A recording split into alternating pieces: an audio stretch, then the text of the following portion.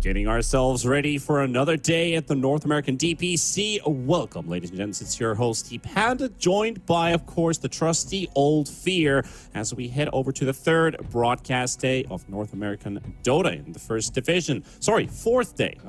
Somehow mistook that with third. I was already looking at the recap from the last time. We'll get there in a moment, but Fear, I don't think we see things shaping up too much at the moment. You know, teams are getting their wins on the board, a couple expected losses. But do you feel like this is the day to kick things off and really things start to ramp up? It is a 3-series day. Is it the day? We'll have to see what DogChamp has to prove today, as that'll be our first series, but it could be. But I think there'll be a lot of upsets if there are going to be some shakeups today, because as most days on North American Dota, we kind of have our favorites, and generally the favorites do win after the first couple tours we've had, but there have been some shakeups here and there, and today could be one of those days, but I would say it's a low probability. We'll see if that is the case, though, but let's take a look at what happened on the third broadcast day of the North American DPC. We had 2 series played out, and we kicked things off with Rebellion versus the up-and-coming Sand King Gomez from Division 2 to Division 1. Well, the result was pretty much expected. It ended up as a 2-0, but Rebellion, I don't think they're shaking things too much at the moment. The only thing that I did spy from them, this series and their TSM series combined, that's 4 games in total, and a very high hero diversity. A lot of new heroes for every single game they've played so far. So does this talk about Rebellion experimenting and trying stuff out, or is it more just reactionary drafting? It's hard to say. I think at this point, whenever you see Rebellion play in North American DPC specifically, they like to have fun. They like to go in there, have some good games, end up with their fountain as you see Saberlights killing heroes in the fountain. It's hard to say if this is like their final form, this is what we're going to see them do if they make it to the major. Who knows? They're playing Sand King Gomez, probably a team that they don't underestimate, but at the same time, they're not afraid to experiment against. And I think that's the attitude that they should be taking as well. Like a team that has proven themselves from time to time. They don't need any proving at this stage that they are the best North American team. So they want to keep up or stay on that pedestal. And game 1, 25 minutes, very fast finish. And then into the second one, shifting up the entire draft. They didn't have anything unique. Didn't have anything similar to game 1's draft. And everything just unique heroes on the board. Even brought up heroes like the Lion. Yeah, Lion and the carry Wind Ranger. We see Wind Ranger a lot in the middle position, but not a lot from the carry position. But yeah, Lion's a hero that we have not seen a ton of. It got a nice amount of buffs added to it. However, it hasn't seemed like it's been enough for people to want to prioritize and pick more often. But the same thing is this patch is not necessarily completely figured out. There's a lot of room to experiment and new builds, item builds, checking out the shards, especially these universal heroes as far as the item builds go. A lot of different things you can do there. Also looking at this fight that was just taking place here, like Arteezy's dying like 5, 6, 7 times, and he's still just not falling at all. And he even gets gifted a cheese after his Aegis was burnt. The Ravage coming through, gets the cheese from his buddy, back to full HP. Still ends up dying, obviously. He's right in front of a fountain. Fountain camping, like highlight reel. Yeah, it does pretty much look like it. But I think game 1 was where they really made a statement to Sand King Gomez that this is the good old Rebellion you're going to be facing up against. Game 2 took a bit longer, but they sure had their fun. However, the second series of the day was TSM versus Bait, and this could have been a 3-game series. I thought they're going to win this game. As you can see, 24 minutes of the game, they're up 6k gold. Most teams we've seen in that position typically close the game out, but unfortunately for Bait, not one of those teams that is super known for their consistency. And TSM, they're known as the second best or first best team in North America, normally beating Rebellion through the DPCs, but this time Rebellion got the better of them. Oftentimes TSM might drop a little short at the majors. However, most NA teams have, outside of maybe Nouns and Rebellion, have not been able to challenge them. So kind of goes to show you a little bit how Bait is still improving bit by bit here, but not enough to take down the Titans of TSM here. And it does look a slight bit worrying for TSM that they dropped the series to Rebellion. You could almost say that TSM were a bit favored coming into that series with their back-to-back wins from Rebellion in the earlier 2 tours. And then giving up that series 2-0, not even a 3-map series, and then almost dropping the first game to Bait. but still bringing out some of that strength, some of that experience that this roster has been able to accumulate in the last few weeks or months, you could put this way. This team has, with this current roster, been together for at least 4 or 5 months now. A lot of practice has been coming in. The team started to mesh, and this is where you start to build those deep results. How far can the team actually go? And of course, there's another major to play. There's another TI looming in the air that TSM is looking to solidify their spot into. Of course, they're going to need some points from the major. Not sure if just the points alone from DPC is going to be enough. Potentially, yes, but there's always that, well, if we flop another major, if we don't get enough points this tour with the results we're having so far and they're a bit shaky, that allows room to grow for the other teams too. So Bait game 1, it's a close result, but just not quite into the finish line. Yeah, it's hard to really say. Is TSM looking a little shaky, or is Bait improving a lot here? Because this game number 1 could have went Bait's way. Game number 2 was not a stomp by any means. These were a pretty close series overall, and that was not the case in the last tour here. So we'll have to see how the season progresses here, but I'm hoping it is Bait just leveling up a bit, keeping their same roster, and just getting better as a team. And that is what a lot of Bait fans are also hoping for, that they could keep up into the race. As you see the leaderboards right now, after 3 days, it is Rebellion at the top with 2-0. Of course, followed up by DogChamp and Nouns, who have only played 1 series so far. Sanking Gomez holding on to a pretty good position for now. But these are early points, early days. And Bait also at the bottom with 2 losses. Nothing new to them. They did the same in the first tour as well, that they were at the bottom and they crawled their way to stay in the division. And tour 2 went the other way around, where they started up with victories and then started losing towards the end part. So, they have been pretty much all over the place. But looking at the schedule for today, as already mentioned, DogChamp and Nouns, with those 1 games played, are going to be going up against each other's in the first series of the day. Very anticipated series, because this is a very new DogChamp we're looking at. And Nouns, the same good old Nouns. What can they bring on the board? But the 2 other series today, Fear, Sanking Gomez, Bait, you talked about upset potential. That could be one of those. Yeah, I think that's a series to really look at for today. There's some potential there for Dog versus Nouns. I think Nouns is going to be the clear favorite there, just due to the consistency they do have. DogChamp is a team that looks okay. By no means do I think Dog can't take a game or surprisingly take the series, but it seems unlikely. But Bait versus Sanking Gomez. You've been hyping up Sanking Gomez for me a little bit. I haven't seen a lot of them play here, but Bait's inconsistency versus a team that seems to be a bit more consistent coming from Division 2 here might be a scary matchup for Bait. Their first 2 losses already, 2 Nouns, 2 TSM, pretty expected here. But if they want to stay in the race, they want to improve on to maybe that top 4 finish and continuously get there, they need to win series like this one. And also the second series, TSM and Alpha. Of course, TSM, they can't afford to drop another series, already losing to Rebellion on the first day. Got to get every single win on the board to get to that 6-1 result. And it could just start off with that Alpha series. Alpha coming in from Division 2 to Division 1. Very different roster as well, because they did shift almost every single player from the team. So let's see what they can bring up on the board. But I think this is a good time to start really racking up this DogChamp versus Noun series, which is our starter for the day. And one big factor, I do remember from the last time DogChamp played against Nouns, the highlight player of that series was RCY. He's now not with the team of DogChamp anymore. He's going to be playing in Division 2 with another team by the looks of it. But DogChamp, they were able to make a lot of good plays happen by winning mid. Winning Gunner was a massive feat that they could pull off. RCY must have felt really good. And remember those matchups, those were ones that he was not supposed to win at any means. But he's not in the team anymore. So how does DogChamp corral themselves together now, as they had a different mid player to go up against the star players of Nouns? Yeah, I mean, DogChamp removed 4 of their players, brought in 4 players from the old 5-rat 4 staff. So at least they have that more synergy there. Red 2 is a great player in his own right. Maybe his hero pool is a little limiting sometimes when we watch him play. Like last tour, he was just pango, pango, pango every single game. He wasn't winning with it. He kept busting it out. Is the synergy between him and Moose there? We'll have to see. I mean, back on your point on RCY, I still think that kid is super talented and he doesn't need a whole lot of help, but he doesn't need to grow too much right now. It's fine for him to be in Division 2, mature as a player. Maybe he didn't have the communication necessary. A lot of time to grow here, whereas this 5-rat 4 staff merging into DogChamp here, they look like they have a lot of potential. Bloody 9 holding the reins here. And of course, their opponents for the series, the expected outcome winners, if they can hold on to their title, Nouns.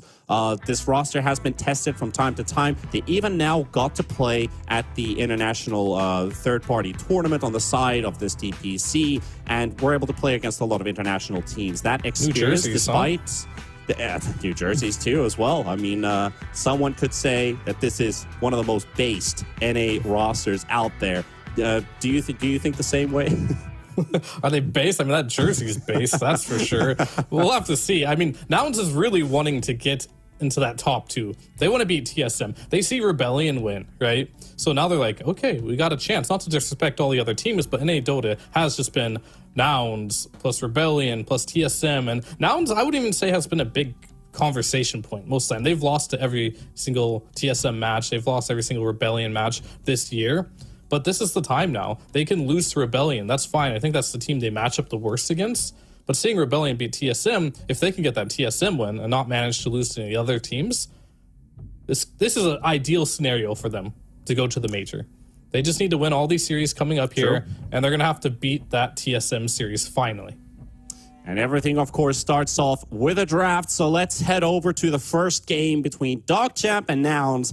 See what unfolds in the drafting stage for both of these two teams, because out of the expected hero picks, if I talk more from the side of DogChamp, they're potentially looking for heroes like the offlane Doom, the Witch Doctor, which worked out for speed before, DNM, you know, the Terrorblade that we've seen from multiple teams play in the current meta. It's a good meta hero to go for. I think everything else is a bit open in the air, like Moose, for example. We saw that Earthshaker. We talked to him in the winter interview that he really likes the hero. The hero got buffed. You said all of his abilities were buffed as well. We saw how strong it can be in the right hands. So I think Moose bringing a bit of shuffle into this DogChamp drafting style as well, with these unique heroes coming back in.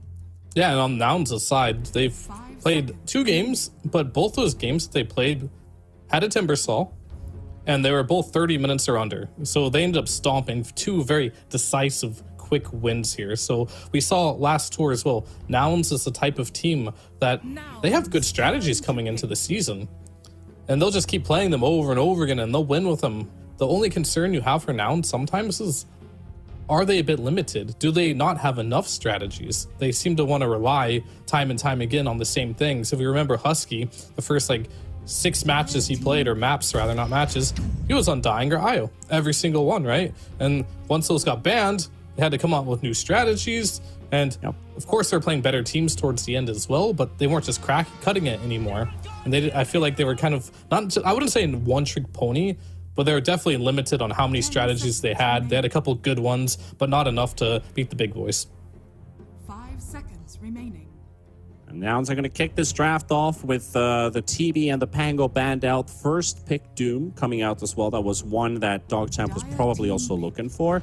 But now with the Doom on the field, you do also get the opportunity to pick up that speed Beastmaster, his go-to hero. He absolutely loves to play the Beastmaster when it's possible.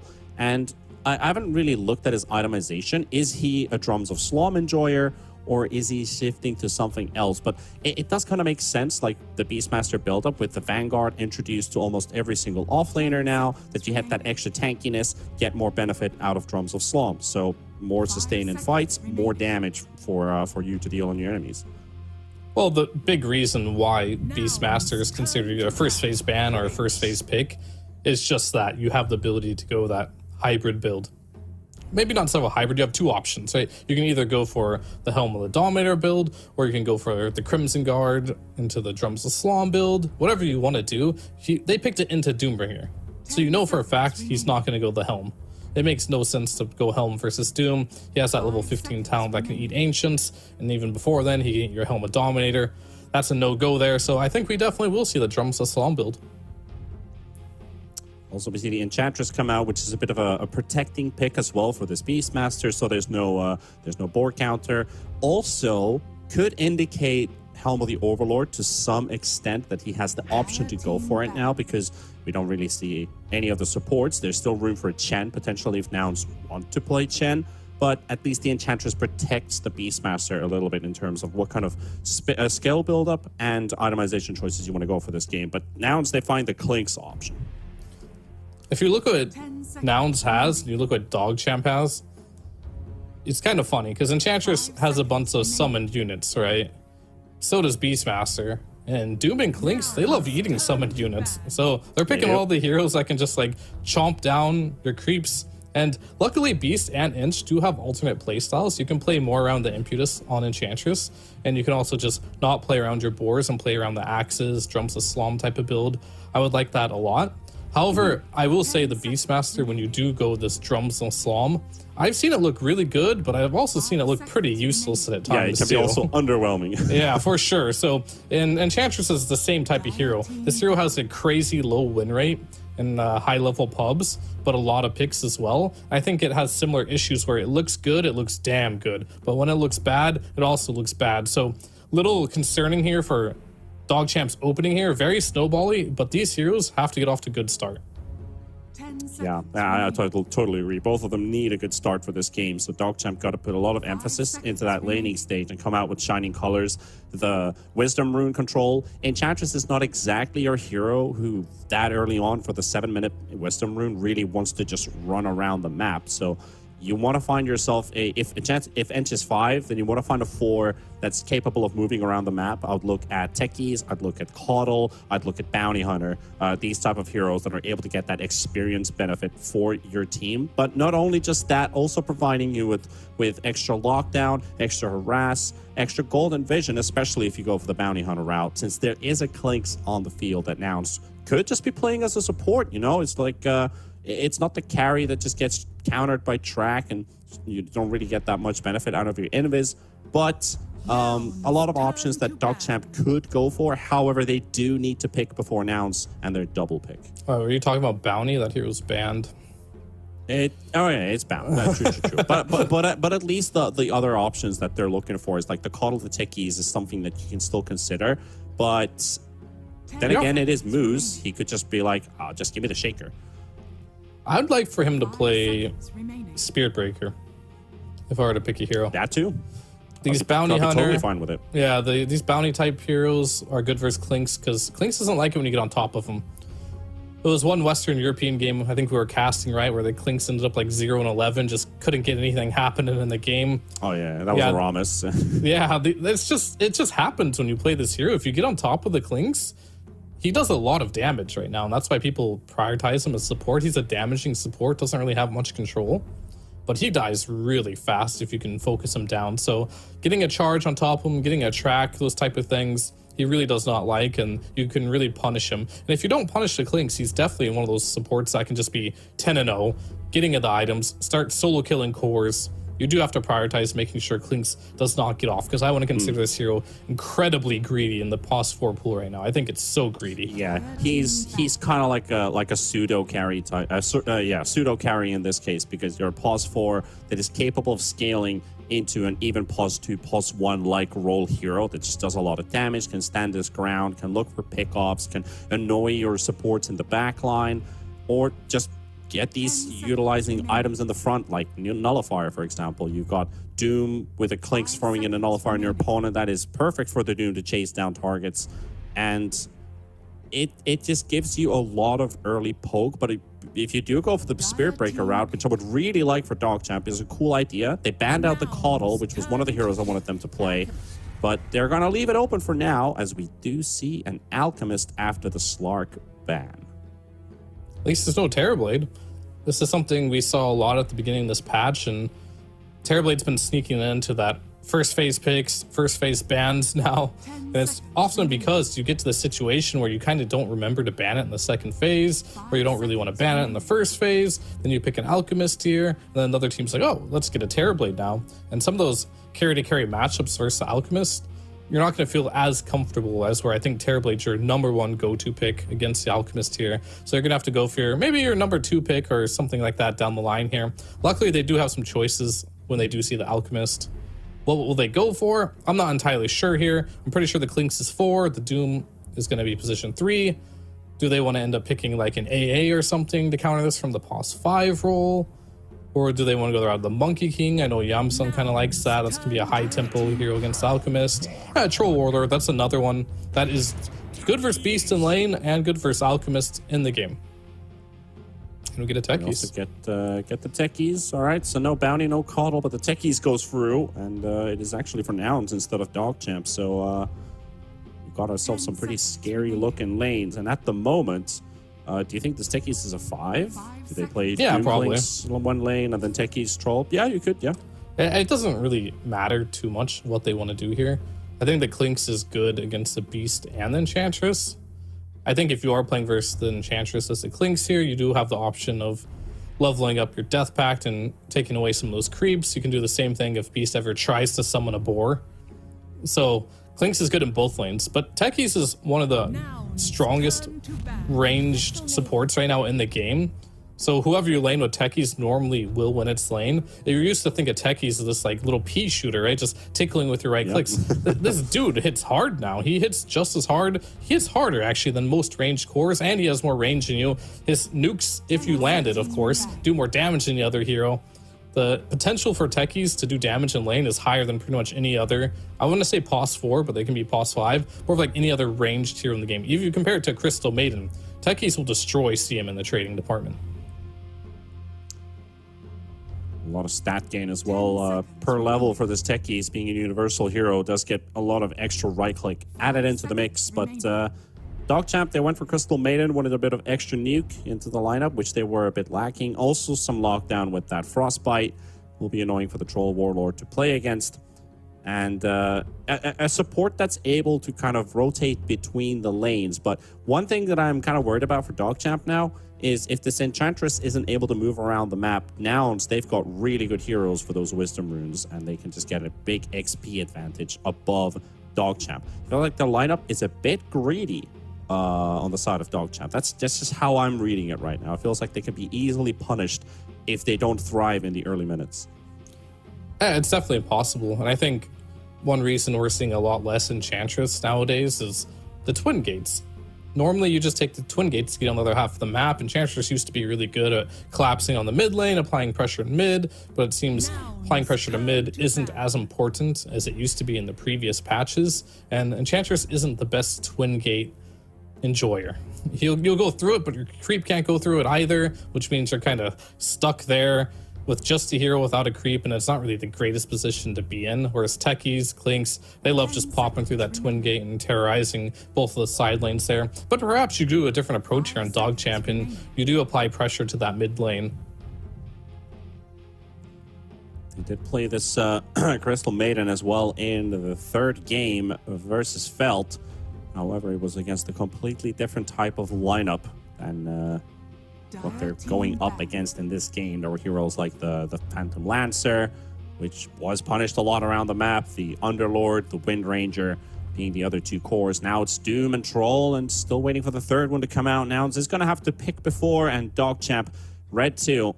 What does he want to pick up into mid? He's going to see his matchup first, but Nouns, the type of mid laner that they're looking for, already seeing the co-ops and the Embers being banned out. This is a very spirit-heavy meta right now. So Void, Storm, even a preemptive puck could work out. They want something that can make rotations, pick up runes. Troll's farming all day. Doom's farming all day.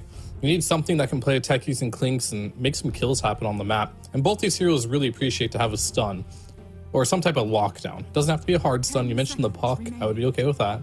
Yeah. What about Lesh? Gunnar Lesh is a classic. 5 seconds remaining. I don't think he'll go for it because it's not really a reliable stun. I think they need something that can just initiate, get a reliable stun in there. There's not a ton of options left. Maybe there's a Tiny or something like that. I don't super enjoy the Tiny route, but I do want something that can hit a stun. And it's going to be the Wind Ranger.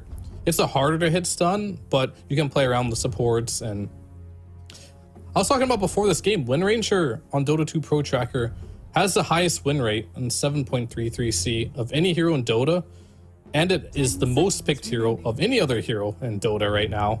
So that's pretty crazy stats. Like the highest picked hero with the highest win rate in pubs. Surprised it went this far into the draft here, and it's a good enough stun. You've got two types of level up ideas, basically. You can go for the 404, you can go 131, for example, get the power shot early, especially since you're up against the puck, maybe force out the phase shift into a power shot, or the other way around. there's definitely a different type of option, or many different types of options you can go for on this Gunner Wind Ranger. But Red 2 with his puck. When's the last time we've actually seen Red 2 play the puck? Did he play it before? I'm gonna have to look this one I'll up. have to leave that one for you. I'm not entirely sure, but to me, it's going to be Battle of the Universal Heroes right now.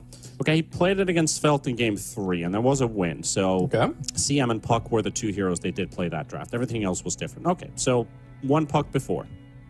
One puck before, and that's all. How many? Dog Champ doesn't have enough Universal Heroes. That's all I'm seeing here. They got the Beastmaster, and that's it.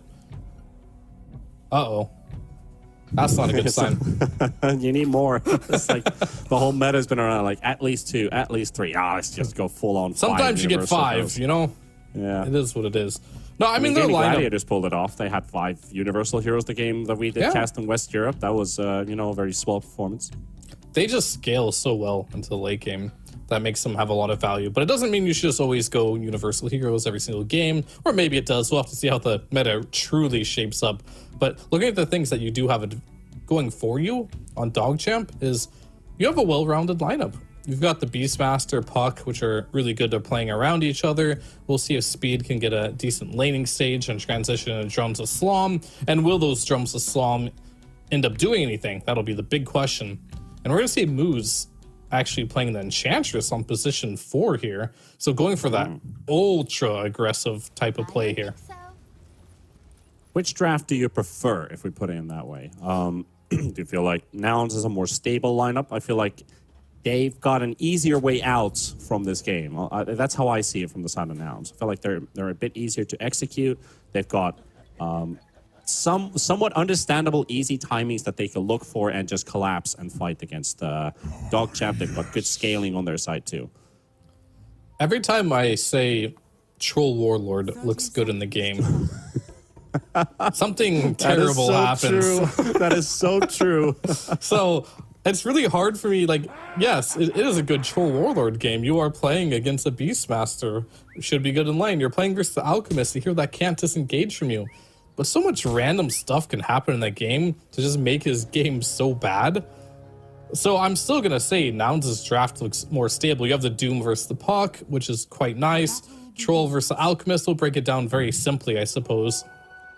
Techie has the burst damage to burst down, like, let's say, an Enchantress. Windrunner loves killing Enchantress and also loves killing Alchemist here.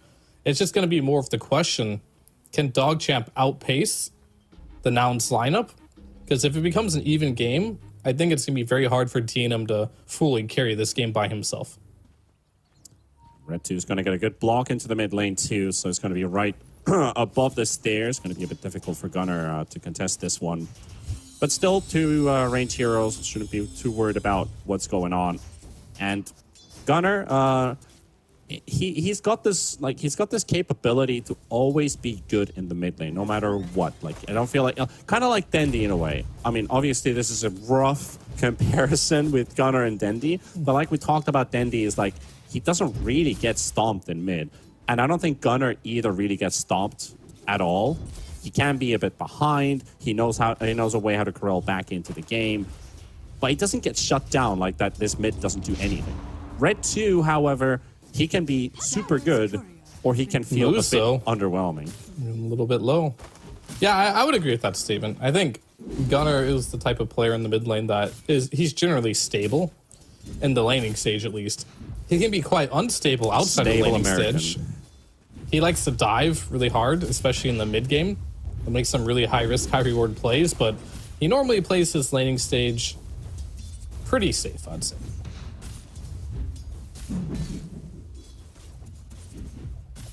Nothing too special happening here in the the early minutes. At least we saw the Moose Enchantress drop fairly low, but not enough for a kill as he was already back into safe waters. But outside of that, nothing too special going on right now. Just waiting for probably level 3 timings on both of these side lanes. But what timing do you have if you are on the side of Dog Champ on the bot lane? It's like Moose, he's not having the type of laning stage he wants to have. He's getting bullied by the techies. Troll's farming. Speed has the axes. Maybe he goes 2 points in Impetus. Potentially. that'll be enough. He's saving a point right now to be able to harass, but I think Noun should be quite good in this lane here. But I don't know, Moo, if he's good. Yeah, he's not. That's first blood for very DNM. healthy in that river, yeah. DNM and Bloody Nine just hunt him down, and level 2 seems to be working out the trick for Dogchamp to find the first kill. Yeah, if you look at this top lane here, Alchemist CM, their level 2 timing spike is insanely good. You get the Acid Spray level 1, you get Unstable Concoction level 1, as well as the Frostbite plus the Crystal Nova. It has an insanely strong level 2 timing here. He does. He definitely does. And looking at bottom, Yamsen's not enjoying moves, just throwing these constant impetus spears. Sadly out of mana for the time being. Has some stick charges, has a healing lotus, and Yamsen also recognizing that, yeah, I'm just going to get the last hits that I can get with throwing axes and hoping for the best. But Lelis will find a return kill in the top lane, taking down the Crystal Maiden, making Nouns get themselves on the board too. Yep, definitely a good kill there. I think for Bloody Nine, he was pretty low on region, so he doesn't mind dying too much there, but that is golden experience going the way of a Clinks, which we talked about before. It's a very snowbally hero. If he gets these... Oh, Yamsen taking big damage from Impetus down here. He's not having a fun time. Yeah, I guess he could do 2 points in Enchant if you are Moose, because the Doom and the Clinks are going to be... Is that a kill? Ooh, he's just on the edge of blast off cast range, so it's not enough to just jump on Moose. He's got a healing lotus and 7 wand, so I don't think he would die.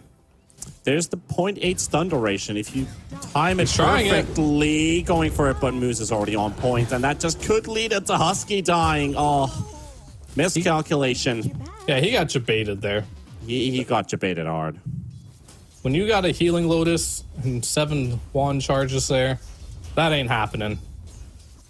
Gotta click on your opponents to see what they got going for them. And DNM also ends up using his healing lotus as well in the top lane. These 3-minute healing lotuses are quite important to the laning stage, really helping out the side of Dogchamp. Definitely are. Lelis is gonna get the poke onto Bloody Nine, chase him all the way to the high ground position. Just gonna bully him out, why not? I like how Laylis won 2 points in the death back here this game. Sometimes you'll see the Clinks go ultra greedy, get a point in that strafe, which does give you 100 bonus attack speed, by the way, for 1 point, which is crazy good value. But having that extra level up to be able to have more HP and farm. I mean, they're doing a lot of damage to him. I think they're just happy with the trade-off here. Chain Lightning does hurt, though. I mean, Moo's got a ring of health. Going into the Soul Ring as well with the Chain Lightning creep available. He wants to spam and harass. Yeah, he's gonna win the trade-off here because his regen is much bigger. Not that much bigger than the Alchemist popping that Tango now too, but still, difference maker. Oh no, he's gonna deny the flag bearer. GG. Gunner is actually bottom lane moves does end up going down, but Yamsen, he's gonna be fine. Like, Speed was missing a couple right clicks there with the whirling axes. And I was also looking at this mid lane. Gunner is already up 34 to 25 on the CS on red 2. Look at that 6-minute rune, battling it out. And it's on the top half, so Lelis will be able to secure it. And even Gunner gets to run there before the puck. So that's a big win for him. It's a haste rune too. This'll come in handy. And this right here is why Wind Ranger has a 60% win rate in pubs. This hero in the mid lane is monstrosity at laning. You get a max the win run, only 1 point in the power shot if you want to, so you win the trade, secure range creeps. All is good. You get 1,000,000 damage because you're a universal hero. Why not? Much easier than before. Well, Moo's chasing down Bloody Nine, able to get the kill on the Crystal Maiden. And here we see Gunner coming in with that haste rune, looking for DNM. DNM is going to be history after this, so the rotation works out. And the melee creep got the kill instead of Gunner. A little bit funny. Doesn't matter. Husky might go down though. Speed getting himself a kill. Yamsen, oh, the slow, but the right click, so he doesn't have vision. He can't see him at all. Axis flying in. He's taking a lot of damage. Another impetus ready. Is that enough? Oh, it's not. For a moment, it felt like it lagged a bit as it was about to connect. Yeah, it actually did take more damage, but no. Yeah, I had the same issue. But that was only a level 1 Imputus. If that would have been a level 2 Imputus, I think that actually probably could have killed him with the proper movement from Moose there. But knowing it was only level 1, just threw it out there. But the Ice Ogre was the MVP in that one. Really keeping speed alive and allowing him to get that extra kill. So things not looking so bad here. A 1k advantage for Nouns, but nothing insurmountable at the moment. The CS department is being dominated by Nouns, but you are getting some value kills here by DogChamp.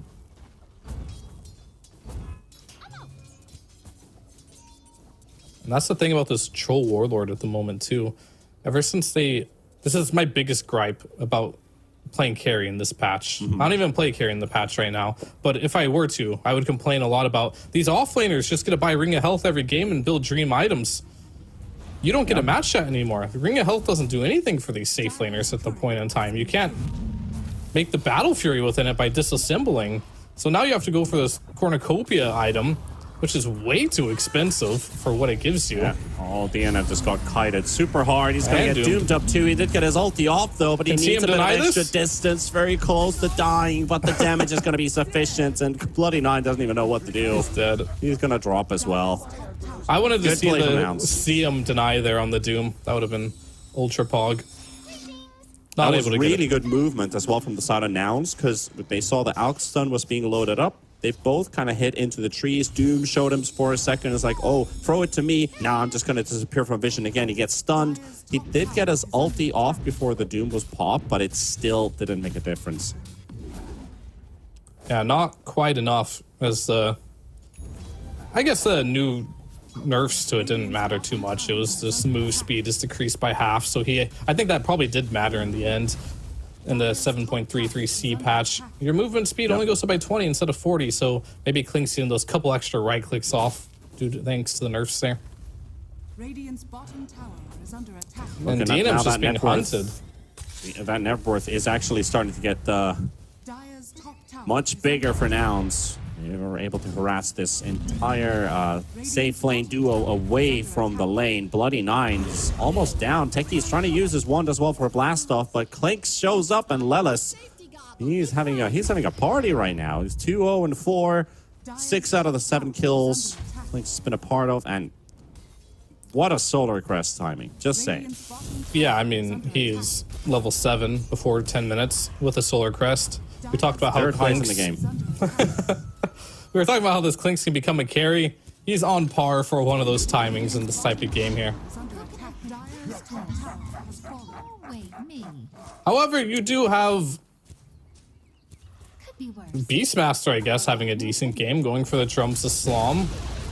I hesitated there for a second because I looked at Klink's net worth, and then I looked at Puck's, and I was like, oh. Uh-oh, yeah. I didn't want to bring it up, but that is definitely a thing. Like, Red 2 has been he's been falling behind, and the thing is, he's last net worth with no deaths. Yeah, he's just been sitting mid, right? Hasn't made any rotations. He's chilling, he's farming, but the other lanes are getting kills, right? So the Troll's been getting some kills, the Beast has gotten some kills in return. Only the Alchemist didn't really get many kills in the laning stage. He got that early one, I suppose, but on Moo for First Blood. But outside of that, he hasn't really got any kills. So it kind of goes to show you in this patch in general how important getting kills is. Because I don't think Red 2 has done anything wrong. His CS is good. He's farming. He probably feels like he's having a decent game as well. But the reality is he's just fallen pretty far behind on the rest of the cores that have been getting active in this game. How do they make the space for this Alchemist to farm when your side lanes are going this badly? Like, the Puck should have probably made a rotation by now, but Rotate his to game your hasn't Puck. been. Yeah, like I guess that's what you do. Just play around the Puck instead of the Puck playing around you. Yeah, you want to make some pressure around this Puck right now, because if Puck runs to some side lane and then you're set up on Nouns, the Puck could die quite easily. That's the first thing. And the second thing is you could just back off if your Nouns, continue farming the other side lanes, and then it's pretty much no pressure. But if you go to your Puck and try to kill Gunnar, for example, surely you're not going to kill him because he has a shield rune, which is luckily expiring soon. So he's had that for the past couple minutes. Make some kill on Gunnar, which, man, it's not easy. He went for the bracer. He's got strength treads. He's got a crown, 4 points in win run. It's tough. You pick some supports that are pretty low damage at this stage of the game here, especially because Moose does not have max impetus right now. It's difficult, man. Maybe you need to get a creep, a purge creep, to kill Gunner here. That's the play.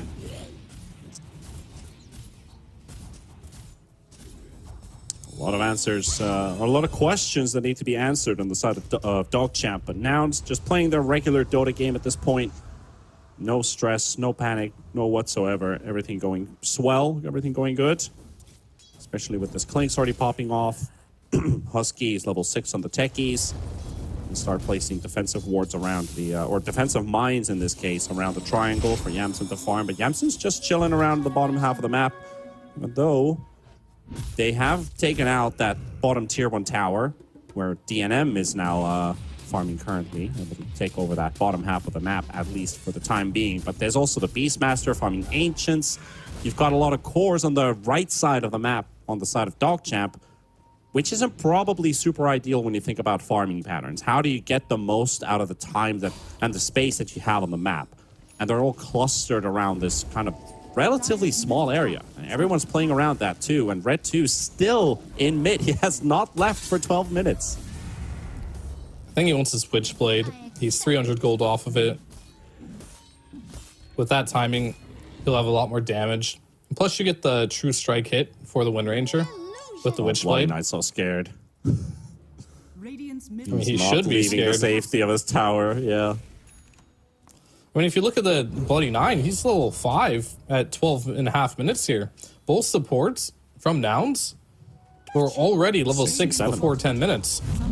Yeah, I mean, one of them was level 7, and no safety for Bloody 9. Take my advice. Not even gonna get to it. Already killed under the tower. Help with Gunner showing up.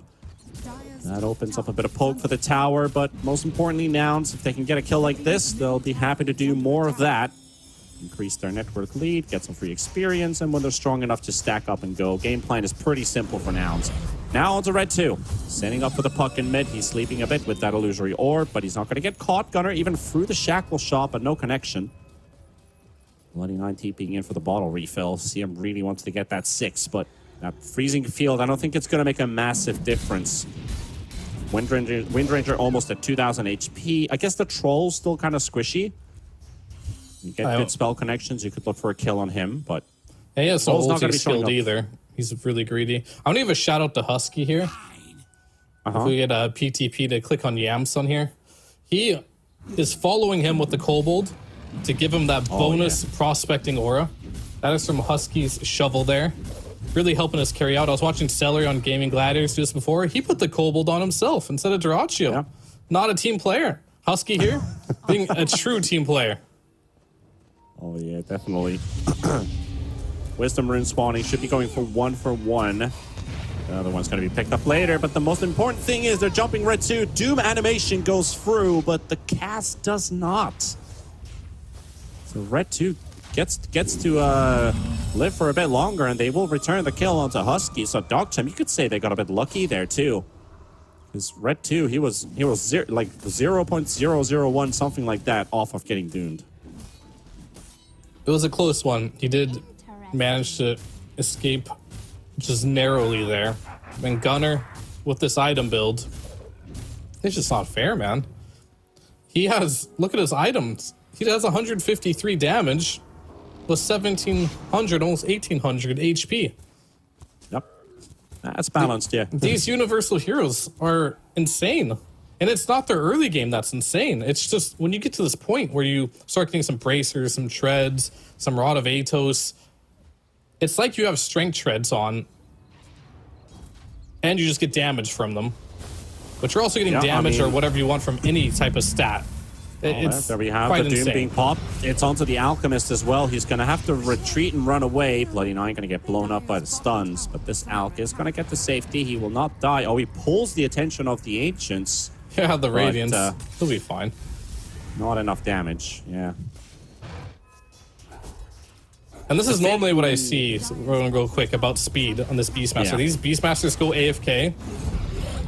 They farm the Strums of Slom, and either they come out with the first Strums of Slom usage, owning everyone, and it looks OP, or does nothing. at all for the entirety of the Yeah, game. yeah. So I have a lot of eyes onto Speed here, who has this Drums of Slon now completed. How effective will it be? Because it needs to be. The saving capability for Nouns is just playing aggressive like they are right now, just punishing Moose in the mid lane and allowing him to get out. So even if they don't have any saving casts or any really big aura items, they just play aggressively. Don't let them play the game. So if Beastmaster with that Drums of Slom shows up, just isolate him with stuns and slows and you're good to go. So that could definitely be the case. He's got Drums of Slom built up. He shows up in the fight, but he doesn't get to the fight. Not yet. He's looking for his opening. Puck is also building into Blink, 1,000 gold short. Crystal Mating lining up the drums. At least some aura items going in the going in the way of Dogchamp.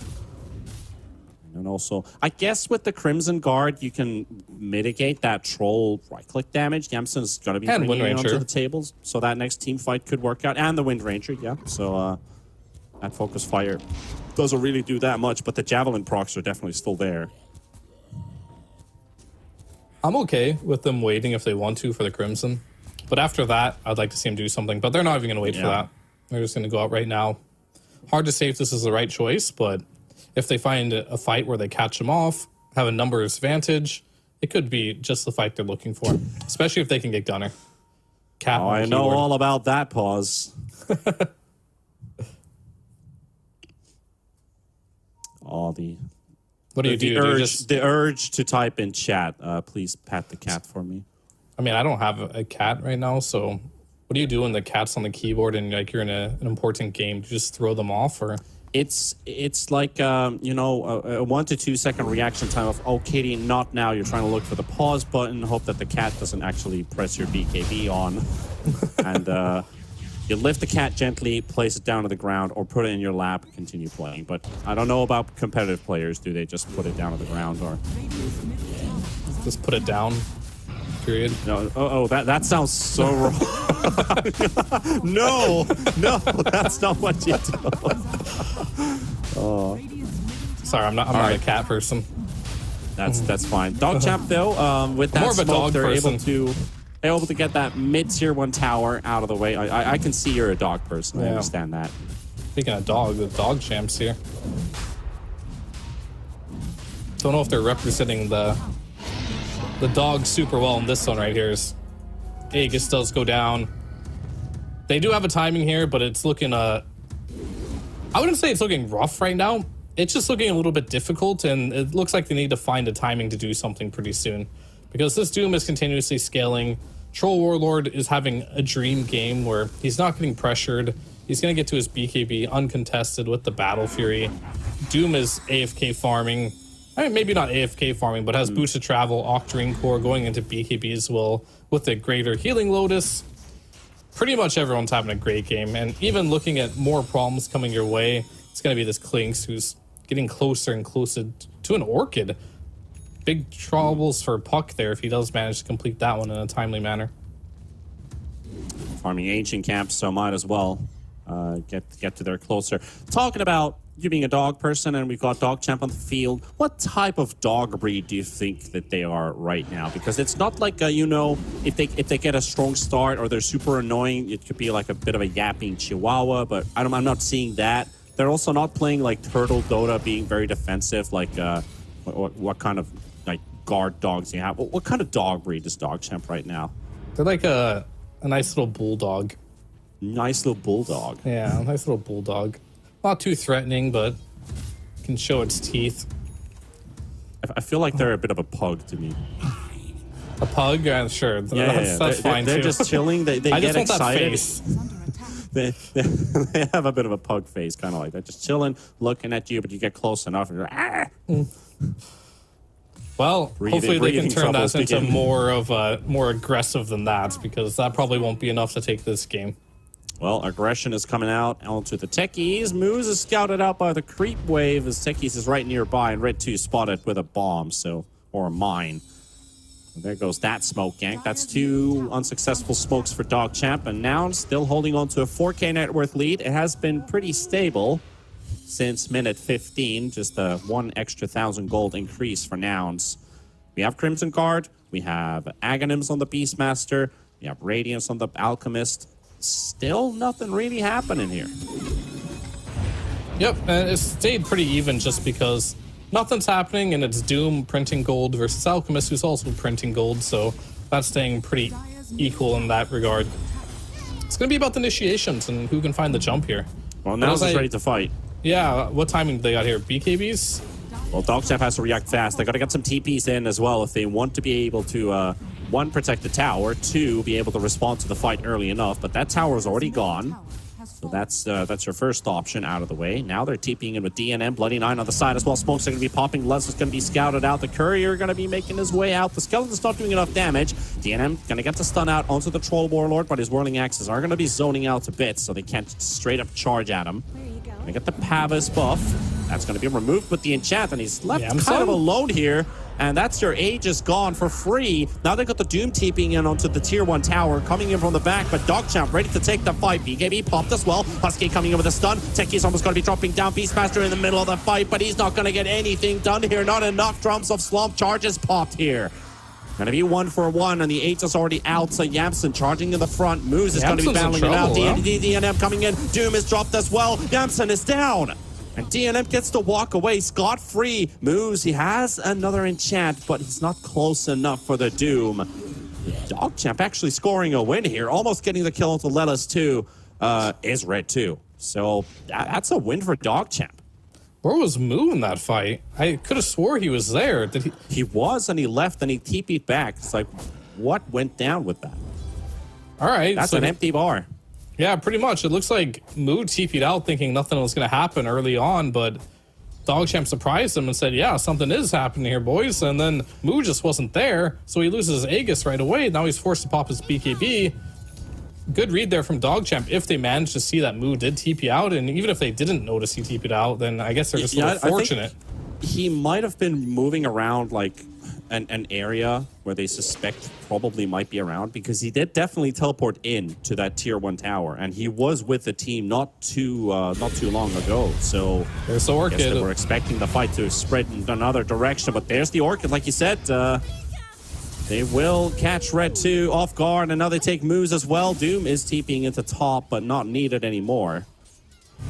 Yeah, we talked about how this Wind Ranger just deletes Enchantress here. Untouchable does not help you very much versus Focus Fire there.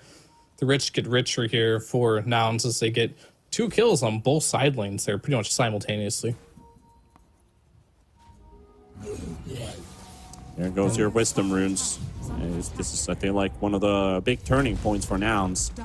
Getting pickoffs like that, leading into objectives. Dogchamp needs to go again with full-on 5 heroes to win a team fight, but Nouns are playing the map. Indeed they are. And yet another game, 20 minutes in. Nobody cares about the Tormentors. Nope. We need to find a strategy where Tormentors... All right, we're going to do it here. There needs to be some type of efficiency when you do Tormentors where you don't have to bring too many heroes. This is going to be it. Laylis heals himself. Gunner, all right, they did it. They successfully did a Tormentor with 2 heroes. Yeah, 2 very farmed heroes. So did Dog. So well, they just brought 5 heroes for that one. No, they had 2. It was just Speed and Moose. Well, they didn't get any efficiency out of it because 5 heroes were in the neighborhood anyway. Meanwhile, the Tormentor, you did it with 2 heroes on Nouns, Moose still farming, Yamson still farming. Basically, what I'm trying to get at is there has to be a way to do the Tormentor with 2 heroes ideally, but maybe sometimes 3, but not bringing your mid and not bringing your carry so they can keep farming. I'm just thinking of small efficiency things here, that's all. But those are the difference makers, right? I mean, Nouns is building into an efficient lead for themselves. Now 7,000 gold with those 2 singular pickoffs and just playing the map more efficiently than Dogchamp is. And every time Dogchamp is playing the map, we saw Red 2 pushing the bottom lane, got hit by Orchid, got ganked, got killed. So Nouns has a lot more options for that mobility around the map. Dogchamp, all they can really do is just play around with 3 or 4 heroes and hope that they've got everybody for the team fight. They got lucky last time Doom wasn't there, so if Doom is around for the next fight to start, I don't think it's going to look nearly as good for Dogchamp. Speaking of options here, Techies terrorizes you in the early game. with the spamming of the bombs and the blast off. Now he has that shard. So when you start hitting him from Enchantress, by the way, who's going for that Hurricane Pike, going to get constantly disarmed. The Alchemist is going to get disarmed as well. Super annoying. And plus you're playing into a Windrunner as well, who has that Windrun ability. Is under attack. They have a lot of mitigation here for Nouns now. Vanishing winds. Now it's stacked up in top as a group. Gonna be smoking up right near Dogchamp territory, but they're backing away. Suspecting something's going on in the map. Nobody's defending mid. They just finished pushing top, so I guess you could read this play pretty easily that they've left the top This is area. a big play for Dogchamp. They're using a smoke here, and they just purchased the gem of True Sight. What are they going to do with it? They're going to put on the puck. If this smoke fails and they lose the gem, that'd be devastating for Dogchamp. And that could here. also mean Roche, because Roche is 36 seconds timer. But it looks like Nouns have no idea. Or they maybe do have an idea. However, Mines the are Roche, disappearing. yeah, the Roche is on the side of Dogchamp for now, as it is nighttime, so it will spawn on Dire. All that information that Techies is given for the team with those mines is technically paid off, but Dogchamp, can they sneak Roche? I feel like that could be the play. But now they're smoking up towards. They're suspecting they might be there. So one smoke into another smoke into another smoke. When does the smoking end? Well, might just be into this fight. Red 2. Uh-oh. Uh-oh. Not the place to They need the be. Orchid. Surprise. They're He's got coming a in with gem. the group. Lelis is going to be right nearby. Speed is scouted out. Red 2 might have caught a glimpse of it. Yamson is right there clearing out the wave. And here we go. They're going to get the Doom out. Stun onto 2 as well. Moo's going to be controlled while they finish off Red. And that's a gem down on the ground. Easy. And the right for to be picked up for Husky. What can they do here? DNM's already popped his Chemical Rage, but he doesn't get to participate in the fight. He's going to get slowed up by the mine. Still gets to blink out. 2-man stun.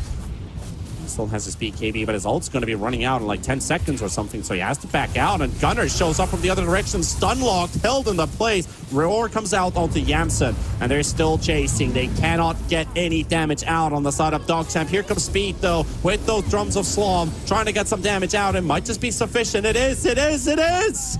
They will find 2, but DNM, he will fall. However, Doom going to get his TP canceled out with the coil, and Moo to drop as well. And I can't believe it that somehow still Dogchamp comes out stronger from this team fight. It was announced control. What happened?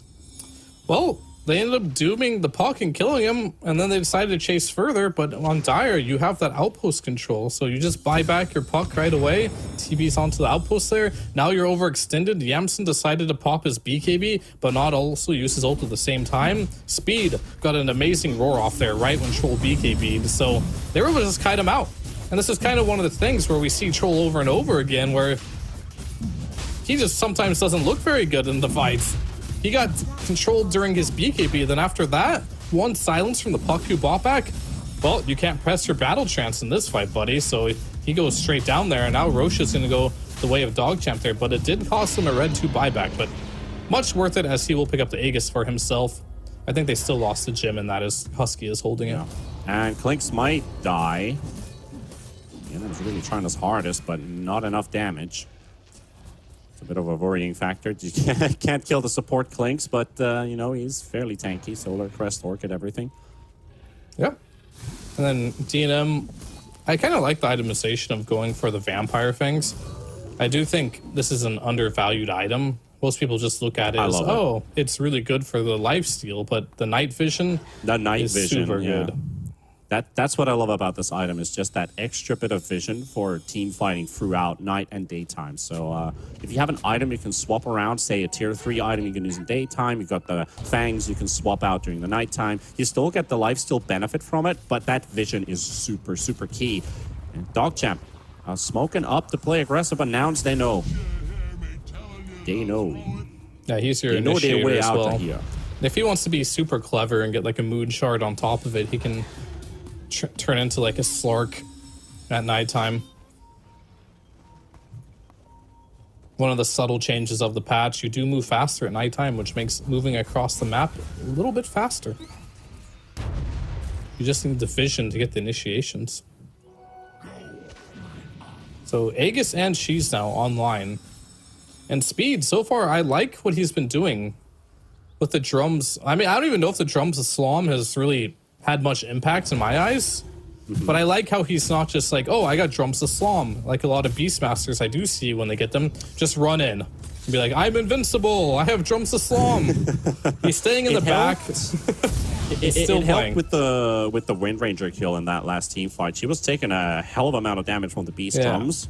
And then also I saw Drums of Slum is pretty good for taking Roche, actually, because you get that small bit of lifesteal, but it's proccing the whole time. So it's really giving you a lot of extra HP technically through the lifesteal while fighting Roche for a very long time. Yeah. So and he's farming pretty quick with it too. And he's farming pretty fast, yeah. So a lot of benefits. It's like your security from Vanguard into your farming / damage from Drums of Slum. So when you put it into that, and when you put it that way, or you paint the picture that way, I see a lot of benefit on the item. Yeah, as long as we don't see just him run and think he's invincible because he has Drums of Slum and just end up dying, which is what I see most of the time when this item does not succeed. But it's looking pretty good here, and Speed knows all he has to do in this game. He's just got to roar the Troll after he presses BKB. That's pretty much it. And if Troll doesn't want to press his BKB, you can poke him down to the point, roar him, and burst him. So it's super important that Speed does not get caught out here. And I wouldn't be surprised if Yamsun decides to build a Lincoln Sphere at some point, because I think this roar is becoming quite the nuisance for him. Radiant's bottom tower has fallen. Now it's going to be losing another objective in the bottom half of the map. That does open up a high ground ticket for Dogchamp in a case of successful team fight. You can start poking the tier 3 for South Cliffs, cooldowns. Are pretty important things, at least in the big picture. Because they haven't been the team to successfully play the map. If they can open up a lane of super creeps, it makes their game so much easier. It makes it much easier for them to execute. Yeah, for sure. And they're just going to chill out, play the map pretty slowly here. They're going to wait for this Aegis to go out. All is good for them for now, as I'm currently just testing something in a private lobby right now because I'm curious about the interaction. Oh, that's terrible. Okay. Sorry, Did you see the Enchantress going MKB, by the way? Is it completed? It is close. Another 1,600 gold or something like that, and he's got it. Tower is under attack. All right, that's good. He doesn't particularly need an MKB super badly right now, I'd say, but it helps because the I want to make sure that this troll dies during the stuns. So, but you have the reactive taser, which disarms you, which MKB does not help you against. Anyway, there's going to be fight here. but the coil connected onto Lelis. Nice stun from Husky, and they're gonna blow up moves on Bloody Nine. So yeah, there's your damage when you don't have any survivability. Easy kills going their way. Red 2 trying to TP out inside the enemy base. Gunner can't get close enough for a shackle shot. So they're just going to sack the supports and reset on the side of Dogchamp. That was the Aegis fight they were looking for. But unfortunately, won't get much benefit from this Aegis. It will expire. Still have the cheese though. I see why Moose is doing it. He's doing it for the Wind Ranger. Interesting, and Gunner's going to 1v1 the Tormentor, and he won it. Hooray! Right. I didn't know you could actually solo it. I guess if you pick a universal hero and build these items and have 3,000 HP, and it's all about the universal heroes. and you can burst them while tanking that much, sure, why not? But what I was testing in that lobby was, man, Lincoln's is such a bad item now. I understand why nobody's buying this item anymore, because if you're BKB, it's just debuff immunity. So Ench can still use her W while you're BKB'd, for example, and it'll pop your Lincolns. Yep.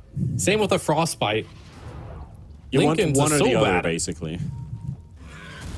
Or you are the guy who basically does not have Lincolns and somebody casts it on you. But if you have both Lincolns and BKB, not good. Yeah. Well, they need to fix it so Lincoln's doesn't get pops while you're in debuff immunity, unless it's a actual spell that goes through debuff immunity. Yeah, I think it's kind of like when you looked at before, the spells that could pierce BKB, and those were the ones that would pop the Lincolns. If you could make it work that way, sure, but now that every single spell goes through, I think that's going to be very tricky to code, but not sure if they want to do that. But Well, I then see the Lincoln point. I see needs the some point buffs. in it. That's all I'm saying. Bloody 9, however, going to force Bloody himself dead. into a stun, and Bloody Dead indeed. Pretty tanky though, actually. Why was he so tanky? Good question. Doesn't really have any tanky items on him, just a lot of HP. Level 15. I guess Clinks isn't doing that much damage as All right, I got Right it. now. Nouns of damage issues. clearly, because Wind Ranger, the universal hero, was not there. Well, technically she was, but she didn't pop the focus heart. Oh, Lelis is going to walk into an orb. Oh, the mine actually gives him a warning signal to back away.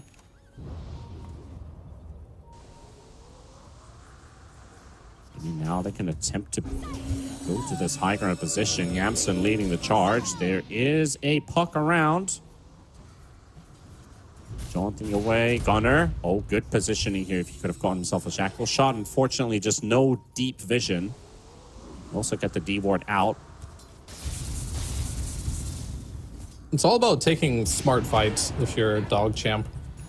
If you look at their heroes right now, it's not simple for them to take any fight that isn't on their terms.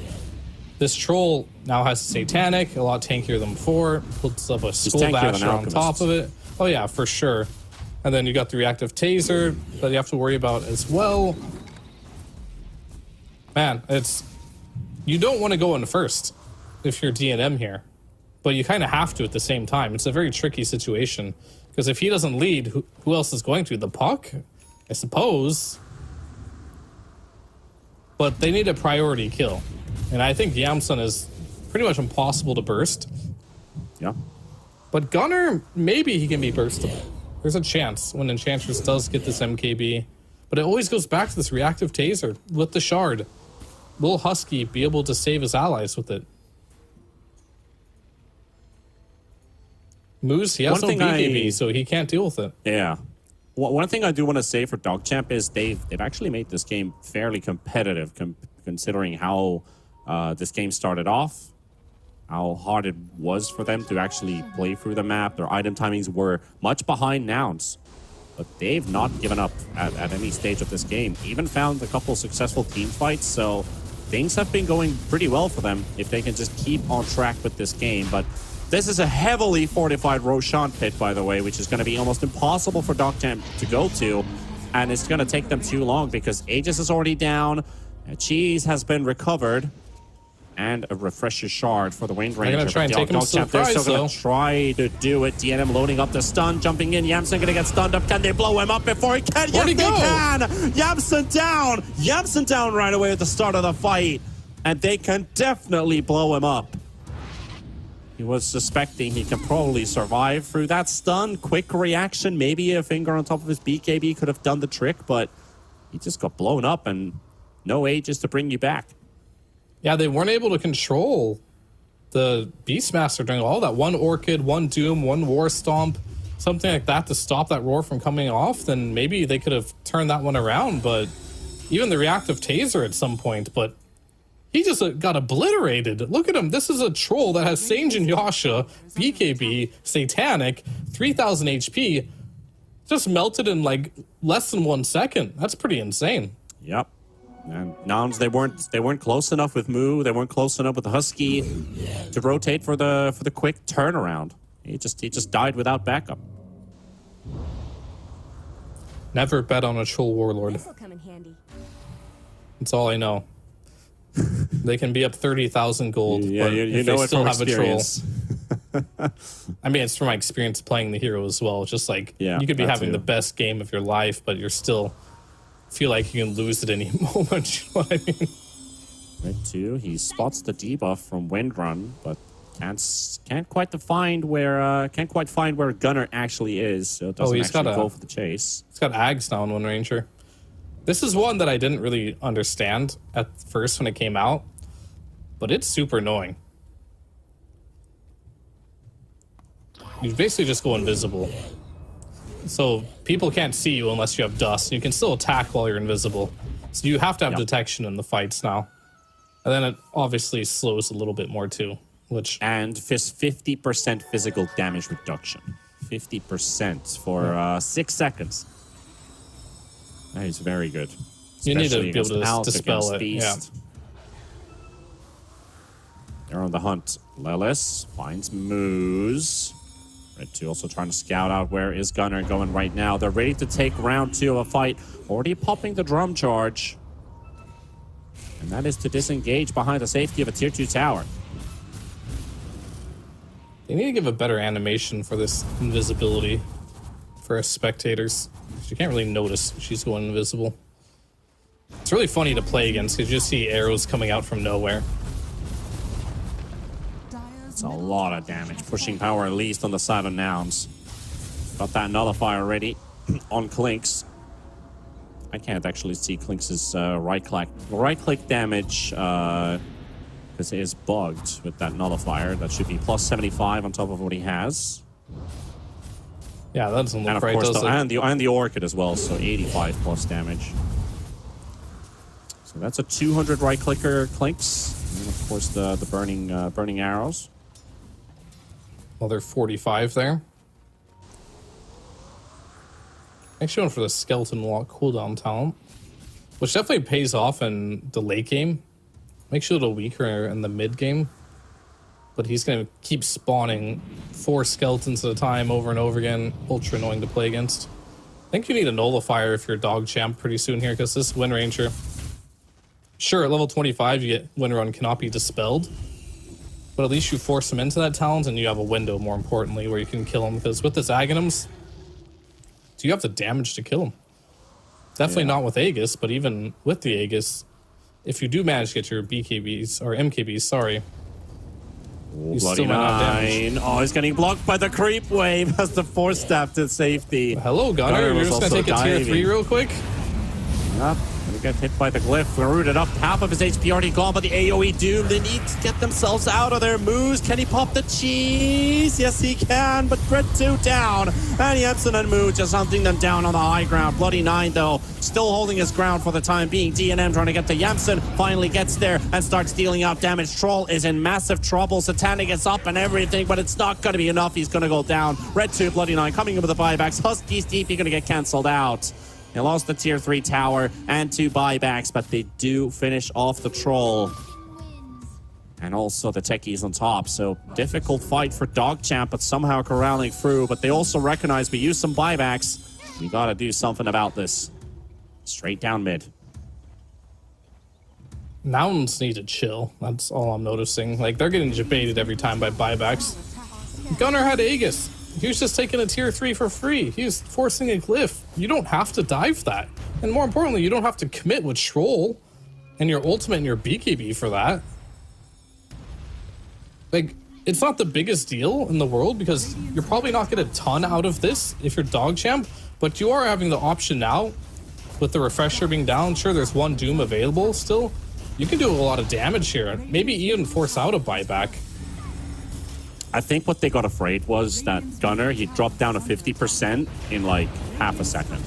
But he had Aegis. So probably just panic reaction, like go, go, go, go, go. Help out, help out. Like, I understand, but I'm holding a... But this one is much better. Dog Champ, they force out the glyph, they force out a buyback, and they back away instantly. That's an instant call. That went much smoother.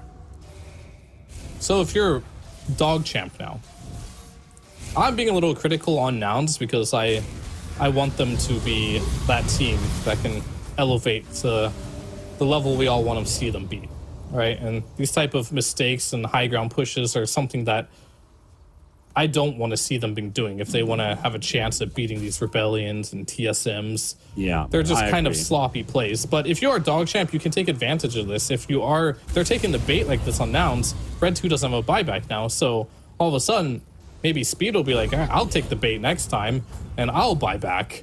Do that a couple times in a row. Now you find yourself in a situation where you're down like 13, 15,000 gold. Couple one of those, and you can find yourself in some weird position where you're in a throne race, or Nouns now has to buy back on their heroes when they're really far ahead. All of a sudden the game is even. This is how you create chaos when you're behind, and it's really benefits the team that is Red losing. 2. Oh, Gunner has an idea and actually finds him there, but Red 2 is going to be able to get out. Very close to being caught by Moose and Speed. Got to be careful. Slow's coming out. Force staff play coming instantly out, but the roar already expended. All right, that's big. Too easily. Yeah, you might be able to go high ground now, potentially, with that. That roar is pretty big. But I don't think you have to either if you don't want to. Maybe waiting next Aegis? I don't think my cooldowns are showing correct either, because that was definitely not a 60-second cooldown roar, considering he has a spell prism. So I was like, wait, where did 10 seconds go? Who's playing Caudle? But that's going to be another tower down, and they will have the roar up in 20. However, now it's getting another objective, and now there's no outer towers. The next is just high ground push. Gunner? Roshan.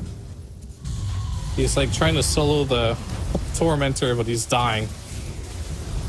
He was able to do it last time. Yeah, I don't know what's up with that. Guess the Tormentor too strong now. He even has the Aghanims, which I guess doesn't affect Tormentor damage. Yeah, I mean, it's reflected damage, since Windrun's only physical damage reduction with the axe. Yes. Yeah, but if you focus fire, Bloody Nine, you're reflecting physical damage, right? Okay, sending it on the courier. And wait, how? Well, what? What patch is this? Techies are getting solo kills halfway across the map?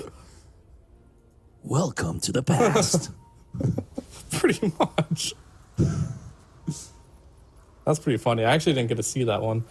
Okay, so this is one thing I was wondering for a very long time. What happened to the cheese and how many lotuses do we have this game? Because I was looking at Dog Chap the whole time. We have a block of cheese on the troll, but at the same time now, maybe they can use that offensively. There goes Speed.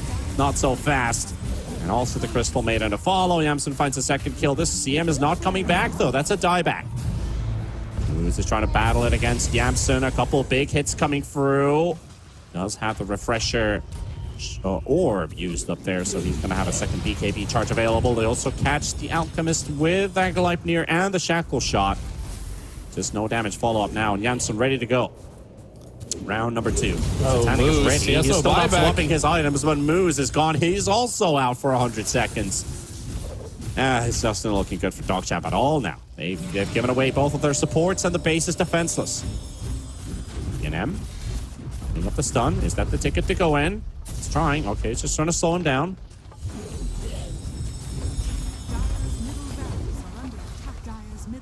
Let's just do a base damage check real quick, right? We've got the Alchemist 6 slotted. I mean, are these bugs? There's no way he has plus 32 damage. I can't even do a base damage check. Plus 32. Yeah, I mean, the UI is literally glitching. I can't see like any of the bonus damage Never for mind. most of these heroes, but never mind about that. Just gonna have to go with what it is. And that's 2 lanes, and that's gonna be a third one too. CM's not up in 15 seconds. Dog Champ can't fight back. That's how costly that previous fight was. And I've been talking about that since that tier 2 tower fell. That pushing power that they had, if you lose a fight, you're going to lose a whole lot more, and they're going to try and blow up Janssen. Can they do it? They're so close, but no! There's the turnaround. Janssen gets the lift. Dog Champ not.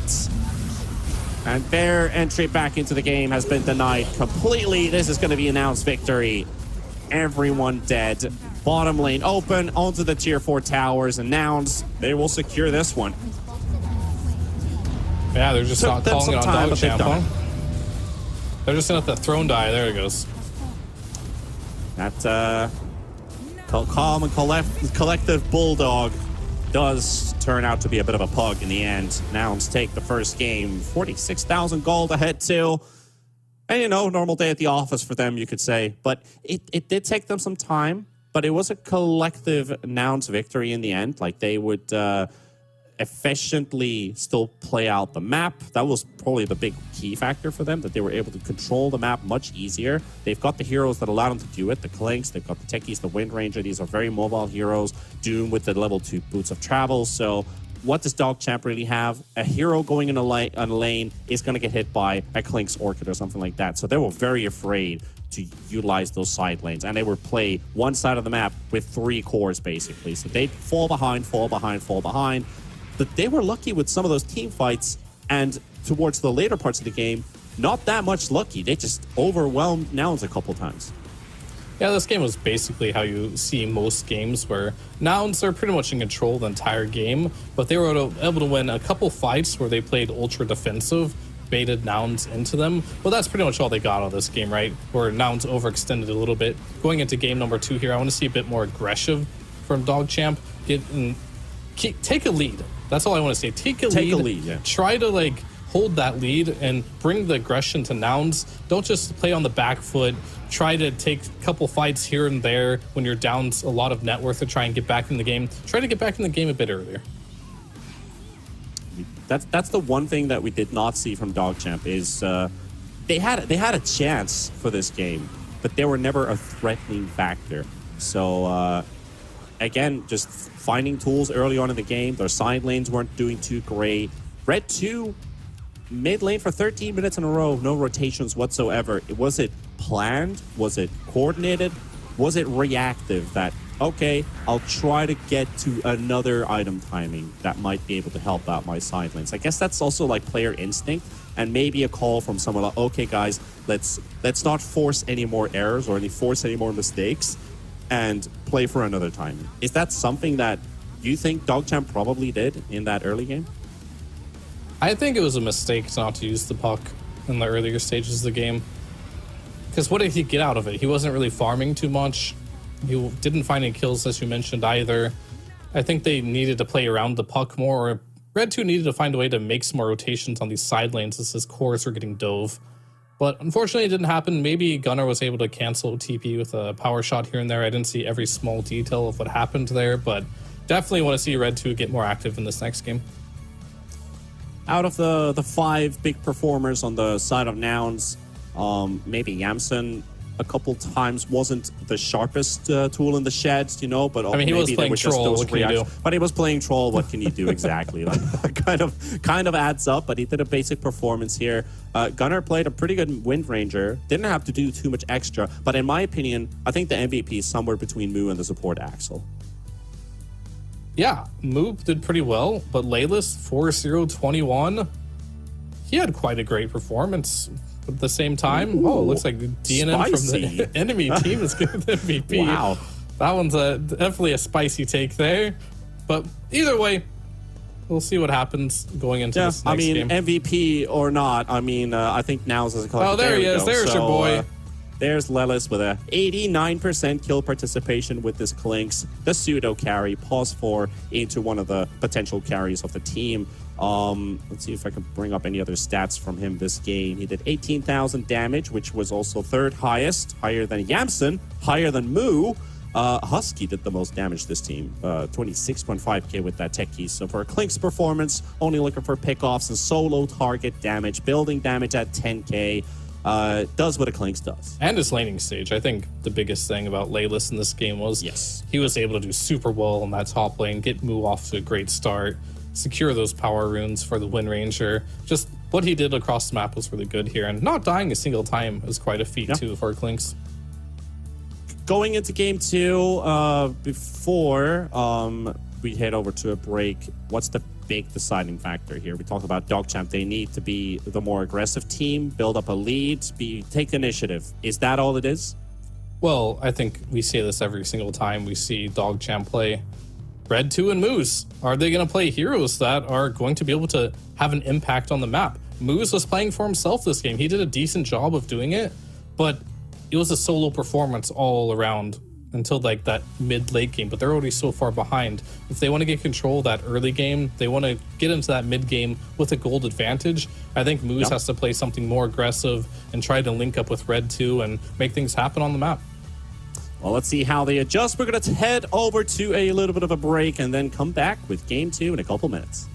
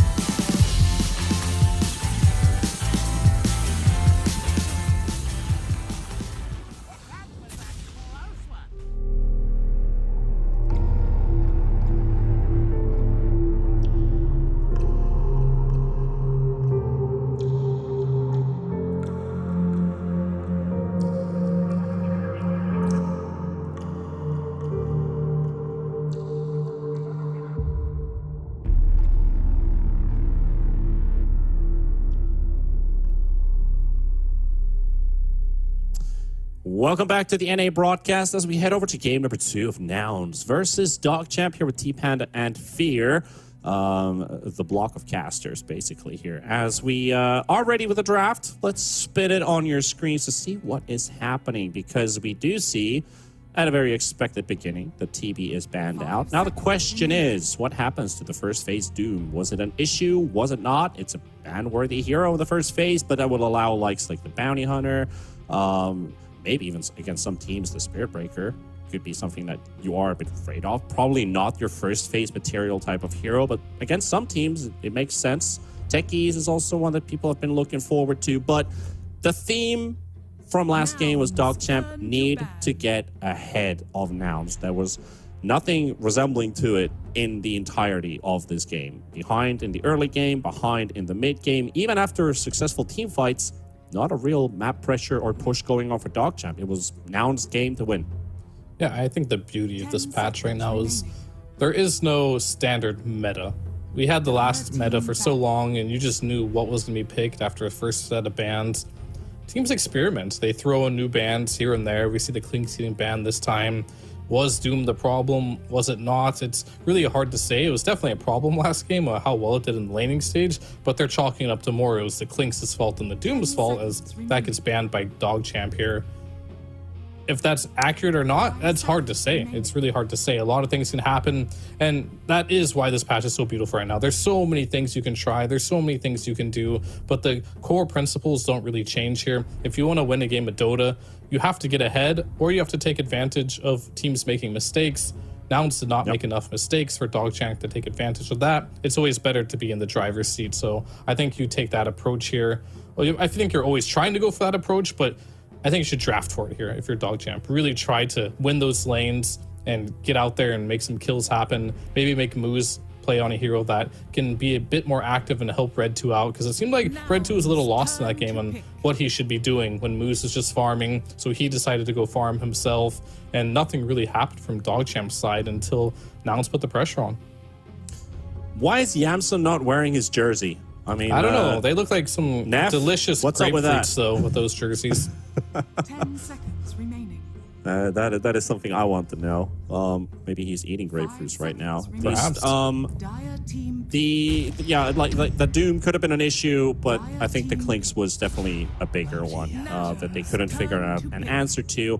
And with the Pango T, it allows the bounty to go through, and that was the other offlaner I was talking to you about in the, well, not even in the pre-show, but off-stream, that Doom and Witch Doctor are what DogChamp's looking for the offlane. They don't get Doom, they don't get Beastmaster because they banned it themselves. They got the Witch Doctor though. 10 seconds remaining. Yeah, I like this on either Speed playing it. He looked good on it last time he played it. Or if they put it on Pos 5, I wouldn't hate that either.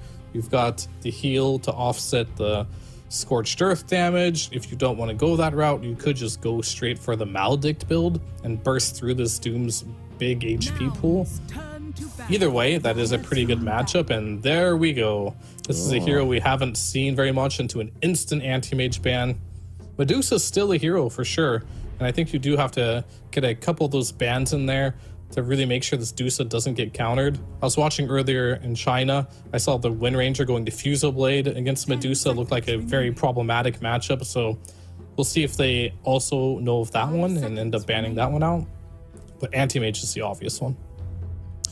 Yeah, the Medusa right now doesn't feel too threatened about either of these heroes. They don't do enough big sustain damage in the laning stage that the Medusa wouldn't be able to get her snake off, which does allow her to just kind of sustain in the lane, doesn't worry too much about this bounty hunter hero. So if DogChamp, they find themselves enough poke with the bounty on the Witch Doctor, maybe rightly timed, Malefice doesn't do anything to Medusa because it needs to be HP based damage. You throw Maledict on Medusa, you right click her 10 times on both of these heroes, she's not taking any damage whatsoever. Yeah, no, Maledict is useless against that hero for sure. The heal, so that is the approach, is something, I guess, because you are a split shot type of hero, which means you can sustain her right clicks for pretty long, assuming she's really farmed, but that's what Medusa does, right? Medusa farms the map really quickly, buys a Scotty, which reduces your healing. So overall, it sounds like a really good matchup against the Witch Doctor, no matter what route you do want to go. Now going into the second phase as well, they banned out 2 of the heroes that have been successful against the Medusa. I'm still giggling in my mind about that one game where Monkey King had Jingu Mastery stacks up and he just one-shots the Medusa. Yeah. So Monkey King makes a lot of sense. So does the Anti-Mage, the Mana Burner. They banned out the Pugna, which is very surprising. Isn't Nyx Assassin a hero that's like should be really good in theory because you burn 50% of mana with your Vendetta? With Vendetta, yeah. I mean, you don't have the mana burn anymore to like, that was the old counter, but the fact you just banned 50% of their max mana is pretty good versus Medusa, but teams don't seem to favor it. It's a one-time use, so... It is, yeah. Do you value more the quick burst over sustain, which will in the end get the job done? So I also like the theory. I like the idea that Nyx Assassin could potentially be scary against the Medusa. You get a good start. And how do you follow up to the finish line? And it does every single hero get hit by Mystic Snake, and then you're back to 100. So, Nyx could work, but Nyx Bounty Witch Doctor sounds like a very yeah, it's pretty ass. It sounds like an oversight draft. I like the Wind Ranger a lot more if they want to go that approach. Because yeah, when you have a Witch Doctor and a Bounty, it's kind of hard to fit in a Nyx into that pool. You'd have to do like Witch Doctor offlane for sure with a Nyx Pos 4, but then you have Nyx Bounty supports, and that doesn't sound great. Too much invisibility. You can just camp Sentry Wards forever, and you'll probably never be able to team fight. 10 seconds remaining. We already saw how good this Alchemist was in the lane with the Crystal Maiden versus Doom. Doom didn't feel like it was a super tanky hero in the end if he got put out of position. The level 2 kill, especially that they got off of Mu, was very efficient. But now we're going to mix things up a little bit. We've got ourselves a Venomancer onto the field that's going to kite the Alchemist a bit. And the Keeper of the Light going to make it harder for Alk to hit, and also quick, nice amount of burst. Who benefits most from the Chakra Magic, though? Medusa obviously gets a big extra... technically, Coddle is a healer to the Medusa now. Yeah, you answered your own question. There you go. Hey, very so smart. So smart. But they'll probably pick a mid laner as well that can use the Chakra in the mid game. But later on in the game, if Medusa does feel threatened, the Chakra will go onto the Medusa, not only healing the mana, but giving you that extra snake for even more mana regeneration there. Can be very helpful there. And they're going for an Oracle, which it's a good heal in this particular game. When you're playing versus the Venomancer, you got the spell for the Gale. You have the Alchemist, you can keep him up. I guess the idea can pretty here much is kill Medusa, right? The Oracle? Can you kill Medusa with... oh yeah, the magic resistance thing is no longer there, right? So you, or I mean, the disarms and stuff. I thought I read somewhere, I could have understood this completely wrong, but Oracle could kill Medusa with the spells that he has in his disposal. But I could be understanding this completely wrong because Medusa only burns mana and takes 2% damage. Yeah, I don't know how an Oracle will kill a Medusa. That'd have to be a very interesting interaction that I haven't seen before. I think it could go in the way of Oracle keeps Medusa alive if she's on your team, because you take that quick burst of heal that drops Medusa's HP very low, but it still doesn't work that way. She's still too squishy by the time you throw a heal. Yeah. I don't know where I'm going with this. I'm just trying to, while I'm talking, I'm trying to build an idea, but my idea is so crap right now that it's just not working. So that means you should stop talking and salvage it. And I'll take over now. So anyway, the Oracle with the Alchemist. You can keep the Alchemist alive forever, though, with that regeneration. Keep him up with the new changes with how Fortune's End works. Or what is that spell even called right now? It's called Fate's Edict. That's the one. You can now put it on the Alchemist. He can be immune to magic and still keep attacking through it all. So maybe the idea here is that they can outlast the Medusa, stick on top of Medusa with the Alchemist, input that damage, and hopefully be able to come out victorious in there. And if they can't, it's going to be a situation where it'll be pretty sad for DogChamp because this is going to be a war of attrition here. Nouns wants to hold their ground with all their heals and auras and Medusa. DogChamp wants to do the same. There's not a whole lot of flexibility and kiting with these heroes here. Alchemist doesn't like re-engaging. Neither does the Oracle. Neither does the Witch Doctor. Venom kind of holds his ground too. Same with Doom. Same with Medusa. It's going to be like two freight trains crashing into each other, and whichever one has the most mitigation and the most damage will win these fights. Very smart. Very smart. If only Dota would be like that. You just crash onto other heroes and hope you do more damage than the other. We might see it this game. It's going to be out going on to Medusa with Oracle and hoping they can kill, because they don't have a way to get on top of the Oracle this game, right? Maybe Doom? But that's, I guess, where Nouns' last pick is going to come into play here. I think if they could get their hands on a universal hero named Void Spirit, that could do the trick just nicely. That actually brings me an idea of a great hero concept. It's kind of like Rolling Thunder, except that instead of stunning, you just run around heroes and they just get bonked backwards. Kind of like what Roshan is doing these days. Sounds like Pango. The more body mass you have, you do damage and you bonk them, but you don't get stunned, so you can still use abilities, but you will flail in the air for a bit. So it's a bit like Pango, but just no stun. I see. And you increase your body mass as the game progresses. So like literally a rolling snowball. Yes. Okay. I'm sold. Let's put it in the game. Sold. Let's put it in the game. All right. Last big heroes here. We need mids on both sides. Void Spirit.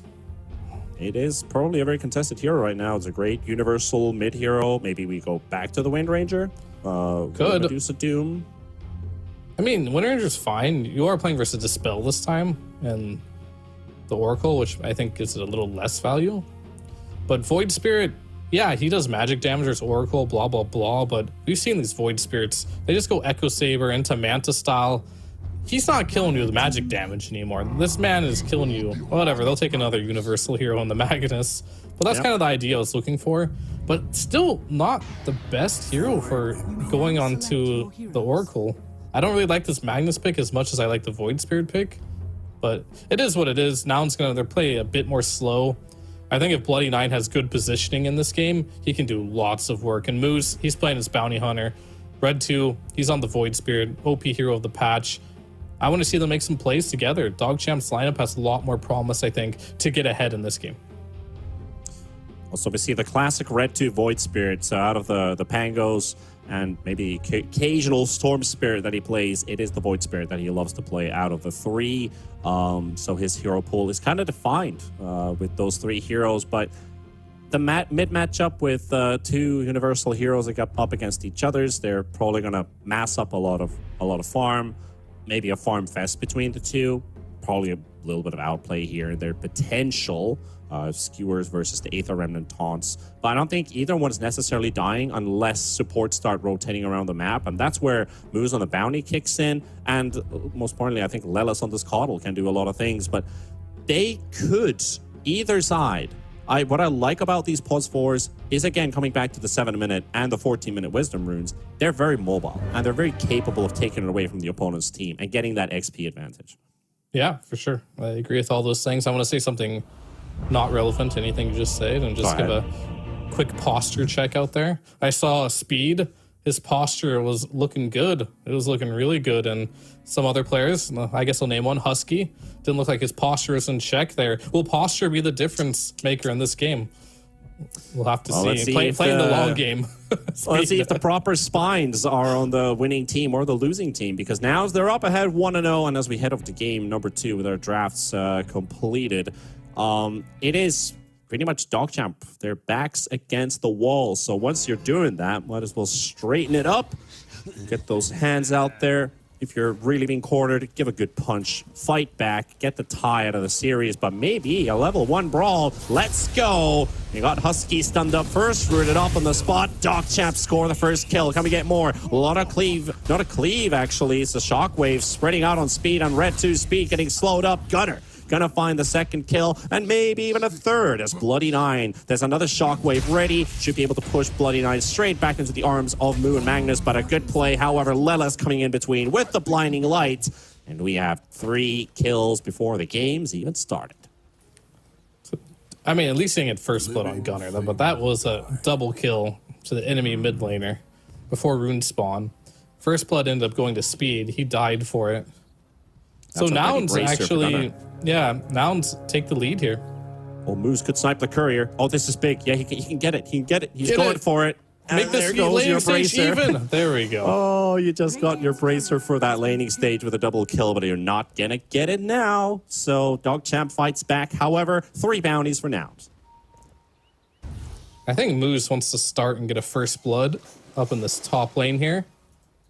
They have 1 sentry available here for Laylis. We'll see if they can sniff him out. Checking the sentry range. They don't see Moose quite yet. Oh, he's so close. He's so close. Actually suspecting the position of it too. They hear or see the animation come out, but into a big blast from 9. Okay, they spread targets. Well, they did force out the Scorched Earth there, so that was pretty big. Now DNM is going to get that first wave without getting harassed whatsoever, which is very nice to have when you're lane with an Oracle, not the strongest level 1 laner. Husky could die actually here in the bot lane. They've got a lot of damage. Moose TP just in time. He gets away from top not getting a kill, but Moose TPing into bottom as Husky was so damn on point on speed. He's like, I'm going to kill this Witch Doctor. Goes a bit too far, and Bounty gets the retrieve and the receive in this case 2-2. Husky might have to straighten his spine after that one. Speed gaming there. About the posture. With the level 1 Voodoo Restoration, with 2 kills now. Wouldn't expect that in your standard game of Dota.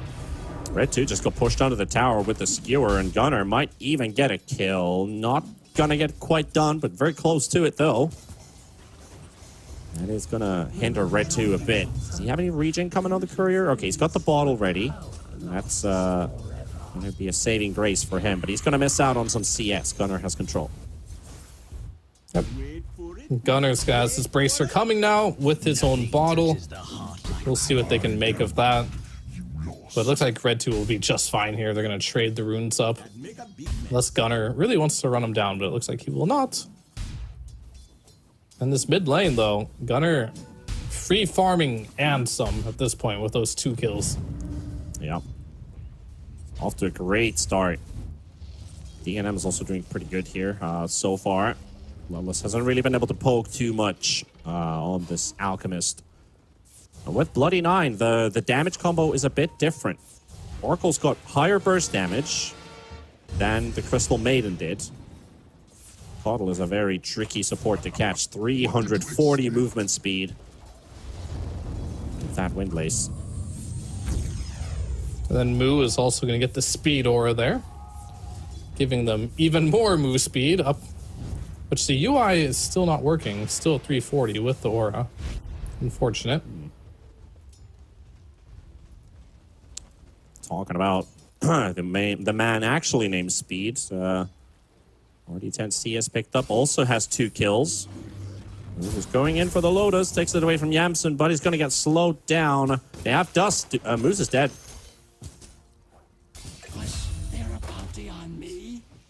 Saved for Yamsen. I was expecting Moose just to pop his invis and force the dust there, you know? But decides he doesn't want to. It's a quite obnoxious thing if you're a bounty hunter and you end up getting a Gale on you. You're definitely gonna die. And he has another Gale available for speed. How tanky is speed is the question. Looks like he's pretty tanky. Which one is more obnoxious though? Playing a bounty or having a Vano in your team? Oh, actually, they're doing tons of damage to Yamasan, but that was a huge snake. Speed is so tanky with these early mana boots, man. He does not care about this Venomancer. Yeah, and wondering if Husky decides to also get mana boots at some point, or is it just going to go for the classic Tranquils? If they do get mana boots, that's also extra sustain from Medusa. Which could help out. It is. It's definitely super good to get as much mana replenishing items you can from Medusa. It gives you a lot. Oh, they're almost through the magic shield completely, and Yamsen is going to start taking big hits from speed, so they are successful in doing so. Now with that Ring of Basilius, extra mana regeneration, Yamsen's going to need it. Look how fast he regens health though. Just the flag bearer in the tower regen. Just 200 base HP. Wow. Back to full already. But he does have 8 stick right now, but he is in danger of dying if he does manage to take a cask to the face. A little bit of a slow there. He needs to get his mana up on Yamsun for sure. Oh, you should have seen my friend's face today. He was visiting, and I was showing like, hey, when's the last time you played Dota? He was like, yeah, probably like 2-3 years ago. But I think he officially stopped playing probably like 5-6 years ago or something like that. So I was like, hey, check out this new Medusa, by the way. You're gonna have a good laugh. So I was like, look at that HP pool, and he was like, wait, what? And the moment I just let the hero AFK at the creep wave for a bit, wait till the mana burns out, and he's looking at how much the creeps are doing, like heroes worth of damage in terms of percentage against the Medusa. He was just laughing his ass off. It was a sight to see. Yeah, I mean, and then I was like, this hero's winning games, by the way. it's not even winning games. It's first phase banned in the whole major until it had to get nerfed. Yeah. More than winning. It's still really powerful though. Like it has, the values are a little less, but in the right game, Medusa, if uncountered, is still ridiculous. She's just a little less tanky in the early stages now with the nerfs. I guess the whole game she's a bit less tanky, but that bonus mana was a huge thing of why you just couldn't even kill her in the early game. A lot of activity in mid, by the way. They're surrounding red 2 with an RP available. Just can't quite get it to use. He's going to astral step to safety, so Lelis, he walked into mid, TP bottom, and Husky, well, there, but Yamsun has to battle it out, and actually is able to do so. Gunnar shows up, and he's going to get himself a better RP than what he was originally planning for against these 3. But he won't kill anyone. Just walking away. He'll leave empty-handed. Spent his ulti, spent his mana, spent his TP. Oh, there's a double bounty for me to fill my bottle, sure, but not really helping Yamsun. Well, they kept him alive as there's a Doom. The Doom top, by the way. Can he deny himself? He did. Hey, there we go. That's really good. Now Doom is down. He denies himself. Really good for D&M there. And Bloody Knight survives. This is unbelievable. He can't get a snake on time. Yeah, he was about to die, but he got the Fortune's End to keep the mag at bay. So Gunnar missing out on yet again another kill. Speed just healing him up. A lot of sustain coming in through here, but Nouns is still 2,000 gold ahead. Wisdom runes spread it 1 for 1. Still not stopping this Doom from free farming the entire map in the early pick, as most people cannot, but story of this series right now, Red 2 really struggling to get a foothold in this game. 7.5 minutes. Hasn't left the mid lane, only level 6. Gunnar, I guess he's just hitting level 7 right now, but he's already made a couple rotations on the map. Didn't really bear any fruits, to say the least, but we want to see Red 2 hopefully get an 8-minute rune. You're really finding Yamsun here. It's like, I want this kill, and then Yamsun realizes, uh-oh, Lelis, I need your help, boy. Yeah, he's around for that. Yeah, he's got that cheeky chakra magic available for him, so we'll give up on the fight, but valiant effort from Moose. Now Yamsun's back to full mana, so all of his good work. For nothing. An honest day's work is not going to give you anything. That's just sad. An honest day of work will give you nothing. Doesn't have to be that depressing. Gets around it in a second. There's a Venno coming in and gets the connection there with a Noxious Plague. There goes your Witch Doctor. Just kill Husky. With a kill, though. He's still surviving and regenerating. Yamsun, gotta be careful. He's dead. Speed denied. Speed denied. What? Unbelievable. Okay, Dog Chef gets another one. All right. That just happened. Wow. This is probably the most unfortunate game for Nouns. Alchemist denies himself. They try to get that kill on the Witch Doctor. Gets a double kill and somehow gets denied by a creep. And Gunnar's rotations with the 2-man RP, everybody runs away. They can't kill the Witch Doctor. Sorry, they can't kill the Oracle because he got healed by the Witch Doctor. And now they just turn things around, getting kills, not getting any on the side of Nouns, and losing multiple. That 2K here, Elite is gone. Okay, mid, they're trying to fight it out. This one they should be getting with all the spells they're using, of course. 4 heroes down for a kill and a mid tower to fall. Nothing to get a deny there. But that being said, there's a lot of deny potential against Nouns. You're playing versus a Venomancer and a Doom. Jansen. Oh, This is Jansen's a big all alone. one. He's got no help right now. This is a big kill if they can get the Medusa. No Mystic Gaze. Stone Gaze either. Oh my god. That always surprised me for some reason, but Radiant's bottom tower is under attack. You know, when he has Medusa like 5% mana left, that one Shinada comes in and does 75% of his health. It looks cool. Radiant's bottom tower is under attack. I mean, of course it surprises new players because, like, this is Thank you, something that is quite... yeah, no problem.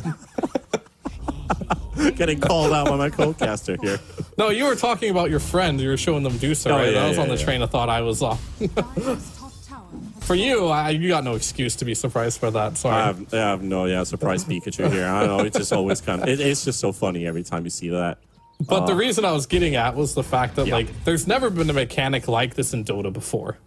So even though we're all Dota players, we've been playing Dota for such a long time, this is such a new mechanic that just it's never been seen before. Yeah, it's like you always get that bit of a smile on your face, like, oh, look at the damage that I just dealt. Yeah, look at his HP. Oh, it's only 200. Yeah. You just hit for 180. Wow. And that's still Void Things are Spirit for me. looking. Yeah, things are still looking pretty good here. We talking about the Void Spirit. He's got his Dire's middle tower is under Echo attack. Saber in the works now. Not too far off it either, so he's gonna have a good timing for it. And maybe this time Red 2 gets to play more aggressive. Oh, Moose. Gunner could just Okay. read this. Okay, no, not quite the collapse skewer. Close. Yeah, the Horn Toss isn't in the game anymore. Radiant's middle tower is under Well, I guess attack. it's the Aghanims now. It's pretty funny. They added, like, Yeah, but technically not in because nobody does it anymore. yeah, they just buy... But Gunner does it without it. Yeah, RP dagger. into dash. Okay. I'm a little surprised by this right now. This is a blink dagger on a universal hero instead of an Echo Saber. Normally when we see this core Magnus, no matter what position it goes in, it's buying this Echo Saber. And it's going first item Harpoon. And that's the point I was about to get to. Is it's like nobody goes Horn Toss on Magnus anymore because Harpoon's just better. It's just a better item. It gives you more damage, it's more reliable, it's cooler. It's cooler. That's all you For need. sure. Yeah, that is all you need, but it's still better and cooler, so there's really no advantage to Horn Toss at all right now. They're targeting I mean- Gunner by the looks of it. They're trying to get close, but zoning them out pretty nicely. However, with that mid tower down, Dogchamp has some room to play with, and they will smoke up. What's going on with Red 2's games? I don't really get it. Like, he's 1-1, but he's still the same net worth as Medusa, who's just been ultra pressured. He needs to find a way to get some more farm, because this Void Spirit hero, he needs items, he needs levels. This hero is OP as hell, but only if he's ahead and he has the right items to make things happen on the map. He's got to abuse the fact that he's a universal hero, get to that Echo Saber, keep farming, get to that Manta Style, which is also a great item on this hero, and just keep slapping. Maybe adjustment periods and, like, understanding how these new mid heroes are running around. This Yeah. isn't the old Void Spirit where you just make space for your team. You got to scale. Yeah, definitely.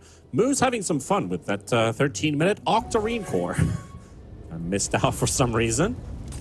Very early timing to have that item as your first. He's but dead, though. If it's gonna give him enough survivability, might as well go for it. But Oh, outstunned isolated and himself. surrounded, there's 5 Dogchamp heroes, and Doom's just gonna be like, yeah, I'm just gonna munch my way through this creep wave here. Track kill for Dogchamp. Worth a hefty amount of gold. That is your top net worth here on the side of Nouns. But DNM, he's in a good lead right now. Yeah, that was a really big kill. Moo sitting super high up in the net worth there. DNM getting the last hit on him. Completely isolated. Moo's also going for the Octarine core into Travel's build, the same build he did last game here. But it's a lot different game now. Dogchamp has found a lot of openings. They've finally taken the lead here. Red 2 is available with the Echo Saber, but I think my boy Moose here has been making a lot of great plays on this map, shutting down the Medusa, following down this Doom, making sure they're getting the kills necessary on the map. DogChamp Okay, is so- really turning this into a very competitive game. This is night and day today, game one. Yeah, you were telling me something about a 700 heal Lotus, but that's what I figured. This one's 900. He already has it on the Doom. A 900 health and mana. Yeah, 900, that's the one. Yeah, for so some there's reason I thought 400 and then 700. 900, right? Because we're having the block of cheese like talk, and like I honestly have never seen that in my life.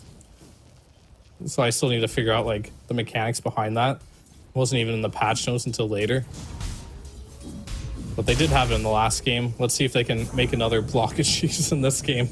Yeah, I guess they're having a bit of fun on the side of Nouns right now, but don't want to have too much fun. You don't want to drop the series by accident. Dire's bottom tower is under attack. Plenty of big items coming on their side.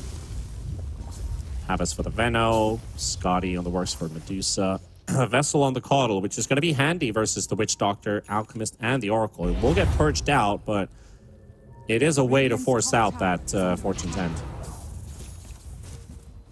Yeah, I mean, what else can you build? Maybe a Force Staff. Nelson in trouble. Speed's coming in right next to a Cardi. Oh! Stone Gaze, however, will cancel out the ulti, and the turnaround is here. Moose is in trouble, and so is Speed. Alchemist coming out from the side of the fight with Red 2 and Bloody 9. Still surviving for some reason, Speed, but ends up going down. Husky down. They got Moose as well. Now fighting onto Yamsen with them on a pull. He gets a full He got regen out Lotused. of that chakra as well, and that snake. And did he get the Lotus? I think he got the Lotus, yeah. Moo gave him Big the Lotus heal. there. Big mana refill there. So that turns things around, and Bloody 9 is not looking like he has an escape route. Still trying to get closer to the Alchemist, but no. And Nouns will just take away everything DogChamp just secured. Medusa pressing R is the turning factor in that team fight. Yeah, Speed thought he can do enough damage with the ward before getting gazed. He could not, and this is another big reason why I think Medusa is so popular right now. These Lotuses are so easy to get. And if you get a full Lotus that gives you 900 health and mana for Medusa, that'll win you team fights straight up. But speaking of Medusa being alone here, She's dead. now goes down. Okay, Speed's got this time.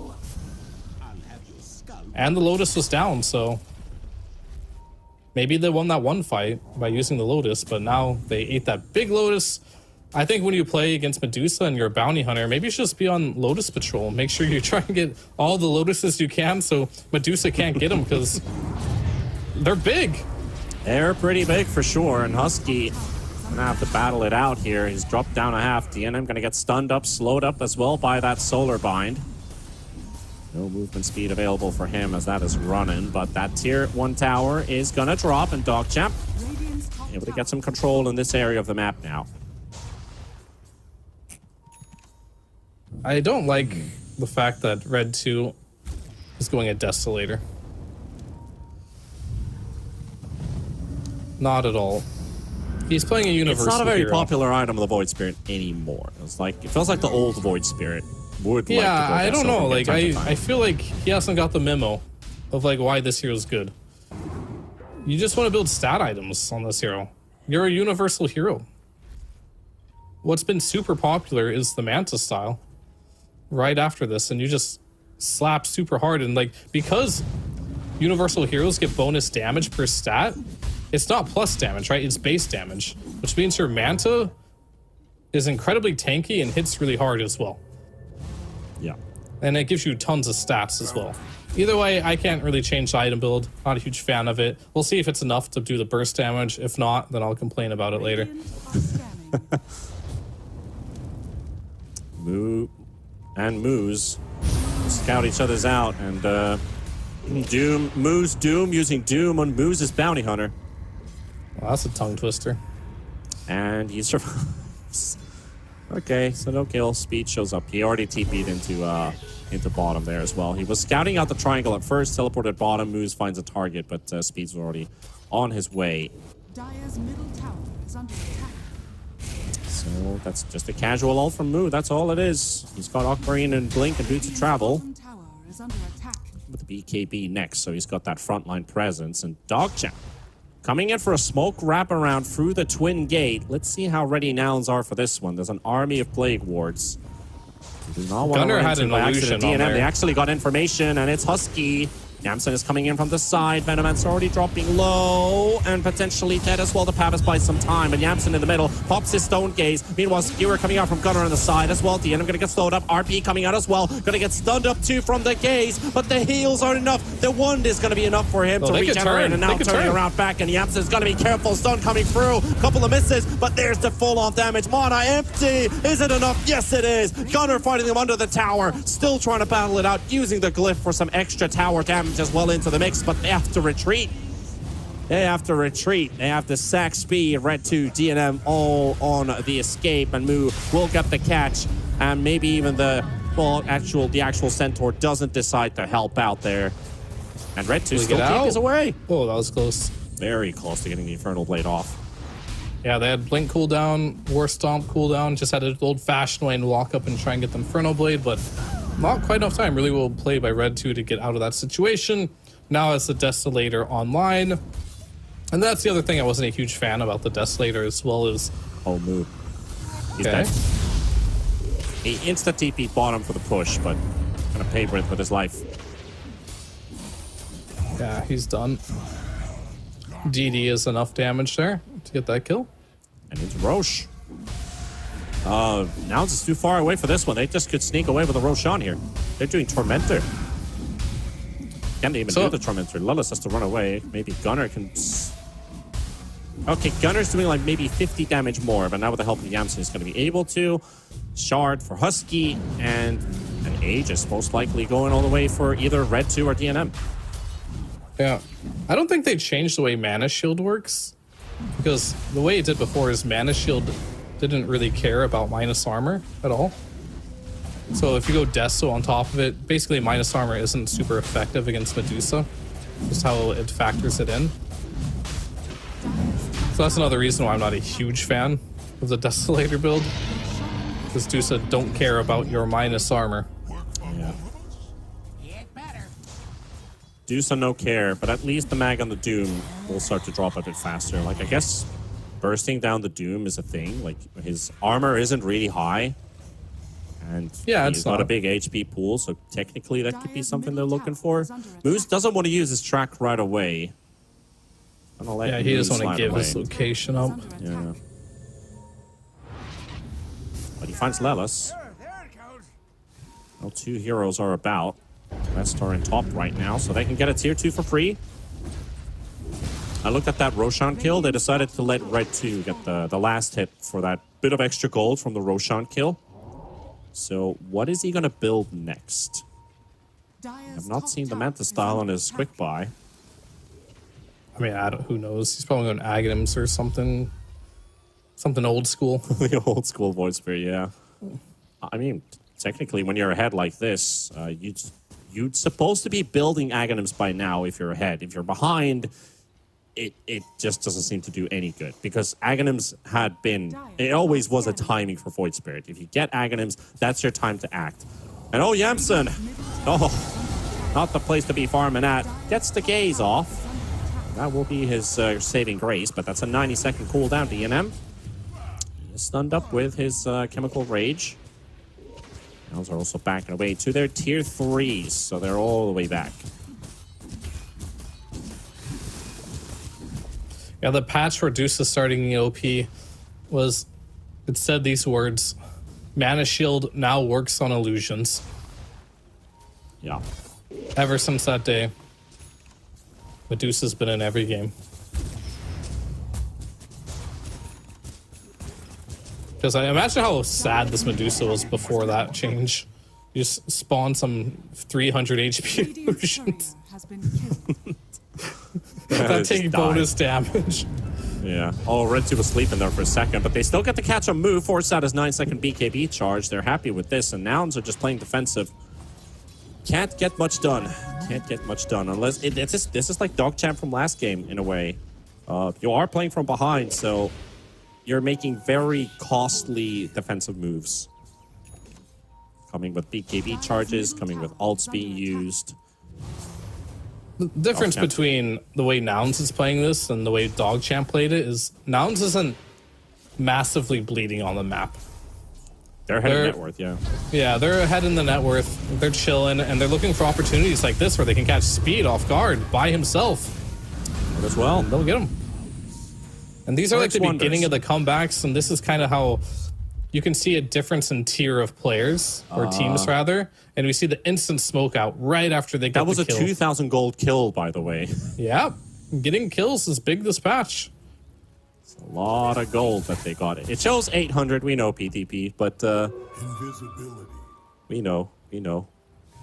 But it was, yeah. The graphs are just showing a different story. However, a push from Nouns, Dire's middle tower potentially a is pick under off. attack. DNM has been scouted out, or somebody in the trees. Not sure if they actually had vision there.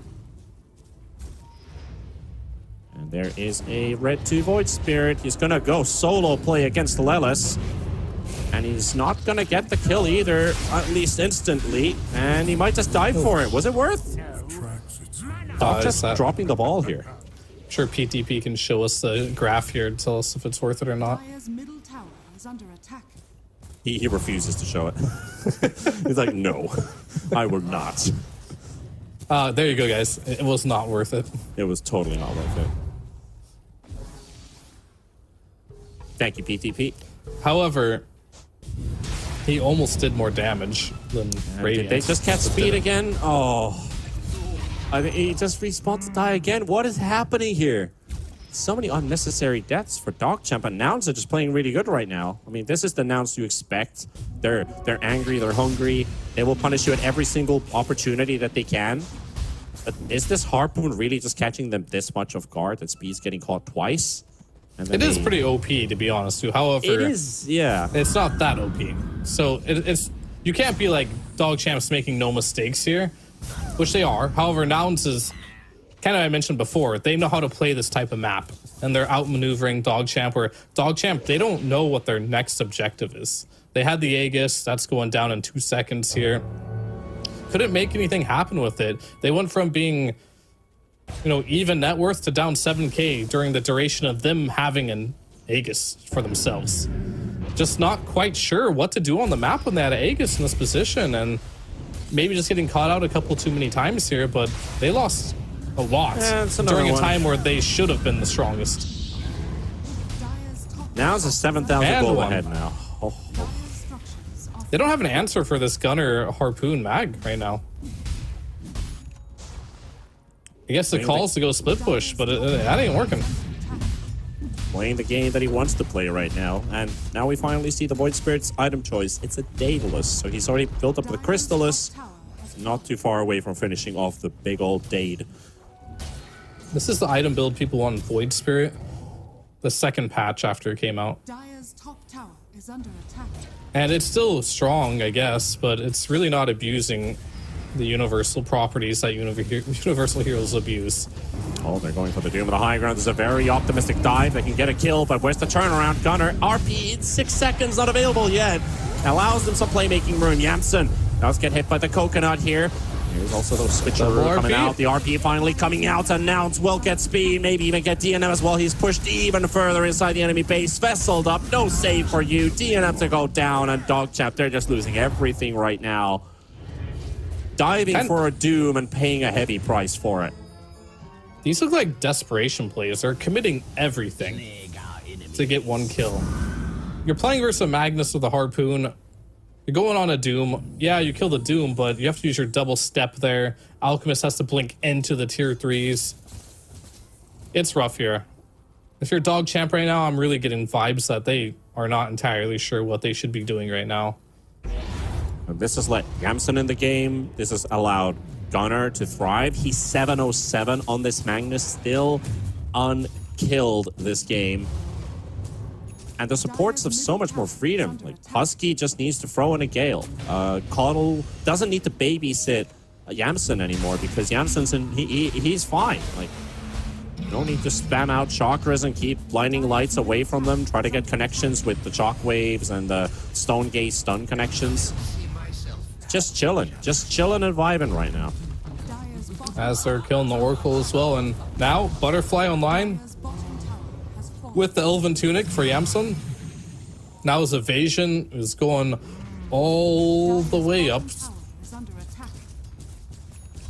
And I was gonna check through the tooltip of his defenses, but it says 16% evasion when Butterfly gives you 35 and Tunic gives you 16%. I guess it's not factoring Butterfly here. Nope. Where's that 16% coming out from? Elven Tunic? Yeah, it's just the Elven Tunic, 16%, yeah.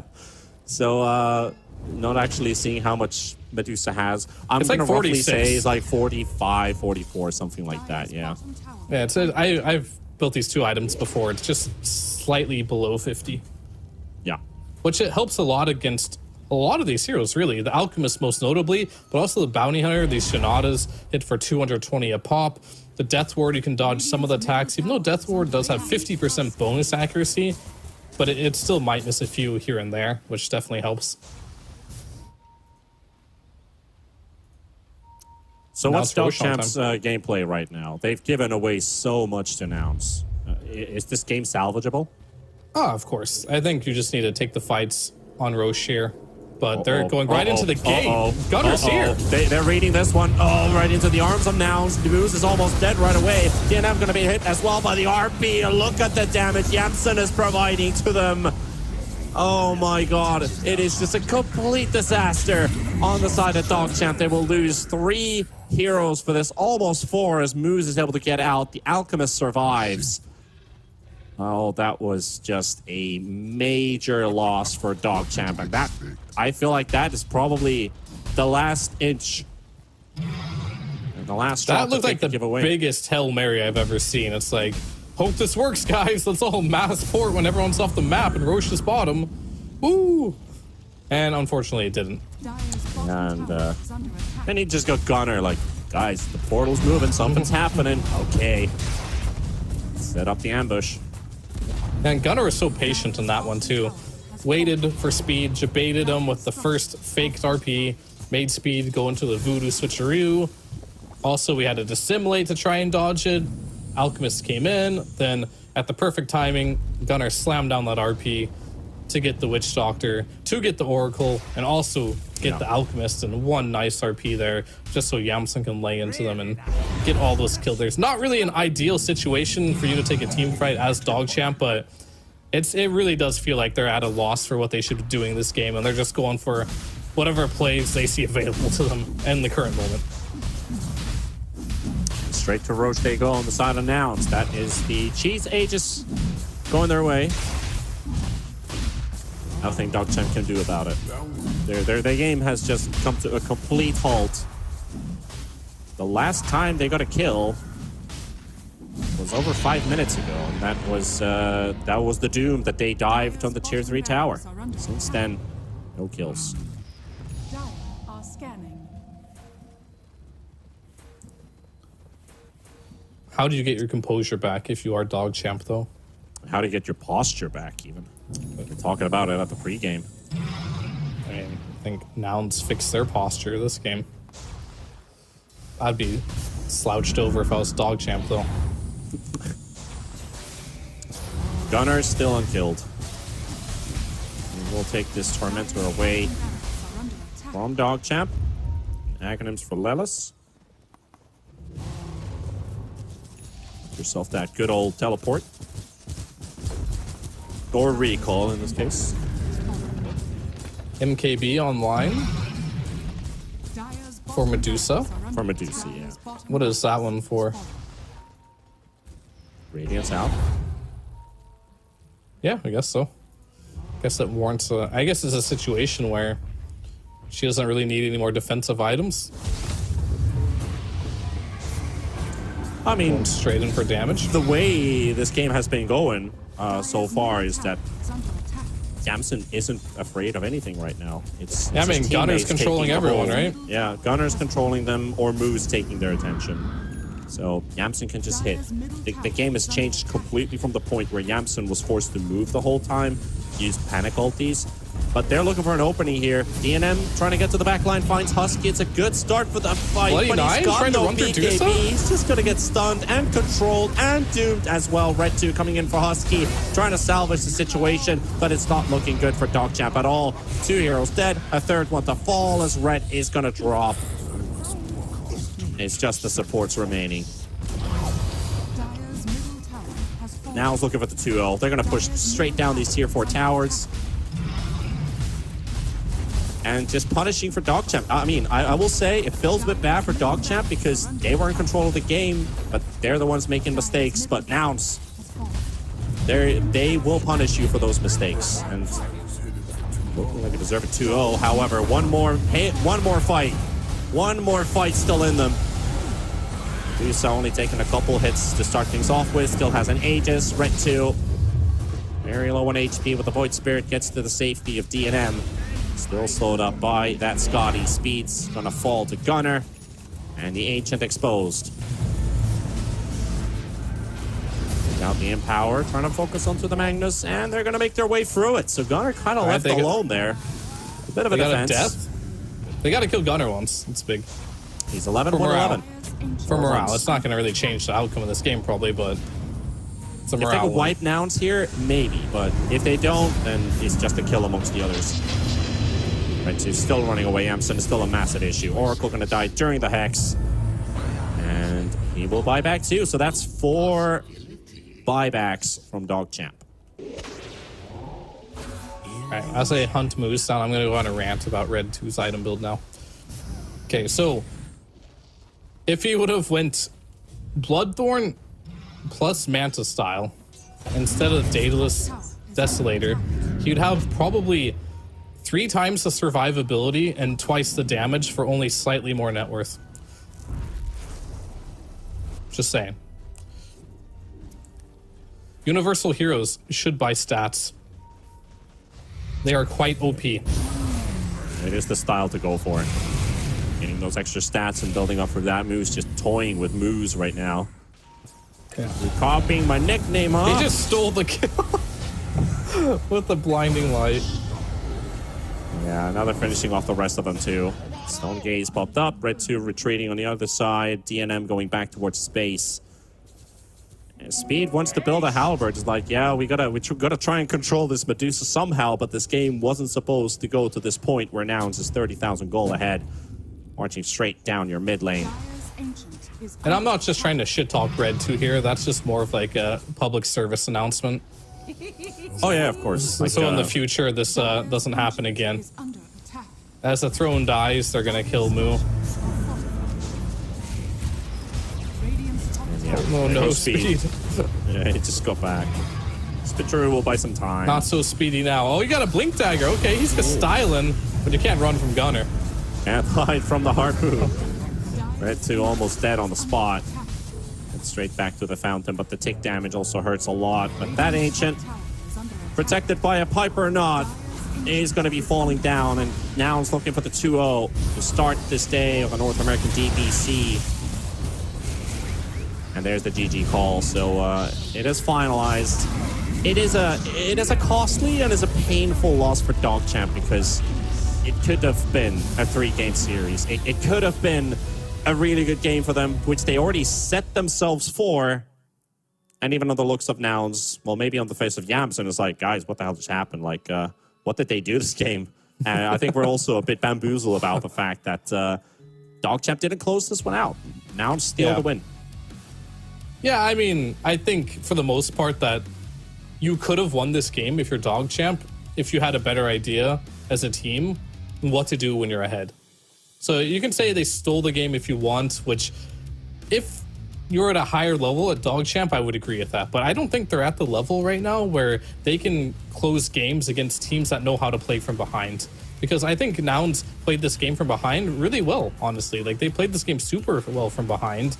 And DogChamp, they just fumbled. As soon as Gunner ended up getting this harpoon play, they went from hero to hero time and time again. DogChamp outnumbered on the map. The skewers kept happening. And then you just clawed your way back into this game.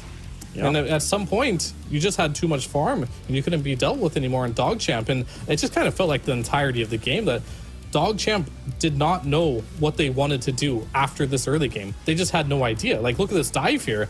How is this ever going to work? You're diving into a glyph, into a Magnus. It's pure desperation. And that was from that earlier fight that we saw in the top tier 2 tower.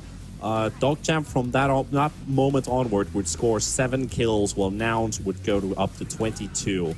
So a big defining moment from that top lane fight. And then this one followed up from that bottom tier 3 dive into let's try and go through the portal and fight this one. Gunnar played this one amazingly as well. You talked about the patience that he had, bait out more heroes. I've got the BKB running, so they gotta come over to me, and I can just wait for them to do so. We've got Yamsun as the damage battery, just slowly poking and prodding them down. And those 3 fights in unison, plus the couple pickoffs that they found off of Dogchamp, turned the game completely upside down, and that's when the Medusa lineup really starts to thrive. So I guess the inexperience from Dogchamp in handling that kind of a lead, while Nouns was still, you could say, out farming them, despite the fact that they were losing towers. They were still ahead of net worth. It was like 1 or 2K. But usually in a situation where a team gets that many kills and that much map control, they should be up by like 4, 5, 6K, you know, building that lead. It was Nouns staying on top of Dogchamp throughout that entire game, not only just economically, but having the vision towards that late game we're going to get to eventually. Yeah, and I just think Dogchamp is a team that isn't used to playing against teams that know how to play from behind. What they're doing before probably works in their pubs against other teams that are lower caliber, but when playing against the big boys in North America, you got to give them some respect here. And I must say, Gunnar had one hell of a Magnus this game. He was playing out of his mind. And of course, looking at the MVP, it's gonna go for Gunnar, absolutely. Once again, a stellar performance coming out from the mid laner out of Nouns. See the Manta? Yeah, why not? Okay. I know, it's good. I'm telling you, good. these universal heroes with Mantas, OP. This item gives you so many stats. You can't look at Magnus as a strength hero anymore. You can look at Magnus as agility hero if you want to, because that's effectively what this item does for you. It's better than being an agility hero. It's actually better. Like, buying Manta is better on universal heroes than it is on agility heroes. It is so good. Like, his item build, he has the Echo Saber, he has the Manta style. He is playing the universal heroes the way it's meant to be played. He has 4,000 HP, he has 400 damage a hit.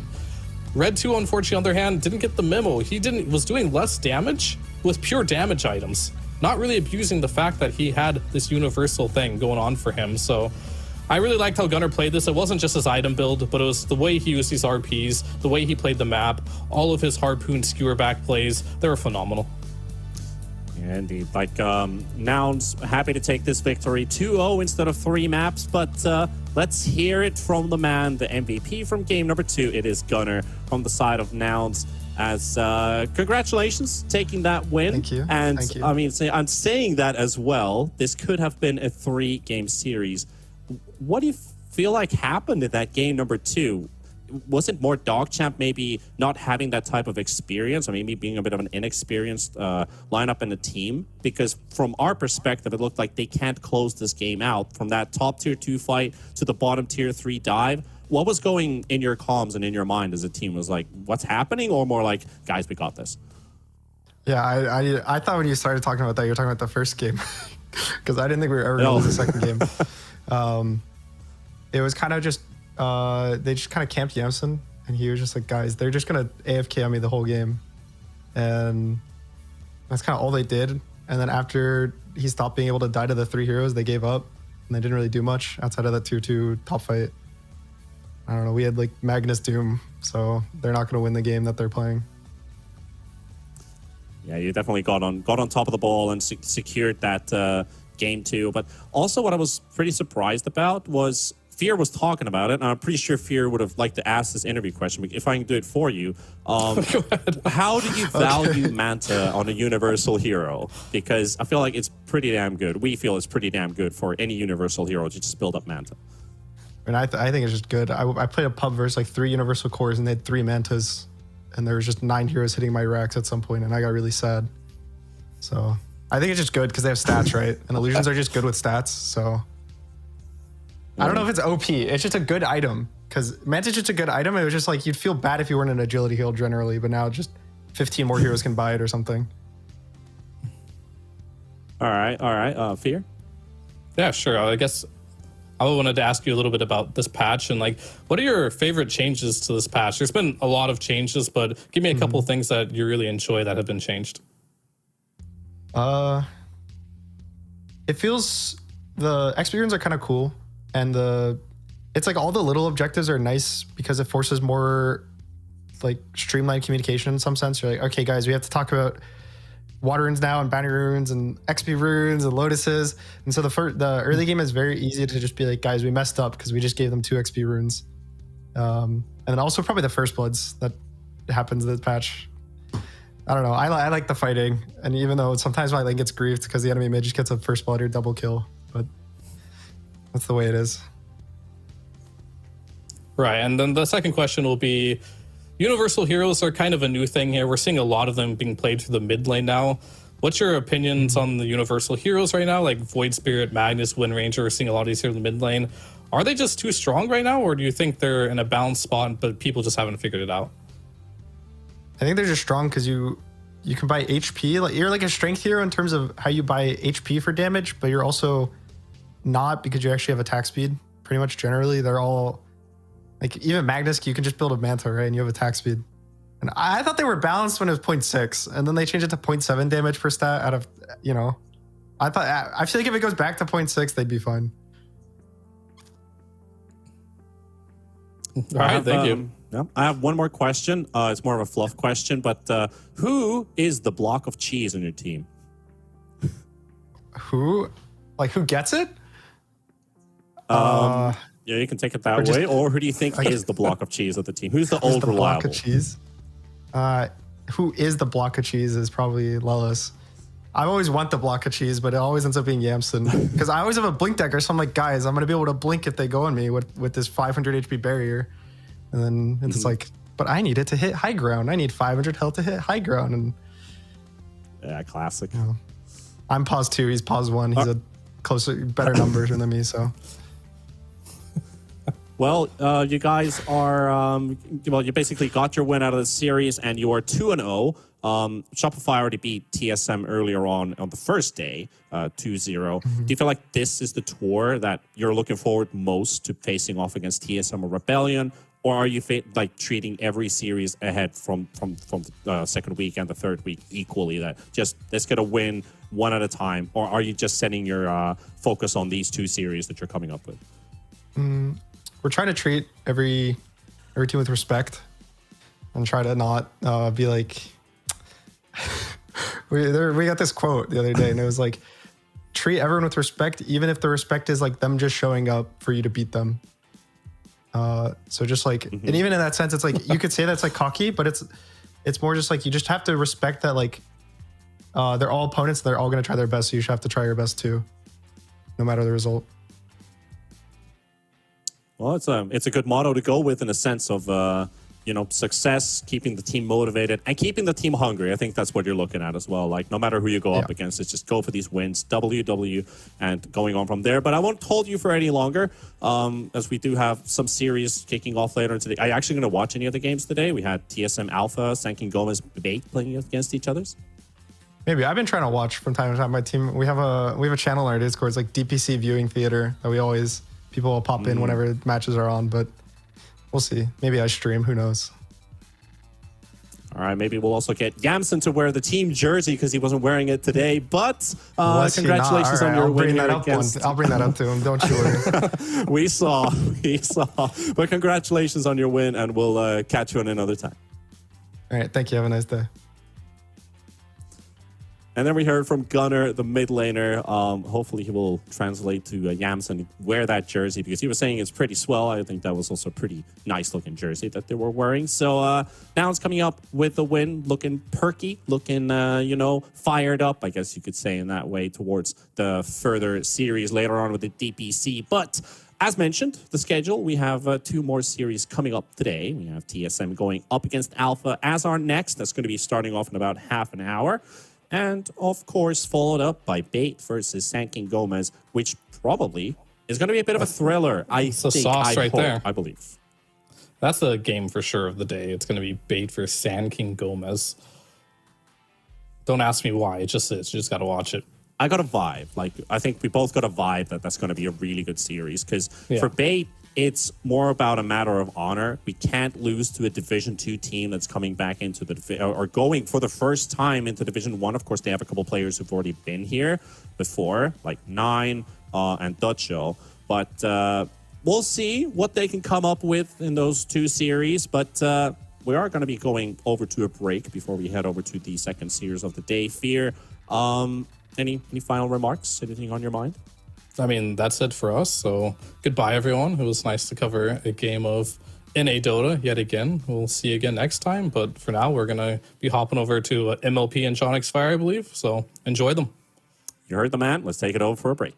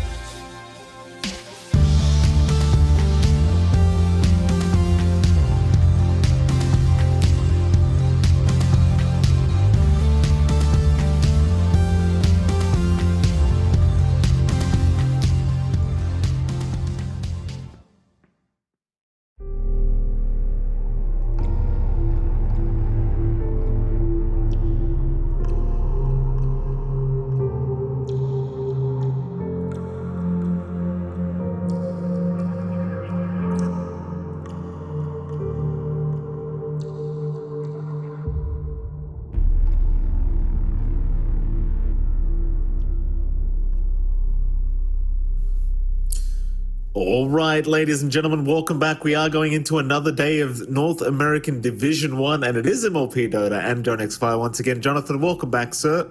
Another day of NA Div 1. Hey, how the hell are you doing? Doing great. We've already had a pretty exciting series to start us off here today, and we're on to our next one.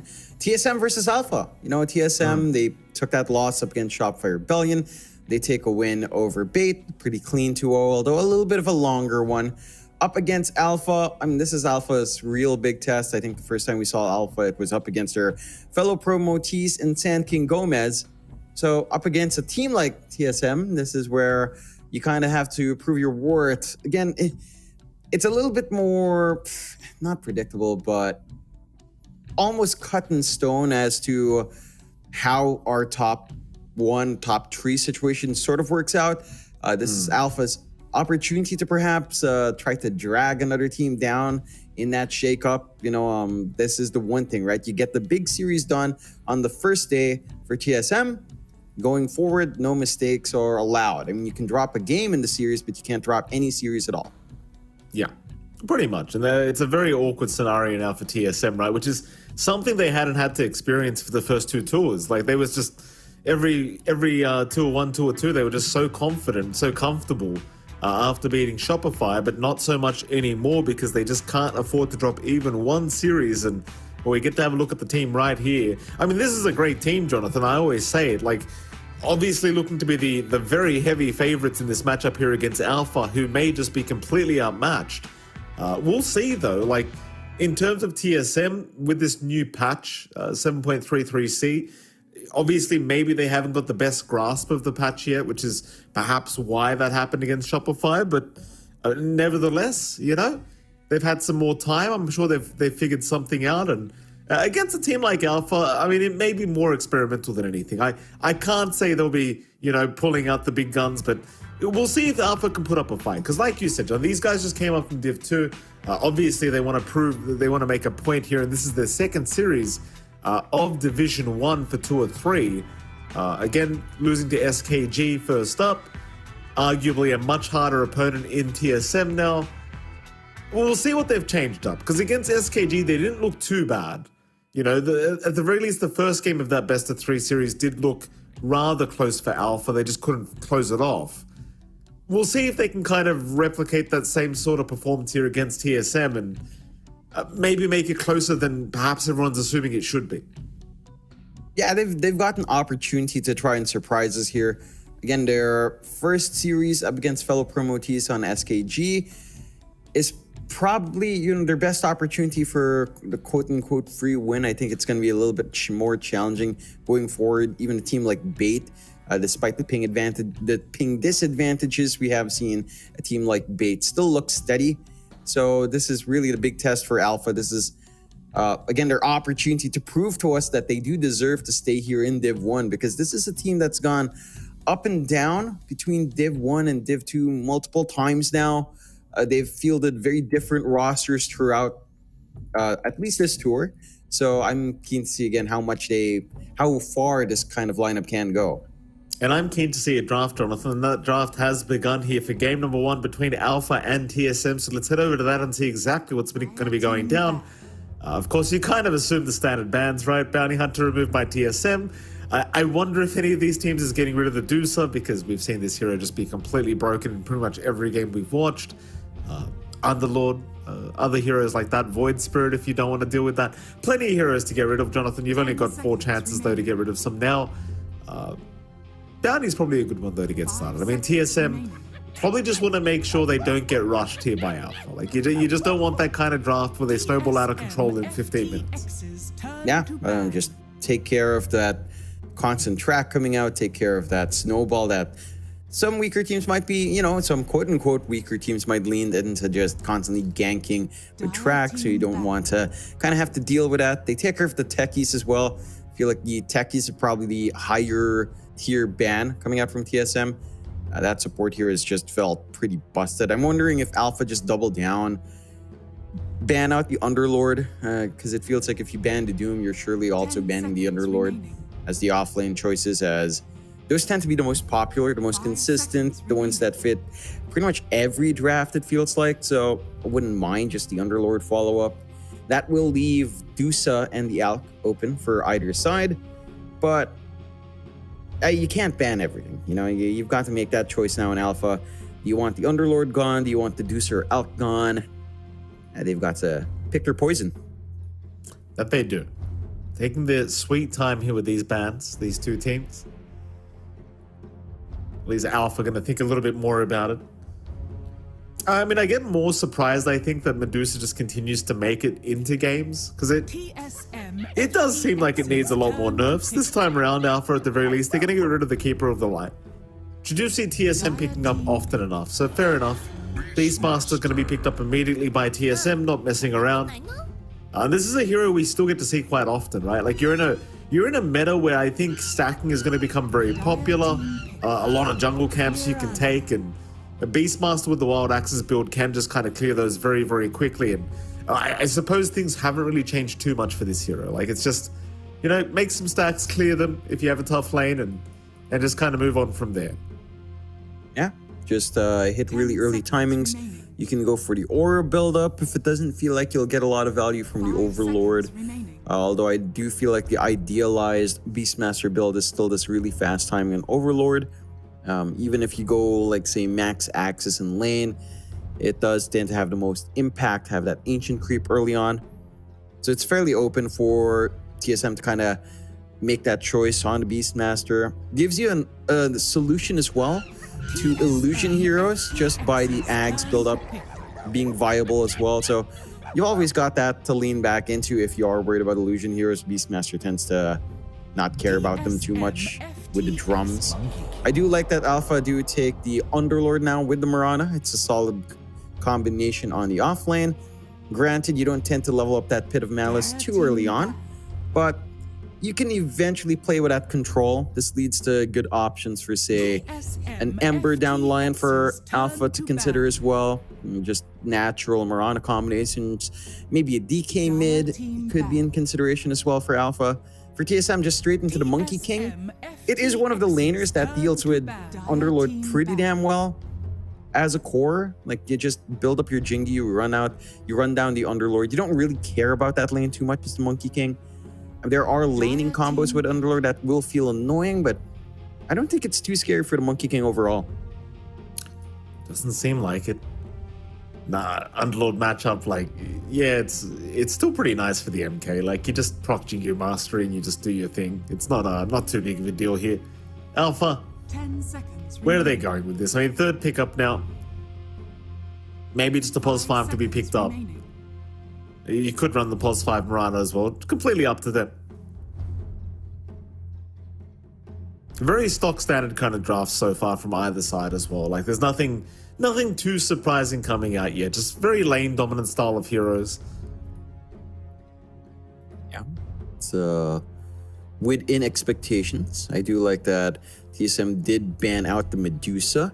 There's an option for Alpha. I mean, you're probably just picking your support now, but you've got the option to try to pick up the Alchemist if you wanted to. We'll go with the Snapfire. Now, Snapfire is another hero that's universal as well. And that one is like, it's a little bit strange that Snap is like universal. I always felt that Strength was a pretty good point for that hero. Right. But 10 seconds remaining. I don't know, like, with her being universal, theoretically, 5 seconds remaining. you can kind of stat pad later on as support. Although we're talking like 40 minutes in, so it's probably not the most relevant thing. It does mean that perhaps you start with a wand in lane as a support, and then a couple of branches, you feel pretty good in your right click trades. So there's some good early aggression Alpha can get out. 10 seconds remaining. Certainly is. I don't know how to feel about the Snapfire. Like, I like the Rubik pickup here because now you can still the kisses, you can still all the Mirana spells, the Underlord spells are quite decent as well. Like, this Snapfire pick, I mean, Universal Hero, like, we know they're broken. We know it's kind of like maybe it was meant to be a buff for Snap, but it certainly hasn't felt that way. And when our Venomancer comes out for TSM, I'm curious as to where this goes. I mean, I think it's looking very much like a support right now. Pretty strong support as well, John. Like the Plague Ward's always very good at giving you vision. Very, very, very nice in the middle of a team fight. But even the spell changes, they seem much more busted than they used to be. We do see Venomancer picked up a lot more often. Personally, John, I'm a big fan of the Noxious Plague change, right? Like you go rid of the Poison Nova, you pick up Noxious Plague now. Poison Nova can still be built up if you go Aghanim Scepter. But overall, I think Noxious Plague it seems much more 10 seconds remaining. devastating to have to play against, to say the least. Dire team back. It does feel that way. I think the funniest thing about Venomancer is that the Ags, your Poison Nova only goes off when you die, which is it's hilarious because you're just forced to die anyways, Veno. Your lane combination now as well, I am expecting this to be Monkey King Veno. It is a very strong duo to have. You just run down, get a slow off, Monkey King comes on top, gets Orb of Corrosion. It gets pretty easy to melt something like the Underlord now. So you just have a lot of ways of running Alpha down on the off lane. Storm pickup by Alpha, it's a pretty decent store game in the sense that Roar is your biggest concern, but a Rubik Lift, a Venomancer doesn't really scare the Storm off. So you still have a pretty good option to play aggressive here in the Storm, set that pace for the team. We've seen Storm Underlord as well. You don't have a natural battery. At the same time, you can Fiend's Gate back to the Fountain and top up that way. So worst comes to worst, the Storm always has at least something in the team fight where he can just kind of go in and out, get a full bottle, get a little bit of regen and come back in. It certainly does. Team pick. Final pickups, TSM right into the Quap, so looking for that Storm counter in the laning stage. I would say it's a pretty nice pickup here from TSM, and Quap hasn't been looking too bad, I think, from the games we've seen it. Like, I wouldn't necessarily say it's a very, very strong hero right now, but 10 seconds it has been remaining. looking like teams are trying to figure it out. I think it's the Aghanim Scepter build-up, which also proves to be pretty busted if you can get it. Like the fact that you can just keep spamming Shadow Strike and it lets off a scream around you know, the enemy that was Shadow Strike. Like, it's pretty ridiculous the amount of damage you can pump out as the Quap all of a sudden. But I mean, let's see what happens. Alpha, they've got one more pickup left. They need a position 1. What do you want? Like, you know you're up against the Monkey King. You know you've got to deal with the Beastmaster in the laning stage. What are we looking for? If you go Illusion here, I feel like that's where the Quap and, again, eventually the Beastmaster Ags just kind of shines. So I don't know if you really have an angle to kind of go for... Yeah, they go for the Alc instead. It's left in the pool. Very late on. I mean, the Alc, it still plays into this draft really well. I am concerned about the pacing of the Alc this game for Blessed Kid. Like, how much can you get out of your lane? I think there's a lot that Kasani can bring out on this offlane to just make this pretty hellish early on. I think Rubik plus a Beastmaster is just a natural lift back and just constant harassment. Like, we're looking at Alchemist plus potentially pretty much the Snapfire. And I'm not the... Well, it's not a bad lane. This is a viable lane to go little Shredder early on, play with Unstable Concoction, play with minus armor, and just kind of try to melt the Beastmaster early on. But it does feel like you are relying a lot here on Alpha to connect with Steel more than anything else. Right? Like, it's really down to the Storm to make these plays. Your Alchemist is going to be sitting back and farming. Your core-to-core matchup for the Alc up against a Monkey isn't too bad. At the same time, whenever Wukong's is up, it doesn't feel like you're going to be bursting down a Monkey King at all. Like, that's going to be, again, maybe down to your magic damage, maybe down to Storm, plus Snapfire connecting.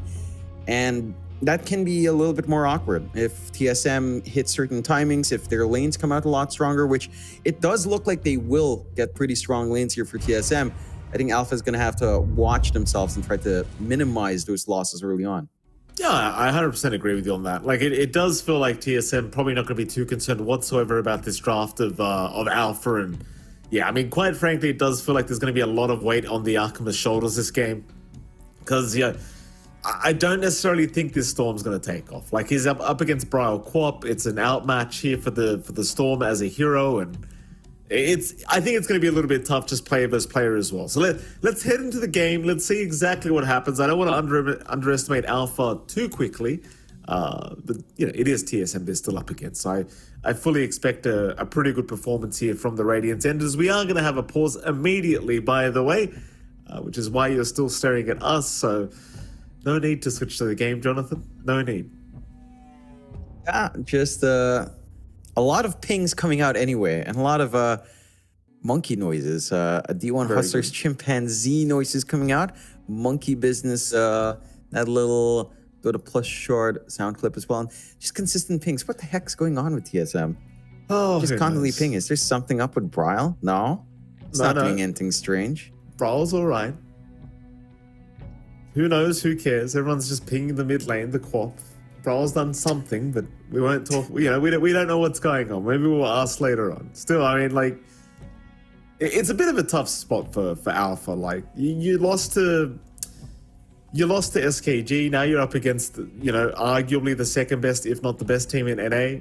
As we do get the game underway once again, so we can head into game number 1 here between TSM and Alpha. But it's a very tough position. Like, you hope every series that goes by for Alpha, they learn something new, which is the whole point, right? If you can improve every series, it's generally you are still winning in a sense. But very, very tough matchup to have to go up against for your second series. Yeah, it's certainly not easy. I mean, if you think about that previous match Alpha played up against SKG, even SKG had to go straight to the Wolves with Shopify Rebellion. Yeah. It's it's just the way the dice rolled sometimes in NA. You get these really 30 seconds top to contending teams as your opponents as a promotee, and you just got to do your own thing. You play the game as you did to climb up into Div 1, although, again, for Alpha, this is a different roster, so overall, I think it's just really getting the experience in for a roster like this and just learning.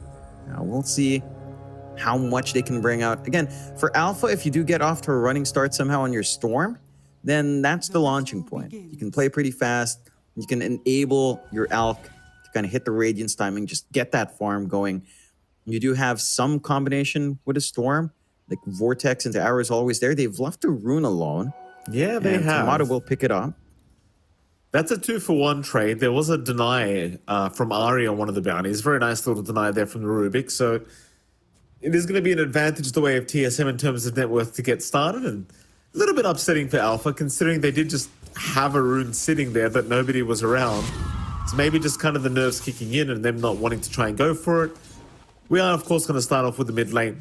You are going to have Steel against Brile here. So the Storm versus the Quap matchup.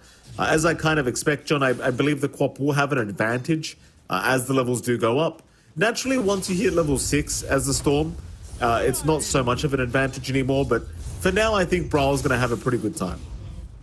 Yeah, it holds steady. By the time you hit level 2, level 3 is the Quap, you tend to just really take over on top of the Storm. Really just depends on how well the Storm can kind of pull in and out, work the creep wave, work the aggro to prevent the Quap to walk up, get free Scream of Pain harassment along with a Shadow Strike. You don't really have too much counterplay on the Storm. Again, the matchup's just not naturally the easiest for Storm, so just gonna have to watch yourself. Rotations can feel good as well. Alpha does have the threat with Mirana, so power rune control is something that Alpha should try to lean into here. Yeah, I 100% agree. I mean, Takaya, last time we saw him, especially he was playing CM, I think in game 1 of that series, and he was just looking fantastic. A lot of roaming on that Crystal Maiden that happened, and I was very impressed by it. You'd imagine a hero like Mirana should be able to do a lot more instead of a CM, for example. And what we're going to see is Takaya taking a fair bit of harassment here from Ari. Kasane going to pull the creep wave over as well. So they don't really want the matchup with the Alchemist right now, considering Beastmaster, he doesn't particularly enjoy the acid spray being placed on the creep wave. So instead, they'll just split up the creeps altogether. I don't think Alpha will mind this too much either. So they'll still be able to farm freely on Blessed Kid. So I think they're more than happy with this. Yeah, you're not slowing down. You're not pressuring that Alk in this lane. There's always a little bit of a threat to get run down, especially just feeding Axe's way to a Alchemist, never the best in the world. So you're just trying to mitigate some losses here for the side of TSM. Again, does lead to a bit of a slower start. They are starting to get a little bit aggressive on Satoshi when the cookie does bail out. Can't fully commit. That is one thing you do lack when you have the Venomancer support. Controls mainly on Timado, and he doesn't have that value point in Boundless to really try to look for the kill opportunities in lane. But the Monkey is off to a much freer lane, even in comparison to that Alk. So you're more than happy, again, just playing a farming game here. There you are. It's kind of the thing. Like, Satoshi's finding no farm as he's going to get jumped on. Braxy doesn't have enough mana for the cookie right now, is waiting for another 4 mana, but it's too late. He had 81 mana and he needed 4 more to get a cookie off. I'm not sure if it would have even made a difference because you had the Boundless Strike anyway from Tomato, but this bottom lane, it's just going to be hellish. Like, against Veno and Monkey King, there's just no escape once they make the initial jump. You have to really be on point with the cookie. And we saw Braxy commit it earlier to try to bail out top. Blessed Kid. In trouble. Axe is going to take care of it. Kasane able to secure the kill very easily as even Ari was chasing down Turkaya but ran out of mana for the Fade Bolt. So Turkaya, he's going to be able to survive, but both side lanes right now going pretty atrociously for Alpha. Yeah, which again you'd more than likely expect with this kind of draft coming out from TSM. It does feel like they've emphasized the lanes quite a fair bit, going for that Venomancer support and just getting the rundown. I think for Alpha, this isn't too bad as long as they stem the bleeding. You know, don't give these open opportunities out for TSM to find these laning kills. Ensure that Blessed Kid isn't shoved out of his top lane. Keep trying to farm. You've got a pretty, well, I say even, you're a creep wave behind now in the Storm, so it's not as good of a feeling there. But you have that launching point in your Storm still left. Once he can maybe get a rotation out, you've got to play with that Mirana. Like, Mirana Storm has to shine in this game to get that momentum going for Alpha. I think the big problem is Turkaya can't really afford to leave the Archivist at the moment. Like, Blessed Kid is slowly stacking up his jungle. He's trying to get it done that way, just the catch-up farm that he requires, but for poor old Takaya and the Mirana, he just can't leave because Blessed Kid just can't farm if he does. So they're going again, Blessed Kid. They go for a run. Meanwhile, bottom lane, Braxy's in trouble. Gale's going to land and Braxy's got the high five up. And rightfully so because he is probably just dead. Tomato does secure the kill very easily on the Monkey King. That'll be another one for the MK and there's just no slowing him down at this point. Tomato, already having a free lane, is just going to continue dominating. I mean, they did pick the Underlord really early on, leaving the Monkey King in the pool, and it's I Gale. actually missed. Could have sworn it went right through the Underlord, but never mind. It would have been a nice kill to just keep building up on. It does happen. But, I mean, you've got a 3-0 to start. You're 3k up on TSM. Even if you don't kill off Satoshi, you still have that free lane for your Monkey, so you don't really have too many concerns. Even an early rotation to try to secure those 6-minute runes as well. Illusion being pinged around. Oh, Braxy in trouble now. Brawl's going to jump in. Nice little juke on the arrow. Does have Sonic Wave if he needs it. But looks like he really wants to hold out on that. They will just take it. Ari, he'll pick it up for himself on the Rubik. So Brawl just not willing to pop the Sonic Wave for a Snapfire kill, which is fair enough. Would come in handy very, very soon. Instead, he'll go right back to harassing Steel out of the laning stage. Luckily for Steel, he has hit level 6 now. So he's not really in threat of dying to the Quap. So he can always just zip to juke the Sonic Wave, but he is behind right now, John, and he's not having a good time on this Storm, to say the least. Even Blessed Kid, he's not having a great time up top. Oh no. Stun is out, it's not gonna last. Kasane able to take a very simple kill for himself and the Beastmaster. Going right into the helm of the Overlord build as well, so not changing too much up with the Beastmaster build. Just going straight in for the classic build up, and I can't quite blame him with the start they've had. Once you have that Overlord up, there's just no slowing you down. Yeah, there's really not too much to stop you. I mean, the Dominator is probably not going to feel as good into the Mirana if the arrow does constantly connect. At the same time, it does feel like Alpha probably need the arrow as follow-up stun instead of creep clearing. So you really don't have too much to worry about for Kasane. Once that pacing is up, these objectives just start to melt. He's already applying a ton of pressure up top with just a creep wave shoving in. There's no one to really stop him. He's level 7 now on the Beastmaster as well. Like, it just doesn't feel like Alpha at this moment has too much play available. The lanes just haven't gone according to plan, and I just gotta wait for some levels up. They're on to Bryal. He's got a wave up, though. You've got to be cautious about this, because Braxy's the one going down. He's just gonna die. White want to take the kill. They can keep going if they really want to. They'll hold back for now. It was an Invis room, by the way, at the top rune spot they were fighting over, but Ari ends up taking it himself on the Rubik. And Brawl just, it's really just uncontested on this quad at the moment. Like, they are trying. Takaya gonna get Shadow Striked up.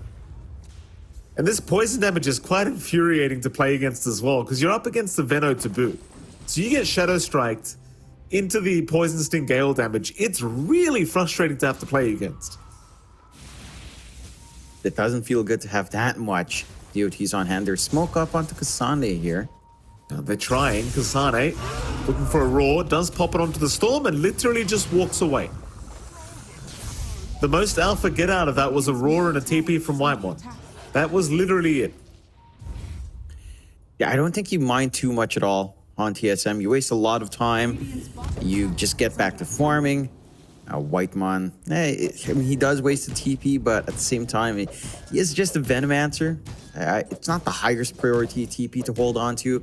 All of your cores are still farming really great here on TSM. Tomato is pretty much just free farming bot, going for the Echo Saber into the Desolator, playing tempo. And Alpha, again, like, you have this timing you want to hit with your Alk. Radiance is still far ways off, but you can try to keep stalling for that, although your supports are really suffering right now. Yeah, Braxy, no way out. Satoshi's TP'd in. I definitely don't believe he can help out at the moment. Maybe he can't die on the Underlord with the Vanguard up, but he certainly cannot help either. So Kasane will just continue pushing out the top lane. At least Satoshi will be able to defend with the Firestorm, but it's kind of like you said. This whole time, Tomato's just freely farming towards that Echo Saber into Desolator. Mid lane is being pushed in right now by Brawl and Ari. And it seems like Alpha just have too much to address in this game one already. Like, there's just, every lane has a problem. And they can't really split up right now. Yeah, they just can't really afford to, but at the same time, it doesn't feel like any of their connections really has panned out. Granted, it's really difficult right now for the Storm to just zip around, get the angles, and maybe set up for the arrow.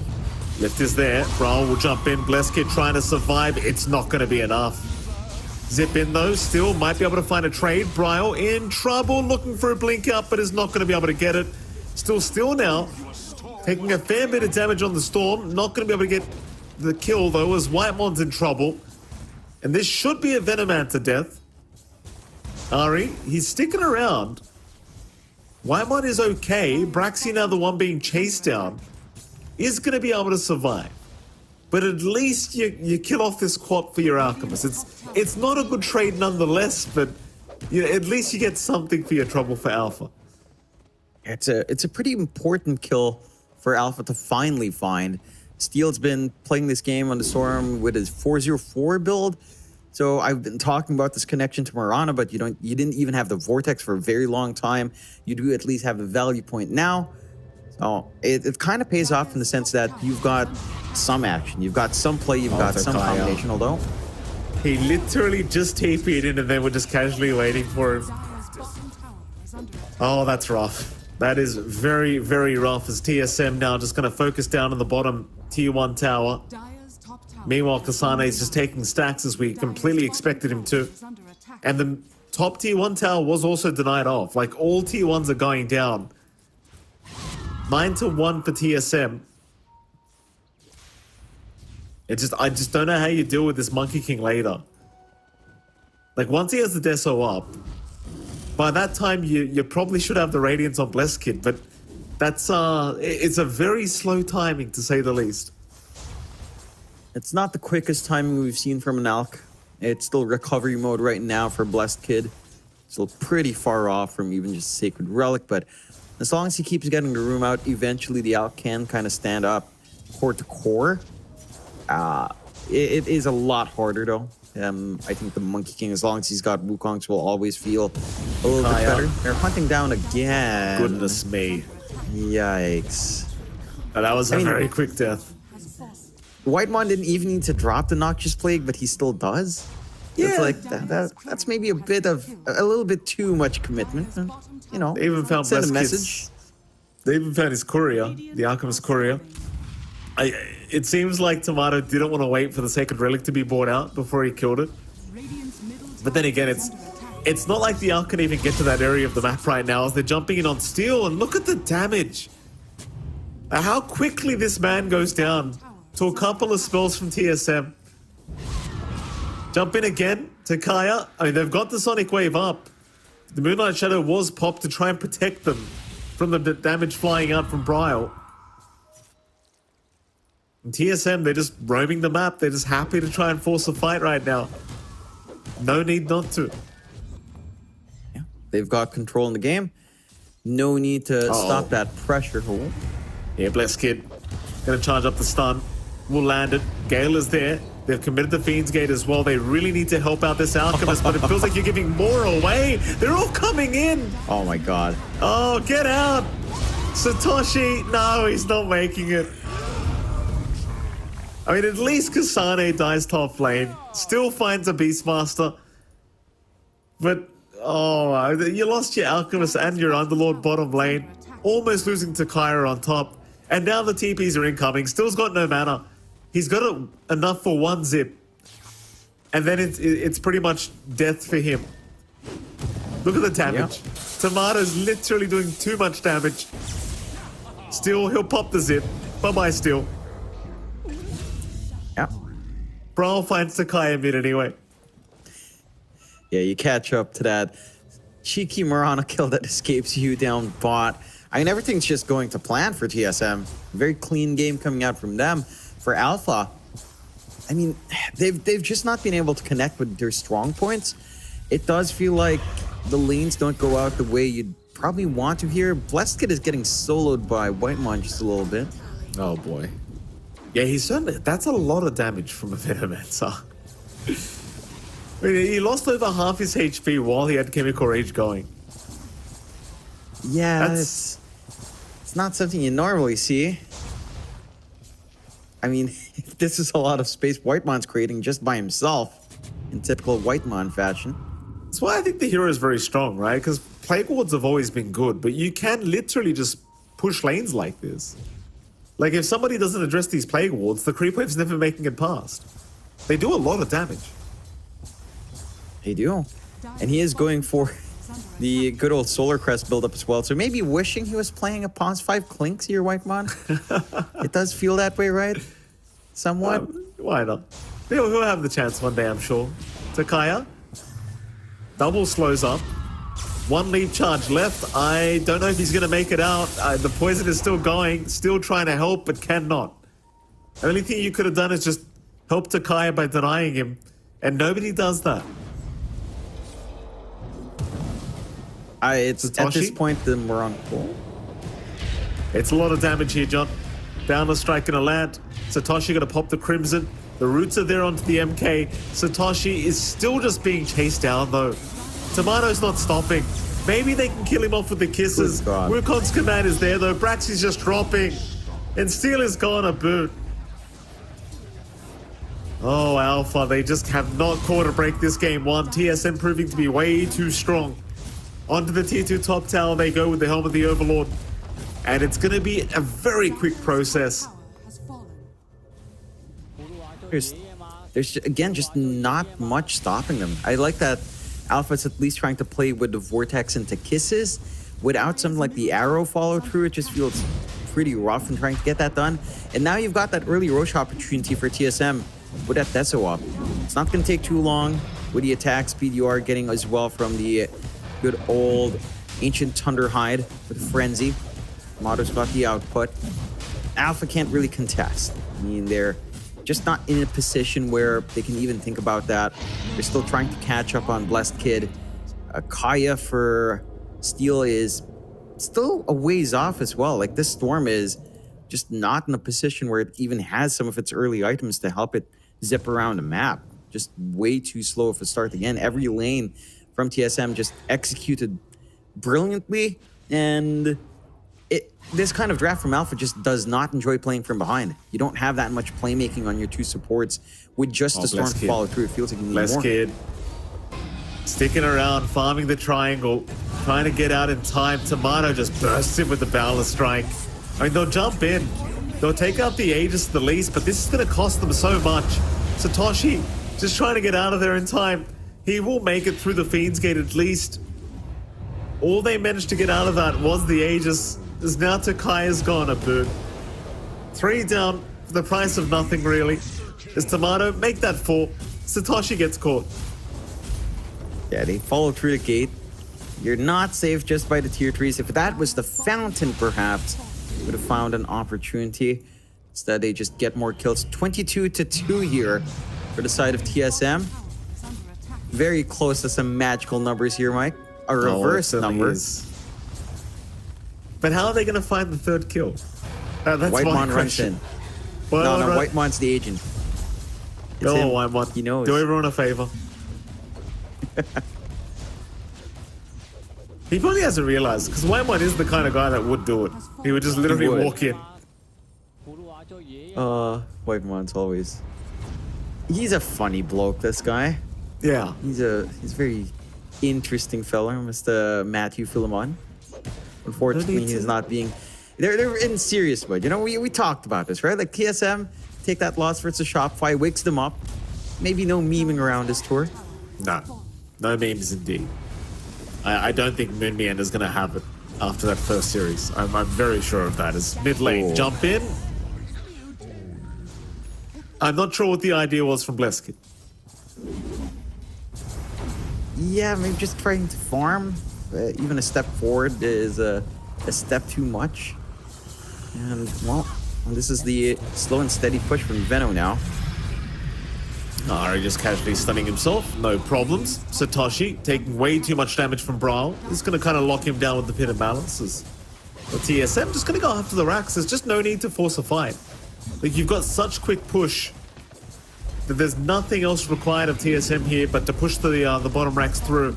And maybe just head to the mid if you really want to. But it seems like they're going to play conservatively. Go after the Tormentor first instead. Just take everything away from Alpha. You can even stay for another 30 seconds and take the Wisdom Rune if you really want to. But TSM, it looks like they're just going to back off. Go for their own Tormentor now as well. Why not? And just go for all the objectives, go for the safe plays.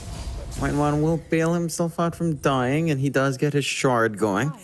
You do find pretty much everything you'd want. Latent Toxicity is a pretty fun spell still to have. So even more utility coming out here from Whitemon. For Alpha side, they're going for a Manta build on Blessed Kid, which is fair, I suppose, when you're up against a Quap and a Venomancer to an extent. There is some good spells to take away from you to prevent the kite around. You're still a little bit too underfarmed on the Alk. Not even a farm parity for the Alk right now.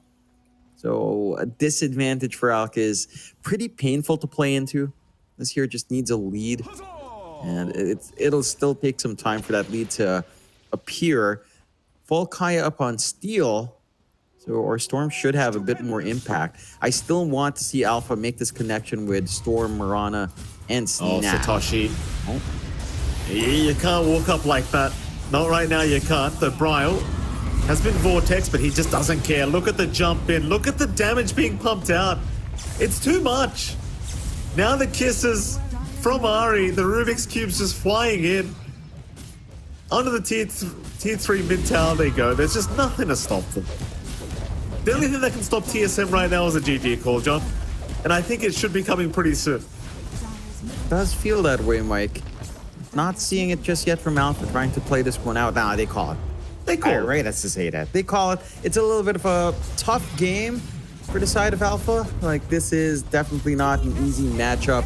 They look like a much more improved team in their game up against SKG, but up against a Div 1 veteran in TSM, definitely a little bit of a different ballpark here for Alpha. And TSM, they just play a clean game. You know, no messing around, no fear in the world. They just play their game. They come out with this early Beastmaster pick, and they just crush every lane. I think that's the big issue here for Alpha. Like, the laning phase it was a running start for TSM to go with. Yeah, it's a hard matchup for Alpha. They know they're outmatched right now. They tried to go down the Alchemist route, but every lane just went badly. Like, bot lane went badly, top lane went badly. Mid lane was probably the most even affair out of anything, but Bryle still out CS the Storm, and you saw in the mid game, like you pointed it out, he couldn't even get to the Kaya builder. Like, he had the Witch's Blade, but that was it for the Storm, and like you can't zip around and do anything because you haven't got the mana pool for it without the Kaya. So it's a pretty rough game one here for Alpha. I can't necessarily say it's a drafting issue, John. I do believe they just got completely outplayed here by TSM. And so I asked the question, how do you kind of go into game 2 here as Alpha, John? Because, do you believe there was a drafting issue perhaps? I don't think it's a complete drafting issue. Maybe just their choice of lane partners was a bit awkward. I don't think Alk Mirana was ideal. In fact, I really wanted to see something like Alk Snap with a Mirana 4 with Underlord. I think that lane can maybe play a little bit better. You can threaten with Malice, maybe threaten with some magic damage as well with a Starstorm or the Arrow. I think the Alchemist with Snap has some opportunities to play with minus armor. It makes it really interesting to see, say, a little Shredder with Unstable Concoction plus the Acid Spray. Like, there are some angles to kind of take. You've got the Blast to slow down, get aggression off, but I'm not sure if that would have been enough either. TSM, again, they come out, they outplay for the most part Alpha, which is within what we expect here, and they certainly delivered the goods this time around. They certainly did, Jonathan. A very strong performance here from the side of TSM. Of course, we do have to pick an MVP, and we're actually going to pick up Ari here for the MVP. I mean, Ari is just a fantastic pos 4 player, in my opinion, Jonathan. Obviously, people like to meme the KDA every time an MVP is chosen that isn't a carry or a core. 1-0-12 in terms of scoreline here for the Rubik, but a lot of impact, a lot of setup kills. He won the lane pretty easily there with Kasane, and I think this guy is just consistently good. Yeah, Ari's just been consistently good even since Tour 1 when he joined the team. I feel like he's looked pretty solid for the team to play around, and it maintains here. He understands what he has to do on the support. He sets up for a lot of kills on the side of TSM, and his impact definitely felt. We saw even some shining moments, stealing away to kisses at the end. It's kind of fun to see Rubik take some big channeling spells, get the position to get the utility out, and run from there. For TSM, overall, I think all of them just performed spectacularly this game. Not giving any opens out to the side of Alpha. And I'm keen for seeing what Game 2 has in store, because it did feel like, again, for Alpha, there's only so much you can ban out. They prioritize thinking out the Doom in that first phase, which left stuff like Beastmaster. TSM had a good read to these aggressive supports that could give opportunities out for Alpha. Whether or not they maybe get themselves one of those aggressive supports and say techies, I think that could be one way for them to blast this game open. We'll have to see. Thank you for that, Jonathan. We are going to head off to a short break, and right after that break, we're going to be back with Game 2's draft between TSM and, of course, Alpha. Don't go anywhere.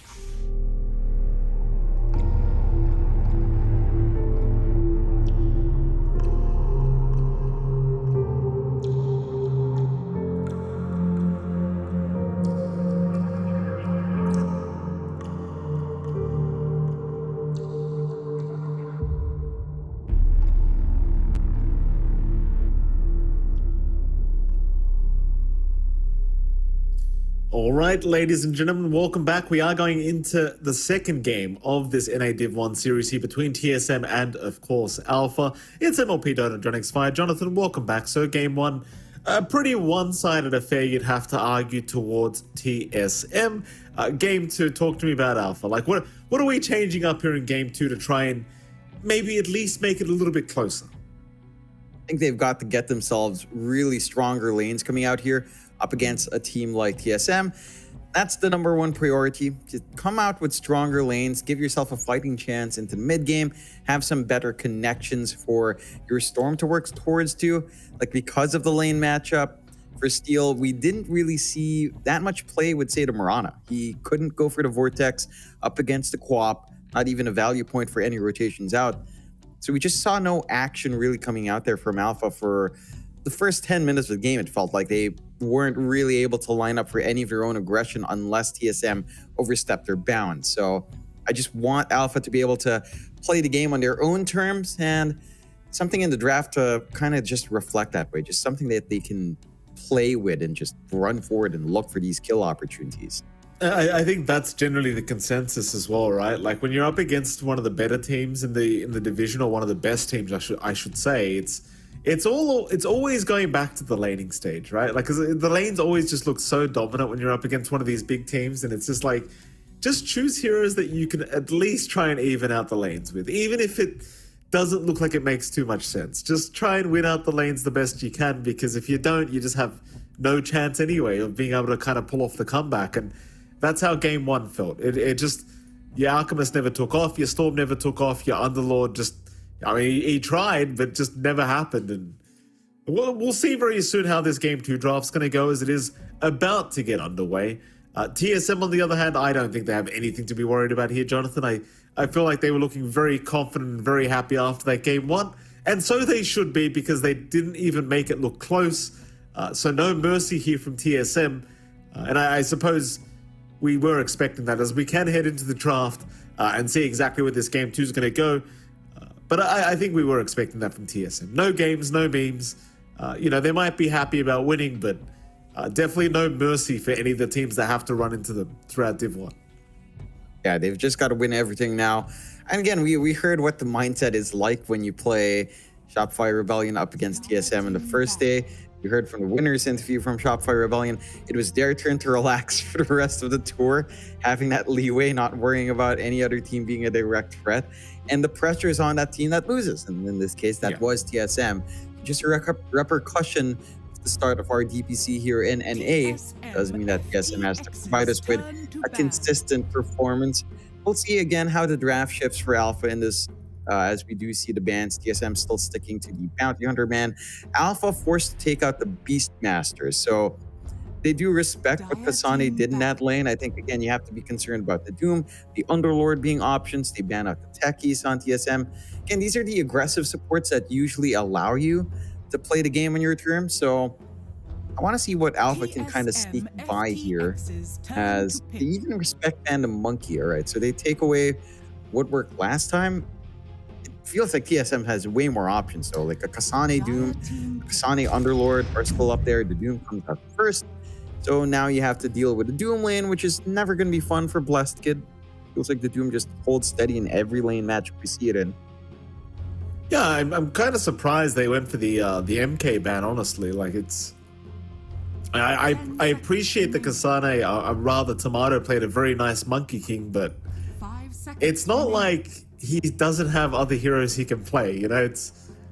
Even if you are intending on going back to a hero like the Underlord here for Alpha, like, there are still heroes that do very well against Underlord, apart from MK. Go down the Ursa route, the Slark route. The heroes like this that just don't care if you're a big tanky boy. In fact, they kind of prefer that you are. Alpha, they are going to think about this first pick already. Seeing the Doom come out, maybe not something they wanted to see.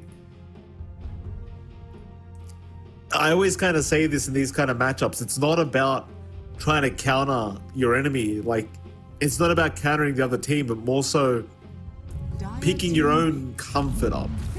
For now, they're going to go down the CM route. Yeah, I don't mind that. You mentioned Takai's performance the last time we saw him on his CM. It did look pretty damn good. He's finding these good angles to channel off along freezing field. He was getting a lot of impact out for his team. 10 seconds. Does allow maybe a bit of a matchup against the Doom. Like you can try to 5 punish seconds by remaining. level 1 to maybe 3 on the higher end for the CM. You kind of just pin the Doom down and try to run him down, get a kill there with your slows and with your root. So I don't mind this too much for Alpha. I just want to see what their priority is. Like, you pick the CM first. Are you gunning for your CM lane partner? Like your pause 1 ASAP up against this Doom? I mean, you could run stuff like the Ursa yourself. Although I do feel like in a lot of melee matchups up against the Doom still feels pretty good. If he's allowed to go for a Scorched Earth build, you just can't come out that creep wave, even with a CM on hand. So I'm wondering what Alpha's play is here. They are still thinking rather heavily for the second pickup. They're using pretty much all their reserve time, as they are going to go back into the Alchemist. Interesting. No reactions really from TSM. They just seem pretty blank about it. I suppose maybe feeling more confident because you have a more lane dominant kind of support in the Crystal Maiden, but 10 seconds remaining. I think you kind of already covered this, John. Like your TSM, I don't think they're going to have the biggest issues here with the CM. Maybe at level 1, you might find it annoying, but the Doom still seems fine. TSM can just pick up a pos 4 that can kind of fight it out with the CM. Yeah, it's we've seen Alchemist to not handle the Doom lane all too well sometimes here as well.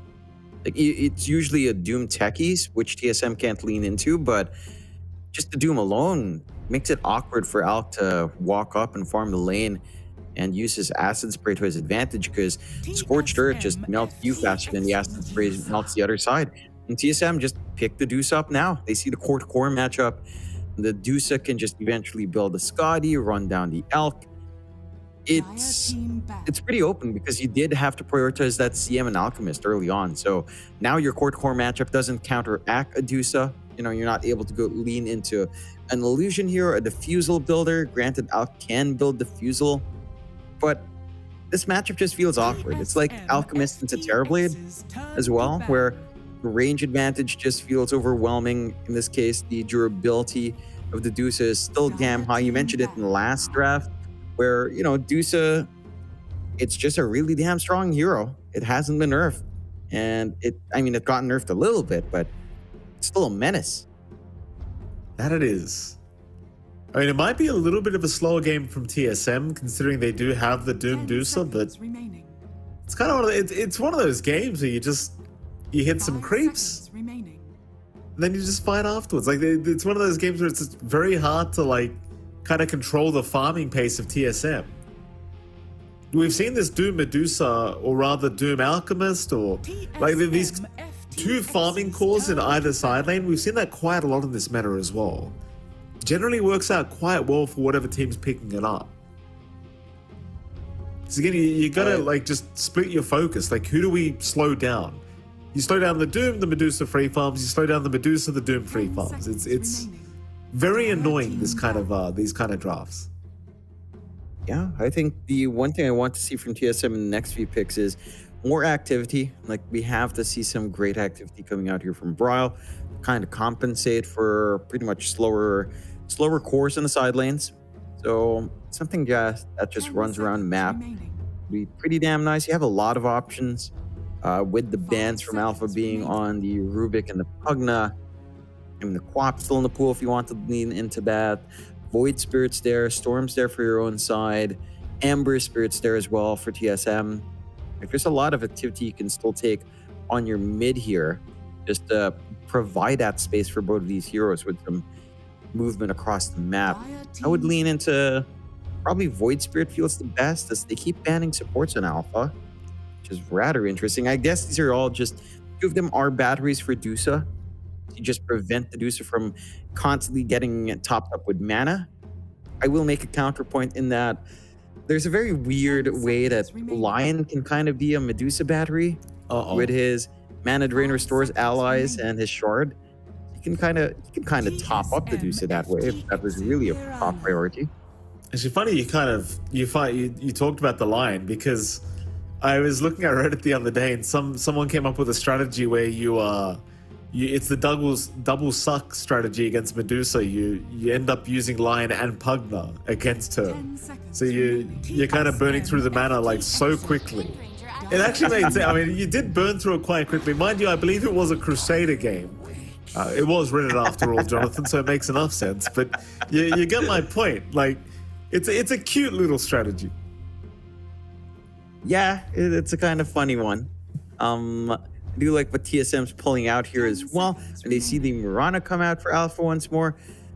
For Alpha, I think the Mirana does fit this lineup pretty well. You've got a lot of aggression that can come out with your two supports if you can find the angles here, just depending on your mid. For TSM, I mean, Wind Ranger, we've seen what this hero can do. We saw what Artur did with this hero, going for a Bracer and Wraith Band start, and then you just have like 72 damage by 3.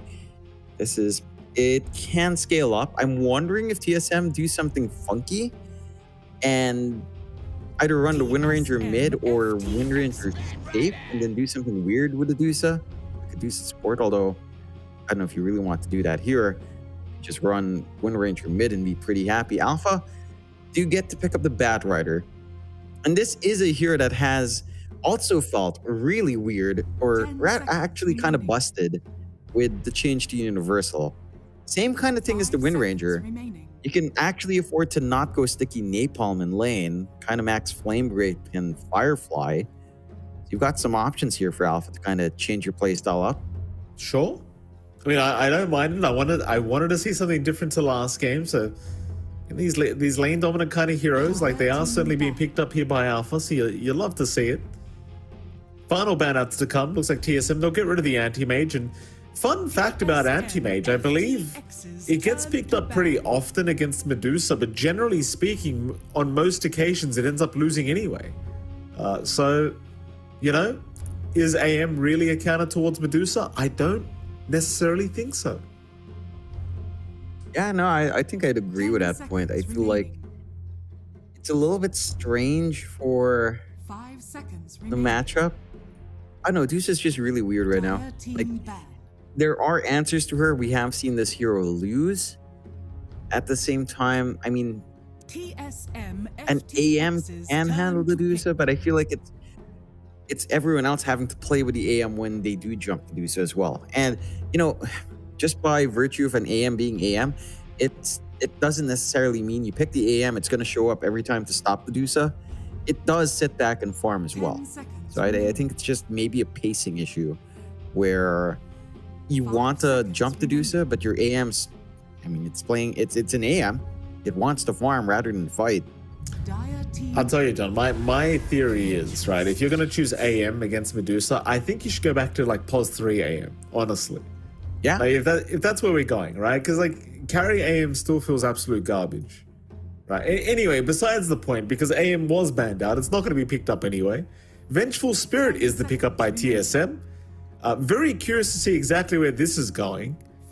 Could be a support, could be something else as well, considering it is now a universal hero. Void Spirit also being picked up by Alpha, speaking of universal heroes. So maybe a bit of experimentation going on by TSM, but it is going to be an RE Venge anyway. So nothing too out of the ordinary. I like the Venge here just to swap out of the lasso. It gives you a lasso break on hand. It plays pretty nicely with just how much physical damage you're looking to play here on TSM with your Medusa and with your Wind Ranger. I think Alpha, they do have a much better draft, I think, than last time. There is a lot of aggression you can get out here.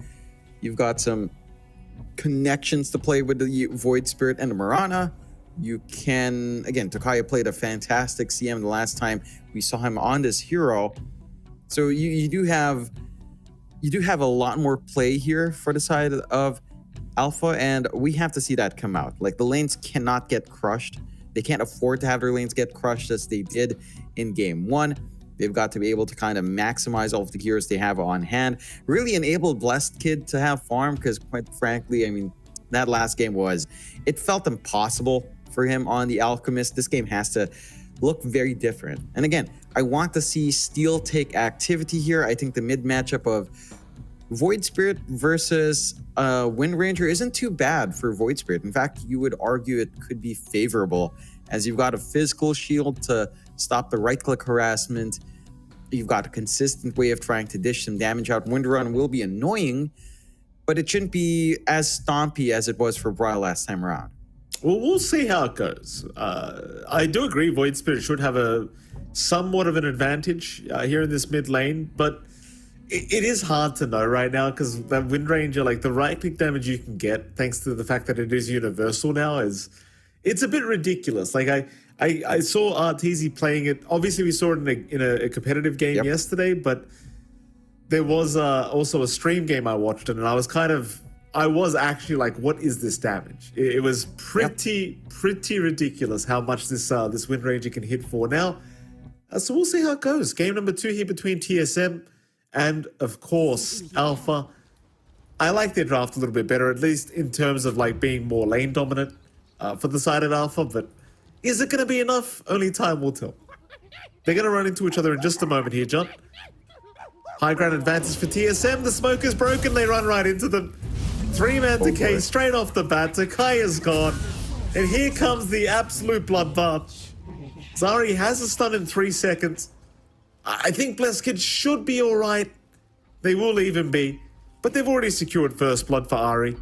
Why not? To battle. Yeah, you're more than happy just finding a freebie kill.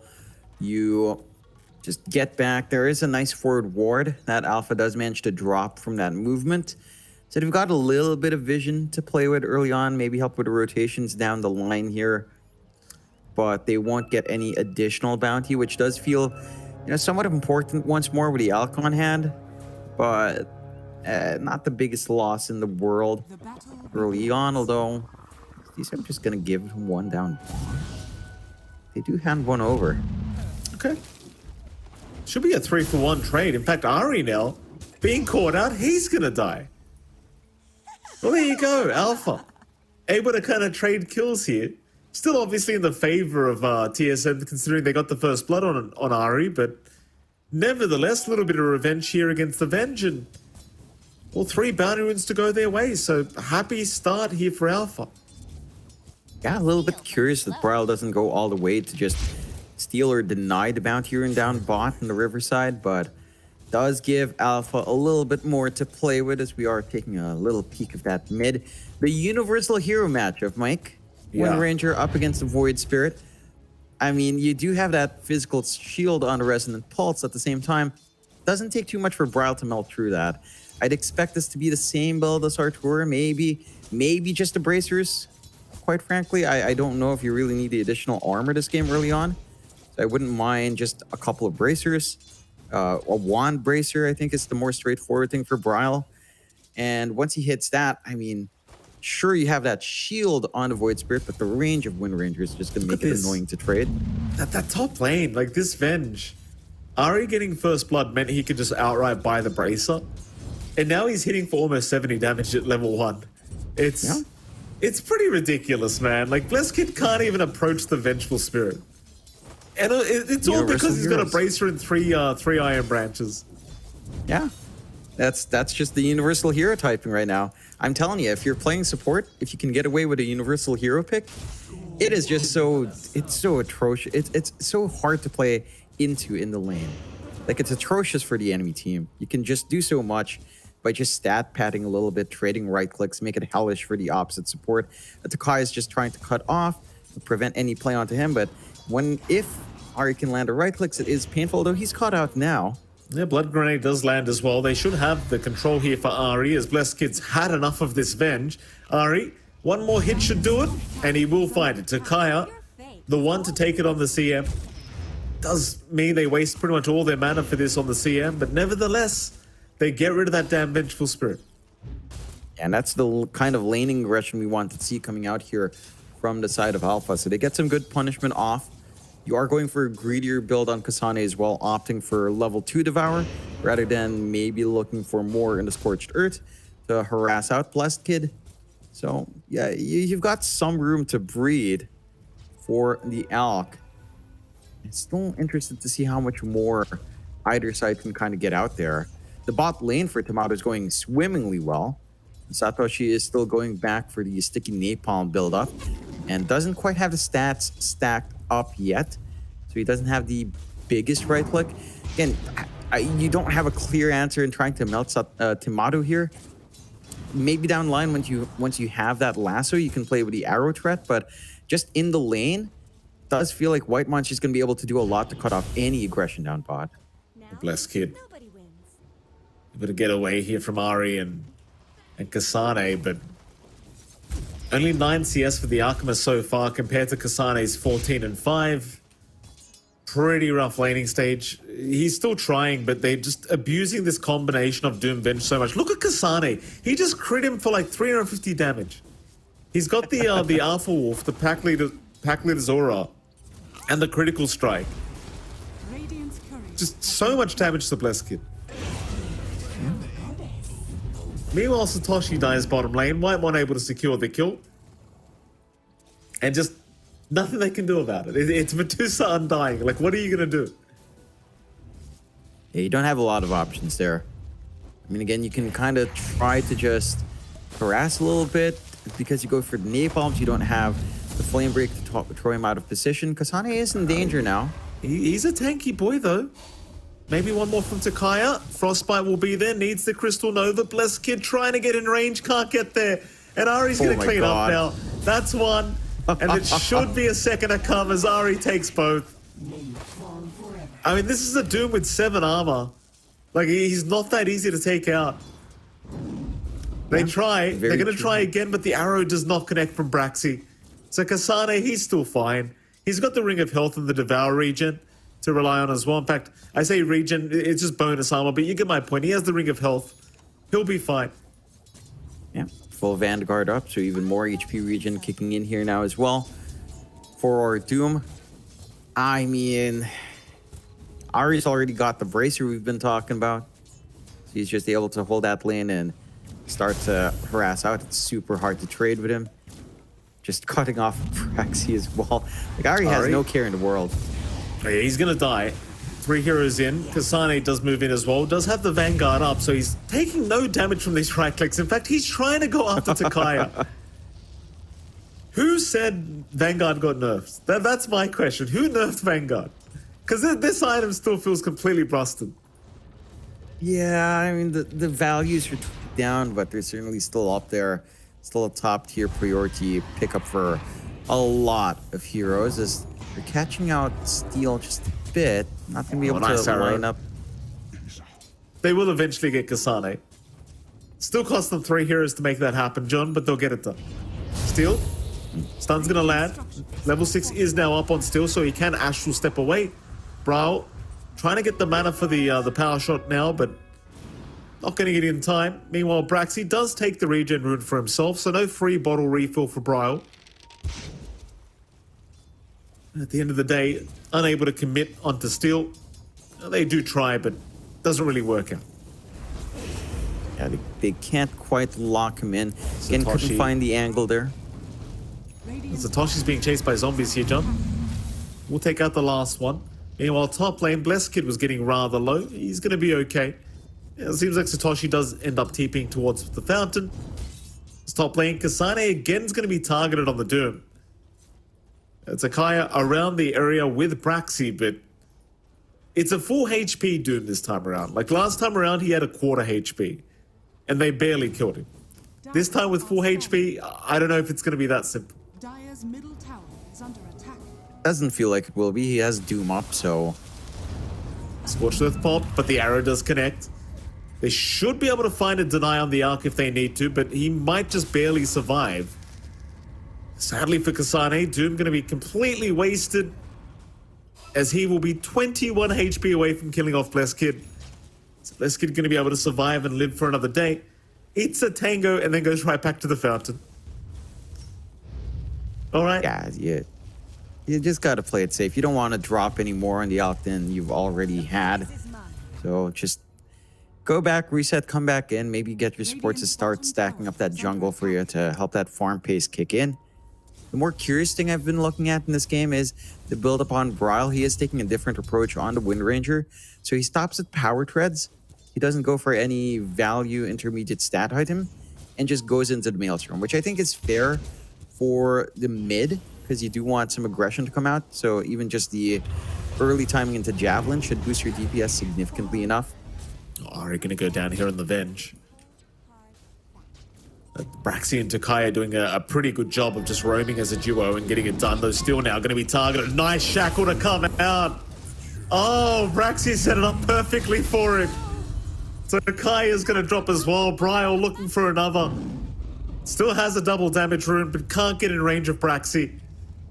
Very unfortunate for our Void Spirit, to say the least. Dire's structures are fortified. Yeah, just sometimes you line up and on that ramp on those compressed areas, and when you get punished, big kill to come out from Bryle. Stat padding now in play with some of those crowns in place for the build up. Oh. Still, very aggressive jump in. He has no step charges. Aha. Oh. I'm not sure if he forgot. He used one earlier before he died. It has not come back yet. As now they found Takaya on the CM, they'll just dive him. They've got Wyman to slow him up. Bryle to secure the kill with the power shot. That'll be a triple kill for the Wind Ranger. Oh boy. It's the thing with level 1 Astral Step. The recharge time is 28 seconds. So you respawn before it recharges. You jump in thinking you have 2 of those bad boys. And then you realize you only have 1. Dire's middle tower has Yeah, fallen. you tried for a bit of a play on the defense. You lose out even more to Bryle. He's been fed a lot on this Wind Ranger. And it's not just that, right? Like, you're trying to get aggressive where TSM's getting aggressive instead of trying to punish TSM for leaving certain heroes alone. Like, Timato's been left alone for a long time down bot. He's just free farming at this rate. Smoke out early on from Alpha, but Blessed Kid can't really do much in this smoke. So, interesting he's joining in this early on. Oh, Arcane Rune. They're going to spot them picking it up unless they want to use it as bait, but no, instead they'll make the jump in on the Void Spirit. Can they lock him down? They can. Doom is there. No deny to come out from anybody. So they'll try to just rush Bryle on the Wind Ranger, but he'll get the Wind Run off. Oh, Bryle gets the Wind Run off. He's all right. 4 is down for Alpha. That is so rough, man. They couldn't even get the Wind Ranger. I mean, they forced that smoke out. I'm not sure why they drag Blessed Kid along for this jump. Maybe they were trying to hunt out stacks. Swap from Ari. Nice little shackle from Bryle. That's going to be Satoshi now down, and he was the 5th piece of the puzzle. Basically becoming a full team wipe as Alpha. They are respawning now, rushing right back to the mid lane, but they're not going to find really anything for their trouble as Bryle has backed off. Smoked up immediately, back towards the top lane they go. Dire's bottom tower is under attack. Yeah. See, Blessed Kid, he's still up there. He's still level 6 on the Alk. He's behind in terms of EXP severely. It's pretty tough. Pretty tough. Pops the Chemical Rage, doesn't really matter. TSM, I mean, they just know all the spots, right? Like, you know the Alchemist is going to be farming around that area, even without vision. You'll find him eventually, and that they do. No problems. It's bottom lane. Jump in on Ari. He will die again on the Vengeful Spirit. That's his 5th death of the game, but in comes the Cavalry. TSM looking for a nice opportunity as the Rod of Atos is going to fly out onto Steel, but they want the other supports first. Braxi, still being chased here. Bryle going to land a very nice shackle. That's going to be Whitemon now taking a double kill on the Undying. It's nice, like, you pick off Ari, but you just can't disengage in time. No, man, I'm pretty sure you were gunning for a bigger kill on Tomato instead. The TP out from Ari actually buys space for the Dedusa to not be the primary target just yet. And 17-6, I mean, again, Alpha is seeing a few more opportunities to play back and forth. It just doesn't feel like it's enough. You just need so much more space. You are so behind in every core. 3K behind in each core in comparison to TSM. A good 9K of that lead is just on the core difference. Still going to be left alone. Takaya was there to help just in case, and Bryle didn't seem to be confident he could do enough damage with the focus fire. But now they know Takaya's around, so Ari's going to jump in. Swap is there, shackle out. You might lose Ari, but you're going to lose Takaya as well. As Ari, he will remain protected, because Bryle is just continuing to go. Ron of Atos again, onto the Mirana. Braxy at least can leap away. I do appreciate the build-up as well from Bryle, choosing to go for the Atos over the Maelstrom first. Because in a game where you're stomping, it just makes sense. Like, especially against these heroes like Void Spirit and Mirana, who want to just jump away every time. So that route just pays off so much more. Just a lot more control coming out. The stats also feel amazing on the Wind Ranger. Again, universal type. You always enjoy every single stat build-up you can get. So yeah, like 148 damage. Yeah, seems fair. That is actually insane. Like, these items like Rod of Atos become so much more valuable. Universal heroes, man, they're crazy. It's TSM. Here we go again. They know Blesskid is there. They have the vision. Blesskid gonna try and find a way out. Zombie's gonna hand over the vision here to TSM. And that's Blesskid just gone. Nothing he can do about it, as his team's laughing at him now. It's I mean, it is what it is. You know, you just melt. You go back into the Alchemist early on, and it's just not paying off. You pick the Alch into the Doom lane, which, and it's not the most unplayable. It's also not the easiest time. Maybe this is where the game opens up a little bit. You've got the Octarine up on Satoshi, so you've got more uptime on trying to get the lassos, more uptime on the Firefly. He doesn't have anything like a Blinker Travel, so it's a little bit harder for the Bat Rider to just walk up and find these lasso opportunities.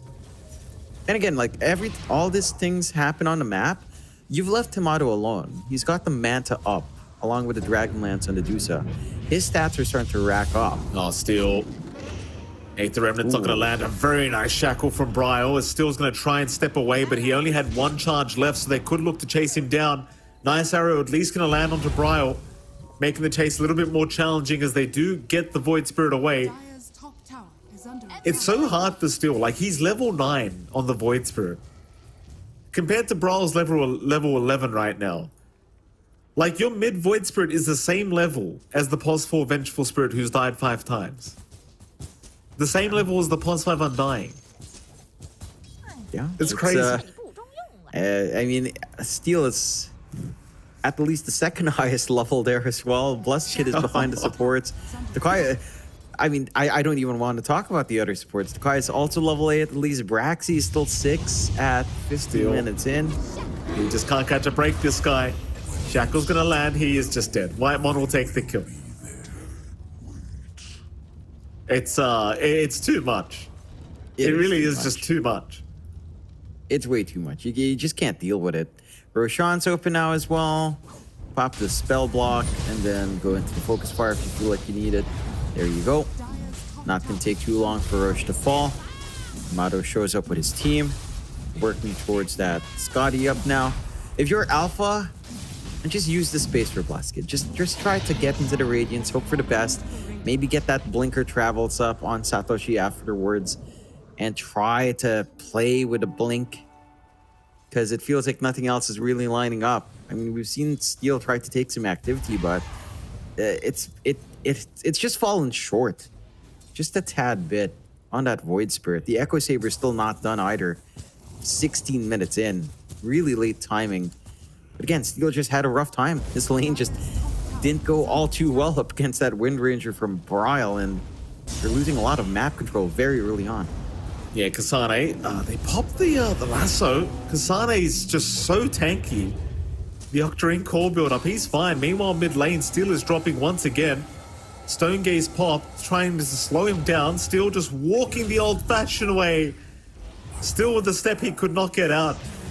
Now Takaya. Gleipnir is out from Bryle. He is just going down. Radiance at least is up for the Alchemist now, so 17 and a half minutes. So good news there, John.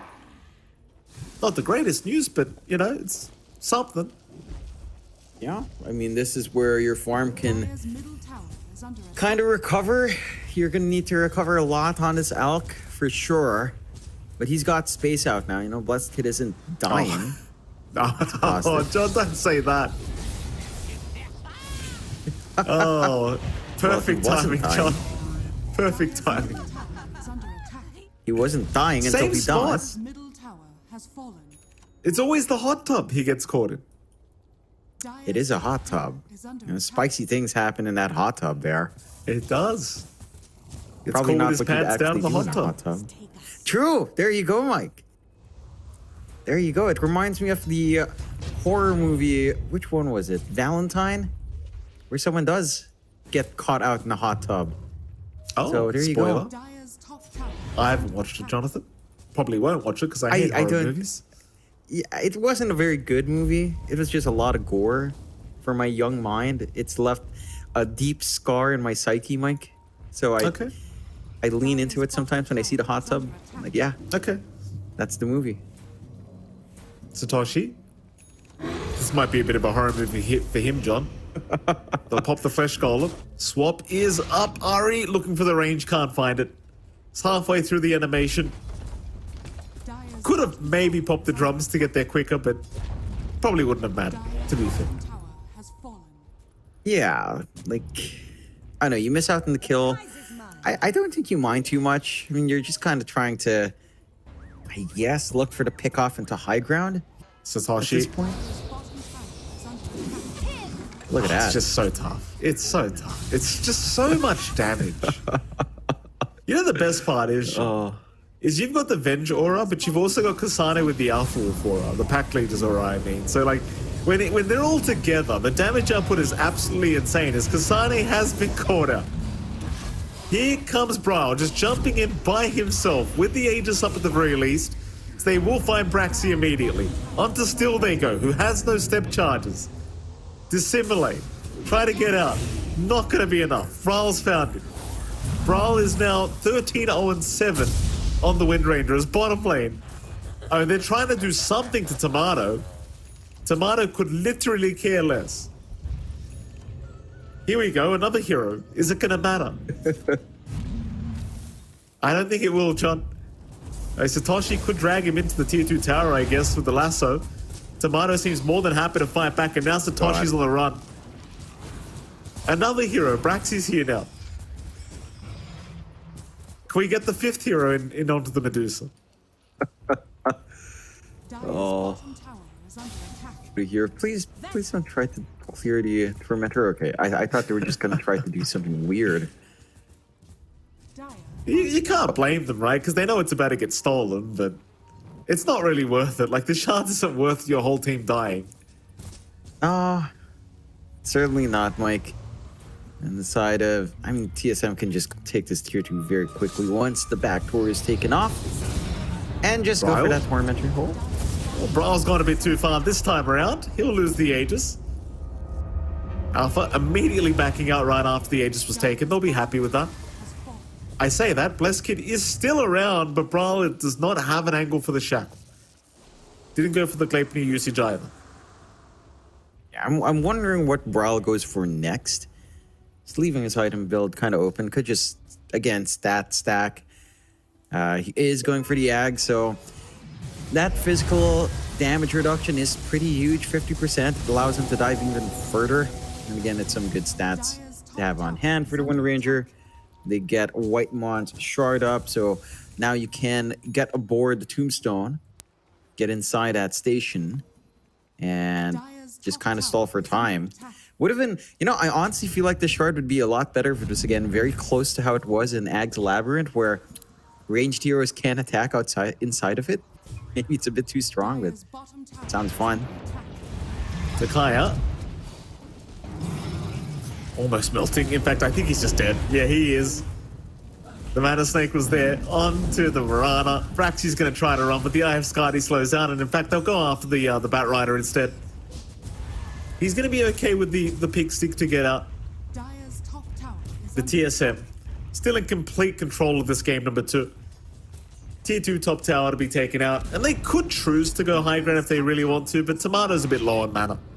They'll just secure the safe route. Yeah, just get a bit of a reset. He is working towards his Daedalus now as well for even more damage. Has to Crystallis up. So there's a lot of output. Not that they've been lacking output here anyway. Just going to be lining up for the next Tormentor here as well. Tomato and Whitemon. You know, that's going to be And your just- Tormentor gone. Shard for Ari, ideally, comes out here. And it goes to Brawl instead, which is still good, but bouncing magic missiles feels a little bit more consistent here. Yeah. Yeah, I mean, you've got the Gale Force now. Still pretty good. Like, still very annoying to have to play against. Under attack. Here we go. It is. Satoshi might have to experience it now. As the Gleipnir comes out, the Gale Force comes in. Satoshi at least has the invis, and Lasso is committed, but there's no help around him. Brawl just wind runs out. Takai is going to run in now with the Frostbite, holding him down longer, but there's your Shackle out from Brawl. The damage output's kind of insane, but still the Moonlight Shadow doing a lot of work. As Takai goes into the freezing field, but the swap is there from Ari. And Takaya eventually is just going to fall as now the Gleipnir going to find Satoshi. That'll be a secondary kill onto the Batrider. I mean, Alpha trying to just take somebody out, but it's just not happening. Onto the tier 3 towers, Tomato goes. He has nothing to be scared of. Lasso down for a little bit longer. Batrider out of the picture anyway. Not too much for your team fight here. It's going to be a straightforward process onto the high grounds. Blessed Kid just not farmed enough to have impact. And he has the BKB Radiance, but again, that just doesn't... It's certainly not enough. Kasane, immediate zoom out, killing off Blessed Kid on the Arc.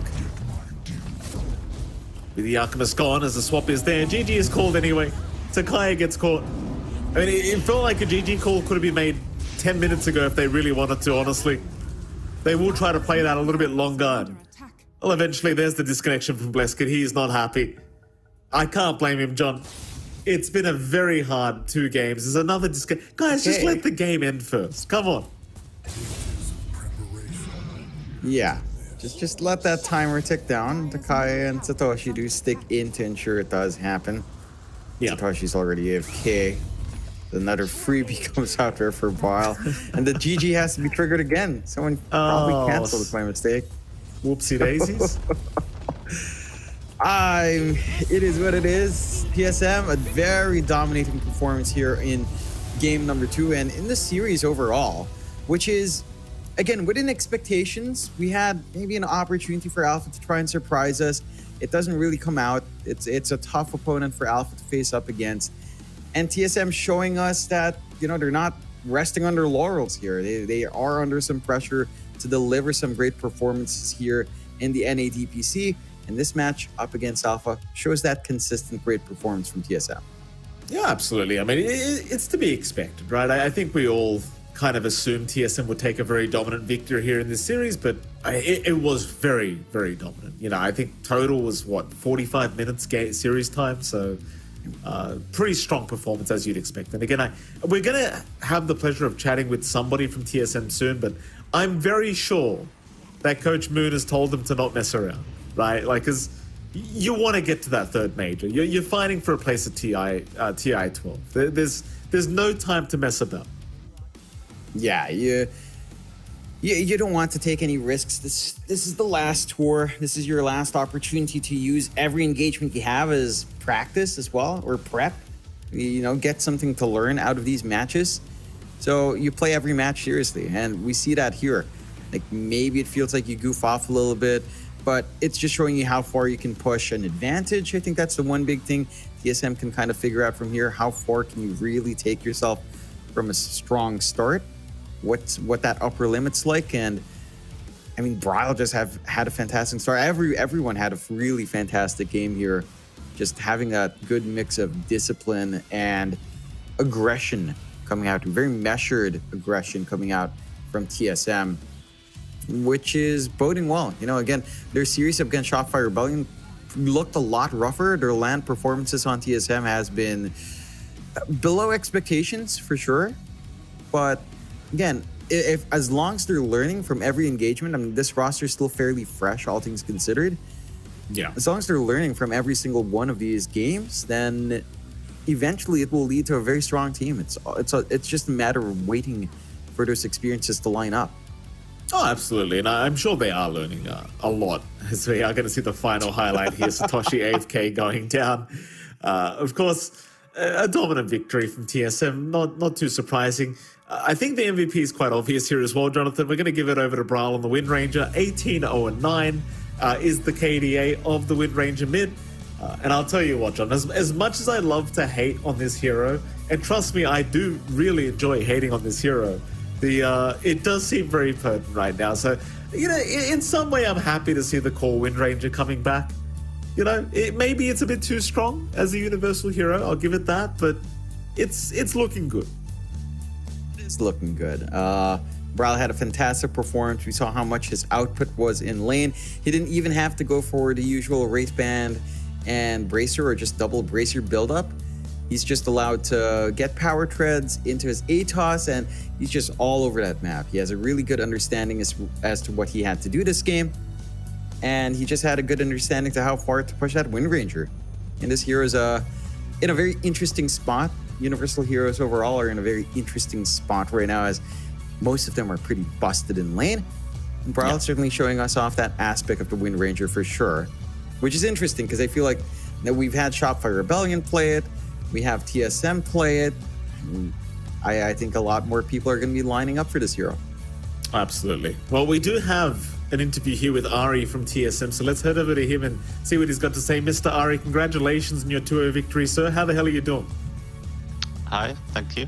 I'm doing well. Feels good to have such a clean win for once. Recently, we've not been having many of these. I was going to ask you about that, Ari, because I do agree. Like, you guys, 2-1, 2-2, you guys looked amazing, like just stomping pretty much every team. And then this new patch comes out, and maybe you guys have looked a little bit shaky before this series.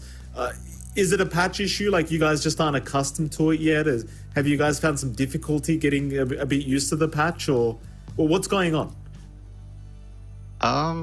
It's a bit hard to say exactly. I think there's like several issues within the team that have like maybe arose like coincidentally around the time of the patch as well as the patch itself.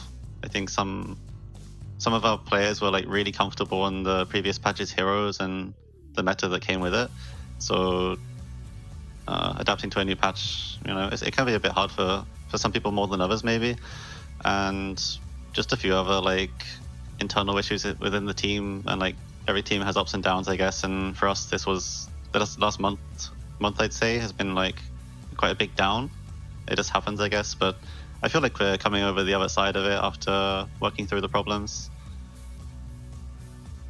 I mean, absolutely. Do you feel like obviously it was a bit of a rough start for you guys against Shopify Rebellion here for Div 2 or 3. Now, I know for a fact a lot of teams are looking at you guys and they're kind of like licking their lips almost. Like, we talked to SKG and they were saying they were looking forward to versing you guys. I know for a fact Nouns are looking forward to going after you guys. Is there some kind of mental aspect here that kind of affects any kind of gameplay? Because you guys dropped the first series, so now you can't really afford to drop another series. Is there any fear that comes into play for you guys at TSM, or are you guys still very confident? I'd say we're still very confident, really. I think we this last like few days we've actually been playing, I'd say, really well, at least a lot better than we played in that Shopify series. That was like exceptionally poor. So I think going forwards from here, we should be able to maintain this level of play for the rest of the tour, and that level of play, I believe, will win us every other game in this tour. So I think we have every reason to be confident. Yeah, I mean, I'd 100% agree with you on that. Go on, John. I am curious, Ari. You guys have had quite a smattering of LAN experience now. You guys this is the last tour left, and the performances on those on-location events have been a little bit mixed, to say the least. Going forward in this tour, back in NA, what do you feel like is one thing that you guys as a team are working on while going through each week's games?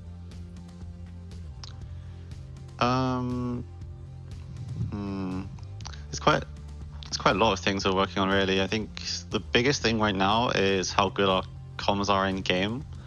I think none of us are like really loud vocal people in game, but we all like try to do our part. But regardless, our comms still aren't that great. So that's the thing we've mainly identified right now as the thing we really want to work on.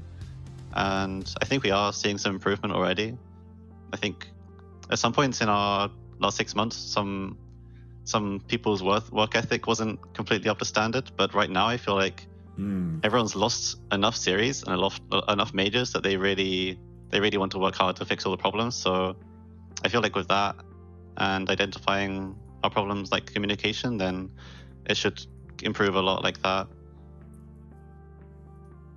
All right, that is good to hear. That it's something that has been a little bit of a wake-up call, because all of us have really thought that the lineups had a lot of promise since its inception. I am curious, how do you feel like there's a lot more that we're missing from the patch? Like, what do you feel like there's something different in how you guys as a team approach this patch in comparison to other teams? I personally think there's a lot of ways this patch can be played. I think a lot of teams are quite narrow-minded on what they want to do. But just for me personally, I think there's a lot of ways you can play the game right now, especially because the patch isn't very figured out. And if you bring something new, there's a high chance that people aren't prepared for it, which adds value to it. So I think as the patch goes on, different metas will evolve within it rather than the one we just see now. And I think we as a team are experimenting with quite a lot of them just to find what we like and to build a structure that we like as a team. All right. Hopefully we see some of those unique styles come out from you guys next time around as well. I'll ask you one more question, Ari, before we let you go. A very simple question. Do you like the new patch? Are you a fan of it or do you hate it? I love the new patch. I was really sick of the old one because I don't like the same thing for too long. I like learning new things and adapting. And I think for a support, this patch is actually really fun. There's so much to do on the map. Every minute you've got something. You've got the Lotus, the Bounty, the Wisdom Rune, the Power Rune, the whatever, Stack the Camps, whatever. There's so much for a support to do. And also kills are so valuable, which is another reason why support is so fun, because you can get really fat if you set up kills and find kills. So for me personally, I love the patch. It really suits the way I want to play. And also a lot of new heroes are viable, which is really cool. Well, we love to hear it, Ari. Thank you so much for joining us here for an interview, and congratulations again on your victory. We wish you the best of luck, sir. Thank you. Bye. Bye-bye.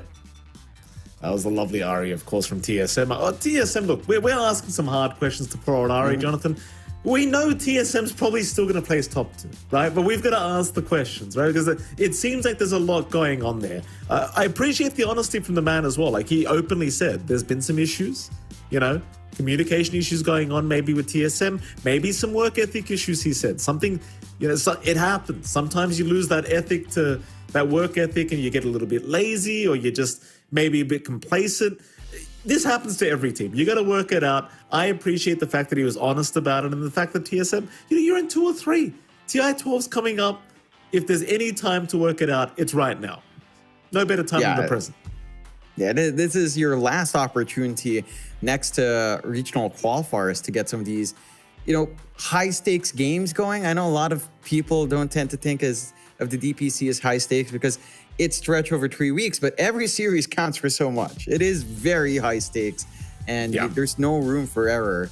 So I'm keen to see how well TSM improves along the line. Whether or not they get to go to Bali is a big one. I'm pretty sure Whitebond's extra motivated to get home. I don't think he's been home in a while, Mr. Matthew Philemon. So he has extra motivation for seeing TSM through at number 2, which hopefully is enough to boost him up there. And what I want to look at right now, John, is the schedule coming up, because we do have another series coming up right here after this one. It's going to be Bait versus SKG. Of course, Bait so far have been struggling, Jonathan, losing 2-0 to TSM. I believe that was yesterday. And obviously their first series was against Nouns. They lost that one 2-0 as well. It hasn't been the greatest start for Bait, but they've got a chance to kind of make their way back here against SKG, which is a team that came up from Div 2. SKG, on the other hand, they're 1-1 right now. They had the misfortune of having to play up against Shopify Rebellion, and obviously they did not end up winning that series. However, they did beat their first series there against Alpha 2-0. So it's going to be a very fun matchup between these two. I believe you in particular, I was talking to you about this series between Bait and SKG, and I think you were saying you actually favor SKG going into this one. Yeah, I think, again, SKG is a team full of promise. They've shown us that they have a lot of fight. They're not scared of a lot of teams, and they're confident in themselves, which I do like to see. I think SKG at their best looks very strong. I think we saw glimmers of that, especially in their match against Alpha, where, we talked to Yanbura. Game 1, nerves were online. Game 2, confidence kicked in. It's a very fast game. Shopify Rebellion, it looked like those nerves came back in. Just looking at the cameras during the draft, right? Like Yanbura looked like he wasn't completely enjoying what the rest of his team wanted to pick up, stuff like that. So it really depends on what kind of SKG we do pick up, because Bait as a team, they're much more experienced. They've managed to hang in here in Div 1. Granted, again, Bait are on a ping disadvantage, which is very unfortunate, but there's not much you can really do about that. I am interested in seeing how much they can get out of this tour, because Bait, it always feels like they're on the precipice of being a great team, but the consistency just sometimes falls a little bit short.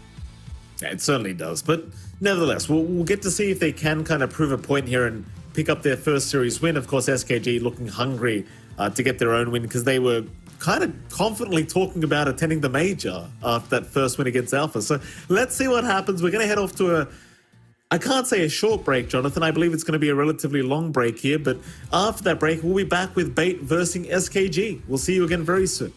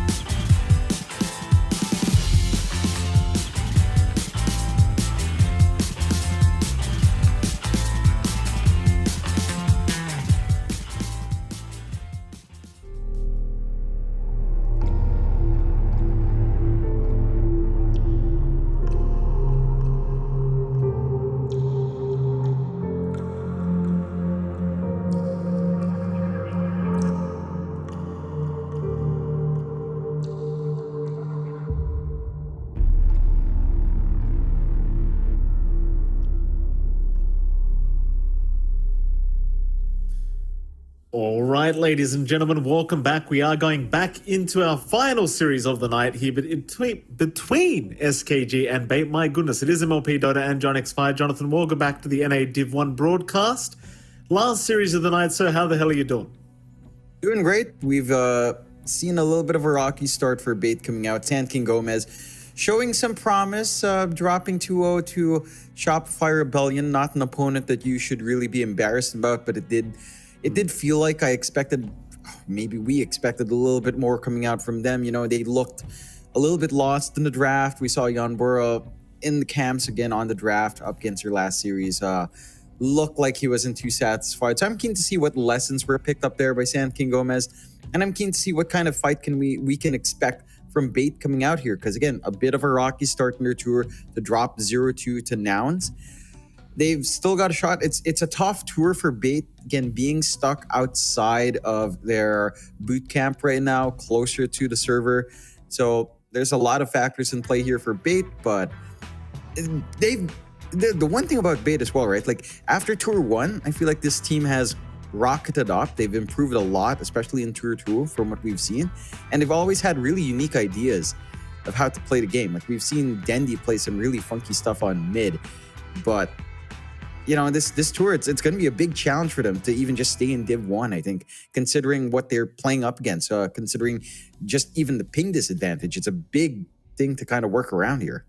Yeah, it certainly is. I mean, ping disadvantage is one thing, and then NA Div 1, at least for 2 or 3, looks a lot more competitive than what we've seen the rest of the year as well. So it's certainly looking to be a much harder tour to try and stay in Division 1. But yeah, I still think this is a great team. I have complete faith in Bait to pull up, at least put up a performance here against SKG. SKG, of course, a team that came from Div 2 up to Div 1. So far, they've had 1 win, 1 loss in terms of series, both of them being 2-0s and 0-2s. So no third game for the... In fact, I say that. Am I wrong? No, I'm not right. I keep remembering that alpha game where they should have lost. Anyway, going back to my point, this is a great team. They're up and coming as well. I think these players, at the very least, are showing a lot of promise, in my opinion. I know the most recent series we have to go off is, sadly for SKG's sake, the one against Shopify Rebellion, which obviously wasn't the greatest series in the world for them, but nonetheless, they already kind of understood they were going to be outmatched. That series, we talked about it in the first interview we had with them throughout Division 1, so it wasn't to be unexpected but per se by any chance. So it is what it is. We move on to our third series of Div 1 here for SKG. Bait, third series for them. Bait probably more hungry for the win, I would argue, considering they have not picked up a win yet. Though in Bait's defense as well. I mean, they went up against TSM, they went up against Noun. So, you know, arguably 2 teams that could be top 2, could be top 3, going up against Bait to start off with. So they probably had, I wouldn't say the hardest matchups, because the hardest matchup right now is Shopify Rebellion, but you know, they had 2 out of the 3 of the hardest matchups for Bait so far. Yeah, like on paper, they've already faced up against really tough opponents. Again, they've got a lot to play against in this tour for Bait. And the last time you and I casted Bait, I think I was expecting maybe something funky coming out from Dendi on his mid. Again, he's played some weird stuff mid. He's been playing some Earthshaker. Of course, we know his Witch Doctor, which is always a fantastic pocket pick for Bait. I kind of want to see that Shaker mid, just because I have no clue what Dendi is trying to do there. He's won, again, last time I checked, he won quite a few games on that Shaker mid, but they didn't pick it up. You know, maybe not the kind of opponents you'd pick that kind of hero against, but perhaps against Sand King Gomez, some of that confidence can come back in and you can start to lean into these weirder sides of the draft. I mean, think about it, Mike. Earthshaker mid. Why? How? Only Dendi knows. And I want to learn from Dendi. I mean, look, I think Shaker mid's actually pretty powerful right now, if I'm frank. Look, I know we haven't seen it in the pro scene yet, so I think it's fair to not compare pubs per se to the pro scene. Obviously, this is Division 1. There's a very very different scene, but yeah, I'd like to see it too, Jonathan. I think Shaker mid's actually pretty potent. It's back to one-shot Shaker. Echo Slam, obviously, with the buffs it received as well. Like, it actually does damage now, which is incredible, because it did feel like after the nerfs after nerfs that we saw with Echo Slam over the years, it's like it just did nothing. Like you could you could slam a 5-man Echo Slam with the creeps around them, and it just felt like it did literally no damage. And now with the slight buff, it's finally gotten to the point where it actually does something. So incredible stuff here for the Shaker. We'll see if we get to see it picked up here, as we are going to have a look at the lovely lads. Sand King Gomez immediately into the Doom as well, which is something we saw, I believe, against Alpha. They do tend to like running these greedy side lanes. I think Doom Alchemist is probably their preferred opening if they can take it. So if it is left, like if Bait don't pick up Alchemist, I do think SKG might just take it for themselves as a second pick. Yeah, I think it's definitely lined up there if Sand King Gomez kind of want to pick it up. That is a pretty cool background coming out from all the lads in their team house. Probably their team house in Ukraine, I'm guessing.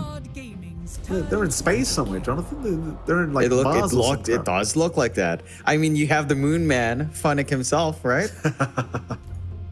You keep making that joke every time we see Funnick, and I feel like 90% of the viewers have no idea what you're talking about. Like, it was so long ago. It's super old now, but I just can't get over it, because Funnick he was on a roll. Whatever he was saying there, he was on a roll saying something about the moon and everyone else. It was an oddly positive rant on Reddit that I don't even understand till this day, but I just know he is the Moon Man. And that's fine, Jonathan. Nothing wrong with being the Moon Man. The Bait, they do go for the Monkey King, they do go for the Clink's opening, so they'll leave the Alk if Sand King Gomez do want to go back for that comfort pick.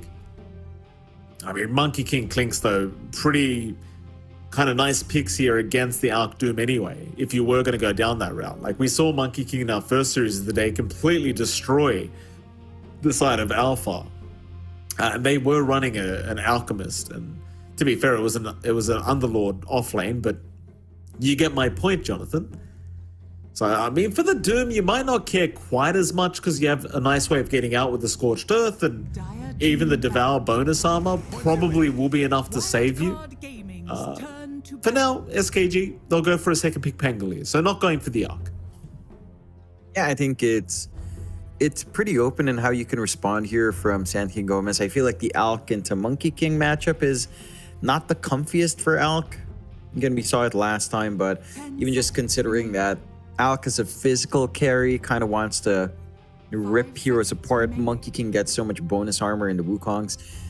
That video screen just zooms in the back. It's so fascinating. My attention's just drawn there. It's like it's zoomed in. It's very nice. Except for Stominan, who just goes for the pure black background. He doesn't mess around that blow. Yeah, I mean, Stominan's the cold-blooded support that goes for a Midas Ags Russian Sky. So, if you remember that from Tour 1, that is very memorable to me. Yeah, as I'm pretty sure it was memorable for everyone in that game. Good times. Very, very good times. More picks, or rather more bans to come out from both these sides. Now that Clinks has been picked up by Bait, by the way, you are probably going to have to hear me rant again about how busted this hero is as a support. In fact, if I do get the time to play, Jonathan, I might run Clinks support for the first time myself. Because it seems like it's actually very fun. It is. I think for Bait, what enables it is really just having a Monkey King safe. I feel like that lane is just naturally aggressive. You've got enough control from the Monkey King to compensate for pretty much the lack of control from your Clinks. So your lane, the issue with that Clinks, the laning phase, kind of sorts itself out with a Monkey King partner, if that's how you're going to be running it on Bait. I do wonder what Sand King Gomez opts to kind of clear it out. You can see a little bit more high spirits coming out here, as we're seeing from Jan Burr, at the very least, smiling a little bit more in this draft. Whereas last time we saw them up against Shopify Rebellion to look a little bit more stressed out. Still no Bintang hat for Lund. Rather unfortunate. Unfortunate. I mean, maybe they had a chat with him and just like, hey, mate, we're not sponsored by these guys. Get rid of that damn hat. Wildcard Gaming's Fair enough. Final banouts to come. Underlord being removed here by Sand King Gomez. Bait, just focusing on position ones right now. They'll get rid of the Slark. I think it's fair enough to get rid of any heroes that you think do well against the MK. You have basically first picked your carry, so you'd rather not allow too many good picks against it. I mean, mind you, they still could choose MK support as well. Like, I don't think Monkey King support's a bad thing right now because the map's so big, can secure wisdom rooms very effectively with the Monkey King. You know, there's just so many objectives you can play around, and I think while vision has always been important, it really does feel like vision is king in this new patch, considering how big the map is. Speaking of vision, by the way, people have been complaining quite a lot about the fact that, for example, Sentry Ward range hasn't been increased, which I kind of agree with as well. Because I feel like that's why the Envious heroes are just so powerful right now. Is the map's 40% bigger, but detection hasn't gotten any bigger in terms of range. So unless you're carrying dust non-stop, it's like you don't have an answer for these heroes. As by the way, SKG, they do end up going for the Alchemist. Yeah, to go back for it. Fair enough. I think the support duo from Bait doesn't really threaten the Alch too much. So you're kind of free to just pick that up in Sand King Gomez. They do go for the triple core pickup first. Do want to see some good support partners now for the Doom and the Alch. You still have a Rubik option if you want to lean into that here. Run a Rubik Doom lane. I think that's pretty strong. No techies. First phase ban from Sand King Gomez themselves. You can double down on like the Alch lane. Maybe go for something like a Venge. Although I do feel like there's no particular reason for the Venge outside of maybe breaking Wukongs. So that could be one way to manage that if you want to give your Alch a better time in kind of trying to handle the Monkey King. Take away that added armor he gets in the Wukong. So could be one route there. As we will see. A fourth pick for Sand King Gomez. I mean, it seems like they need two supports now. They've got a 3-core melee lineup. It's kind of feels like the Monkey King dream almost right now. These heroes that have been picked up here by SKG. I think you have a lot of leeway in picking up something fun for Funnick on the offlane. They go for the Lich pickup instead of Sand King Gomez, so Lich Alchemist lane coming up. That can be pretty damn strong with the slows and the magical damage in lane. I feel like Bait could just pick up something like a Timber Saw. Like it's triple melee. It's a good chunk of strength. It softens him up quite nicely for your Monkey King. They'll go with a Magnus instead, which we've seen a lot of play come out in like every region right now. And I do like that for Funnick. I think you've got the Monkey King plus Magnus combination. You can still kind of flex this as well to an extent. I feel like mid Magnus isn't too bad if Dendi wants to run that. So it's open enough. Maybe this is the game we get the Shaker mid because you have Empower plus Enchant. That could be a game for it. You know what, John? You might not be wrong about that. Like, I'm not sure if it's going to be the best pickup against a hero like Pango, but you never know. I think Bait, as long as you want to play fast, right? Like you're against Alch Doom. I don't think you want to play a slow game against SKG this game. I think you'd much prefer to just dominate the lanes and then just move into the mid game very confidently, not allowing any space for the Doom and Alch to farm. And that seems to be the kind of consensus when we do see pickups like Alchemist and Doom on the same team, like these really greedy kind of cores. You do tend to see the better teams will pick up drafts that can just dominate lanes, and then they'll just move out, like after the 10-minute mark, sometimes even before that. They'll just take tier 1 towers and they'll just follow Alch around the jungle. And generally speaking, like even this early on into the patch, you tend to know where the Alch's going to be farming every time. You know, even though the map got that much bigger, it's always that top tier 1 tower. Like if you're on the Dire side, I mean, it's always around the top tier 1 tower where that new jungle is. You tend to see the Alch farming that area because it's very easy to farm it. It's very efficient in terms of timings. But it's also very obvious.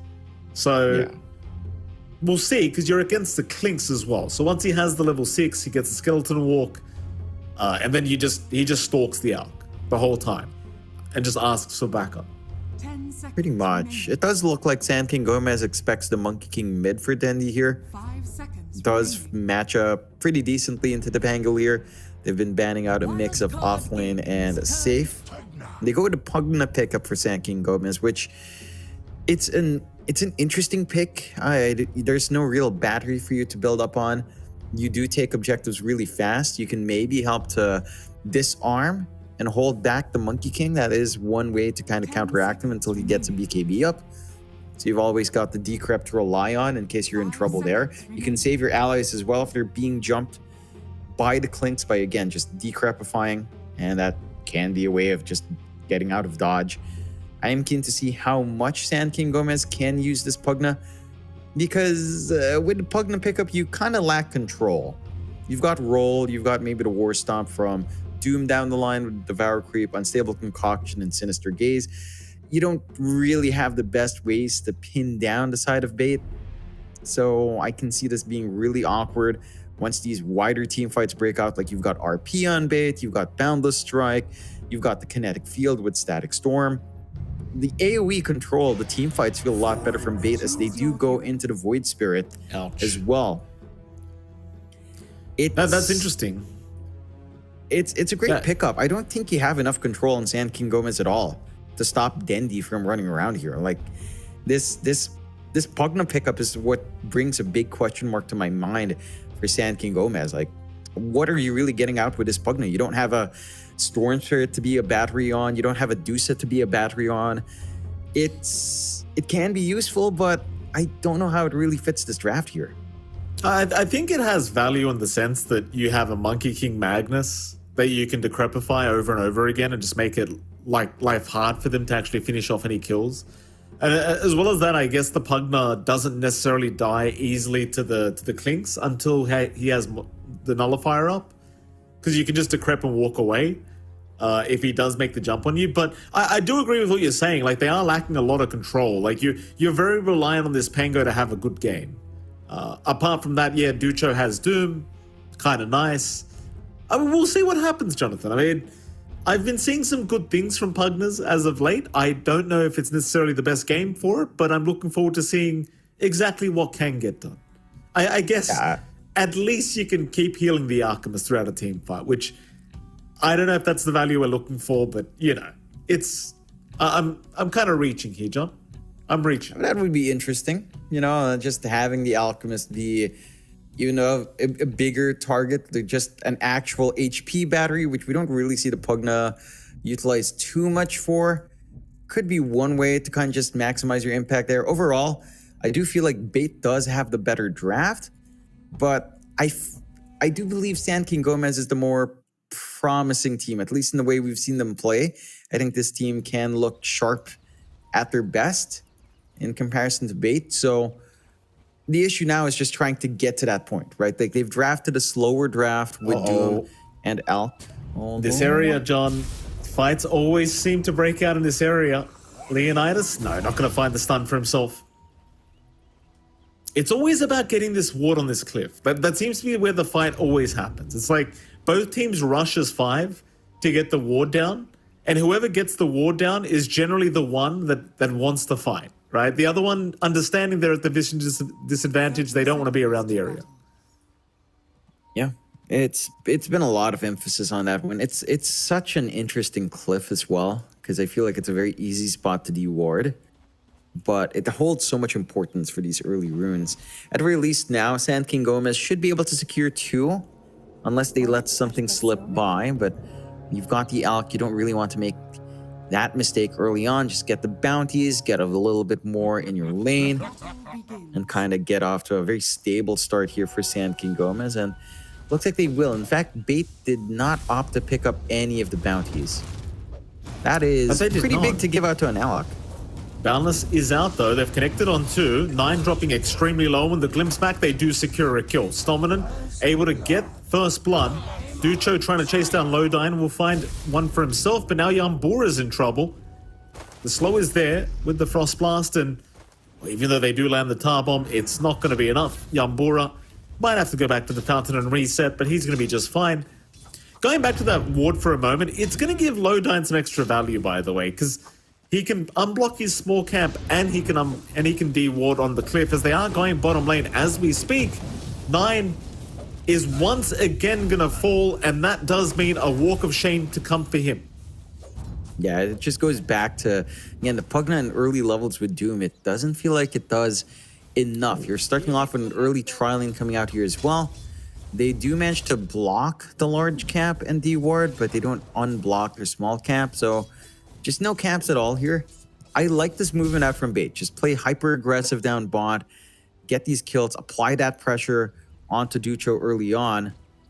That does mean you're leaving certain lanes open. You know, like the top lane's going to be very, very safe for Leonidas in the first few waves. Although eventually you reconnect. Magnus plus Clinks, not the most kill threat. I suppose you could use the Tar Bomb slow to line up for skewer back threats, but it might not be enough to really get that. And I don't know if that's really enough to shove Leonidas away. Like a Lich is a very good trading support. Even up against the Clinks early on, I think the Lich still shines. And once he has Frost Armor up, you're not too scared of copying some extra right clicks there. No, you certainly are not. I kind of wonder as well with this Lich. Like, keeping in mind, I haven't had the pleasure of playing it yet, but I'm wondering at what point Sinister Gaze is going to be higher value than Frost Shield at level 2. Right? Because it's like, even now, had you had the Gaze, you may have been able to stop the Skewer, land the Blood Grenade, and then land the follow-up stun. It's still doing a hell of a lot of damage here from Yambura with the Frost Blast, but I just question, like, is the Frost Shield so much better than Sinister Gaze at level 2? Because level 2 is generally when you want to try and secure a kill if you can. It's a good point. I feel like Sinister Gaze is just such an awkward spell. Like, as a channel, it doesn't last too long. Its cooldown's pretty massive. Like, it's kind of just awkward. I think that's the issue with the Gaze right now. It's a good bit of control, but I know. I feel like that spell still needs a couple of tweaks. Maybe if it had a bit of a safer cast range, feels a little bit better. We'll see down the line when Yambura does pick that up to tie in with his Alk. So far, there's been some good skewer backs on Leonidas, but he is still farming relatively well. Like, he is not being slowed down, which is good news for the side of Sand King Gomez. Ducho is though. Ducho. Stonebank able to secure his second kill of the game on the Monkey King is mid lane. This is what I hate. Like, Stominant can just rotate like this onto the mid laner. And he might actually have him. That's the worst part. Stominant, very fire up by Lund. He's going to be okay. But Stominant has successfully just forced Lund back towards the fountain. And I suppose Lund can't do anything about it. He has no mana, no HP. He just has to walk away. Yeah, it's a rough lane for Lund. Again, matchup against Void Spirits, probably just straight up Void Spirit favorite, especially if you do manage to connect your Remnants. Then he's very familiar with how the Void Spirit plays out. And, you know, he just stat pad as well on the Void Spirit. Same thing goes for Pango, but it does feel easier for the Void Spirit to just go for an early stat item. The Bracer, in this case, coming out for Dendi. And that just gives him control of the lane. Like, you can't afford to have your supports rotate here on SKG as well, because it's a Lich Pugna. They don't really rotate all too well, which is why, again, like, I raise my question on that Pugna. Like, it's not helping the lane too much for Ducho. It's not able to rotate onto mid. It's just kind of not doing much in this lineup for now in the laning phase. That certainly is not. So far, Bait off to a real nice start. Very slight net worth lead their way, but it feels like every lane has pretty much gone their way, apart from maybe the top lane, which has been pretty even. Meanwhile, mid, that's a very nice Aether Remnant from Dendi. Lund is still going to be okay, as Dendi did not have the Resonant Pulse to follow up with. Nevertheless, though, very back and forth this mid lane, but the CS is really what feels like matters, and Dendi is having a much better time. Yeah, he's again got control. He's had pretty good lane control since that rotation out from Stominant to just cut off Lund, giving himself a lot of space there on Dendi. Just get what he wants out of that lane. Still a really solid start for Bait, but not the worst in the world for SKG. Like, you're happy enough that Leonidas is getting the game he wants. You're worse. You probably feel really bad about Ducho. Like, I feel like the Doom timings are probably the most sensitive, because you work yourself into like the Vanguard Midas Octarine nowadays, and that's just really timing dependent on how much value you'll get from your Octarine and your Midas just from how fast you farm. And again, it's been a slower lane for Sand King Gomez there. Very close call in the mid lane. Dendi almost dropping as Nine tries to show up as well with the Nether Blast, but unable to get it as they are fighting over power runes. Lodine able to pick it up. Obviously, the regen cancelled off immediately. Lund, in the meantime, going to get glimpsed away by Lodine. 9 is still chasing, though. 9 cannot go for too much more. I mean, to be fair, he had Decrepify and Nether Blast. He could have thrown out one more, but probably wouldn't have been enough, so he just won't bother wasting his mana. Yeah, it's I mean, the Pugna can try to keep up these chases, but your magic damage output is not that high at this point in the game. Like, you're level 3, sure, but the enemy heroes are not too far behind in XP. In fact, they are ahead from all those kills they've found. So you don't really have that kill op. And again, this strong start for Bait in the lanes allows them to do what they want here. Trying to sneak in for the Wisdom Rune, at very least. Lodine. He's trying. Kinetic Field is there. He might actually have it if he doesn't die, and yeah, he's fine. 9, the one to be forced to get out of there as the glimpse back is out from Lodine. 9, trying for the deny out, will not make it. Stonebank, able to secure his 3rd kill as Lodine does successfully take the Wisdom Rune. And Stoneman will find the other across the map. It's a 4-1 now. Bait just getting so many objectives off the map at once. As Dendi now jumping in mid, or rather, Dire Jungle onto Yambura. Stun is going to be there, but Stompinen is around to secure the kill on the Clinks, which honestly isn't a bad thing, because it just speeds up your medallion timing and gives Stompinen some solo pick-off potential. Yeah, you don't mind at all. 5-2 start for Bait. Everything lining up their way. Sand King Gomez just having such a slow draft. Like, their lanes are slow. They might find this counter kill, though. They may. Stompinen, he will eventually die to Lund. So nice little pick up here for the Pangolier. First kill for him. Bit of a shame they weren't able to scout out this Radiant Triangle, which has been stacked to the absolute teeth here, as Stonebank finding a 4th kill now. Meanwhile, mid lane, 9 being jumped on the Pugna. Dendi, out of Astral Step charges, could be in a pretty awkward position now. It's the Rolling Thunder just completely trapping him between the staircase. And eventually Lund should have it, but no. The Resonant Pulse Shield proving to be enough through the swashbuckle. And now Lund might need to be careful. Stonebank still going after more, finds Ducho. It's a favorable core-to-core matchup, even with the Vanguard up on the Doom. Monkey King doesn't care too much about that durability. Bait getting everything out of this movement. Like, they're collapsing mid. There's no answer in the side lanes. The one thing that they're not handling is Leonidas, but with how many kills you're finding in Stonebank, you don't mind. Monkey King's keeping up. They aren't really able to fully contest these stacks in the top jungle, but the pressure's on. Like, Sand King Gomez, your biggest issue now is not that your Alk isn't farming, it's that you're sacrificing your Doom and your Pangolier in a pretty big way.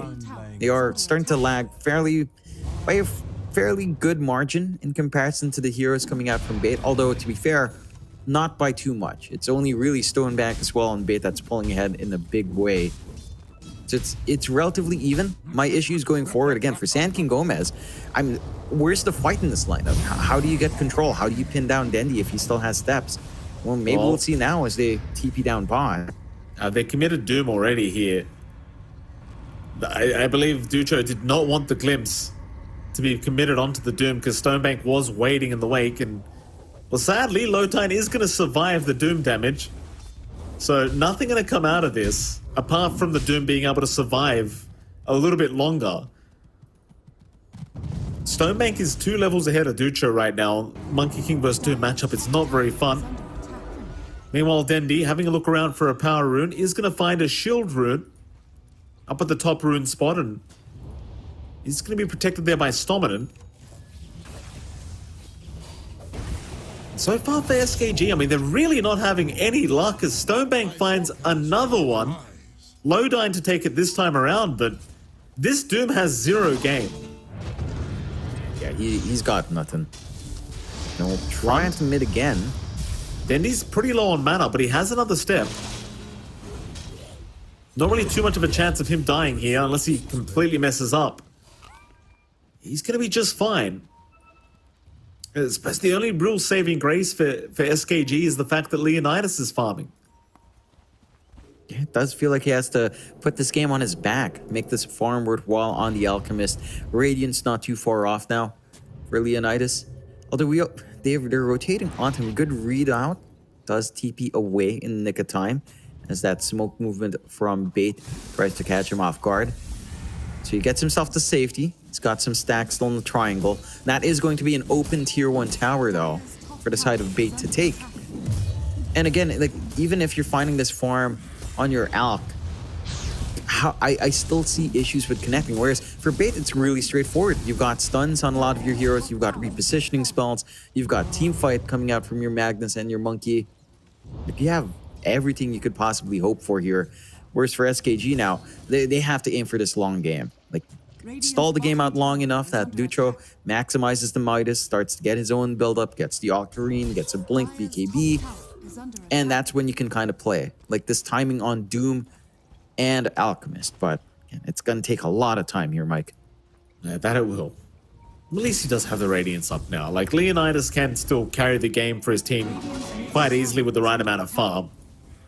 Even if the rest of his cores are very low in terms of gold and net worth, they can still have the option of playing the slower game as Stonebank. Glimpse back is going to be there onto the Doom. This time around, you do have Leonidas to try and help out. Problem is, he's stuck in the Wukong's command right now as the Doom. Ducho, he's not backing out of there. He moved back in. Maybe a little bit tilted here, John. It looked like he was trying to line up for the Doom. Doesn't manage to get it off, and he did manage to sidestep the Boundless, but again, without the Doom, they couldn't follow through. Meanwhile, mid lane, they're just losing them one by one. Yambura, 9, and Ducho are all gone across the map. There's now Bait. They are looking for that mid-tier 1 tower, and it's not going to take them too long to have it. It's going to be a quick one. You've got the output to kind of take that out now as well. They spot Ducho again. Oh, Ducho. He's had such a tough time already. Glimpse back is there. Lund, he's going to be sent right back as Ducho is all by himself, committing the Doom, but it means nothing. Leonidas at least will find Lodine. Not a good trade. Maybe they could try to secure Dendi, but he has to assimilate. And now Stonebank, man, he's just moving up so confidently. Boundless Strike is out. They just want to burst down 9, and they will find him, but Dendi's going to drop for this. A risky play, and I can't say it pays off for Bait. Nah, they definitely overextend just for... Radiant's bottom tower is under attack.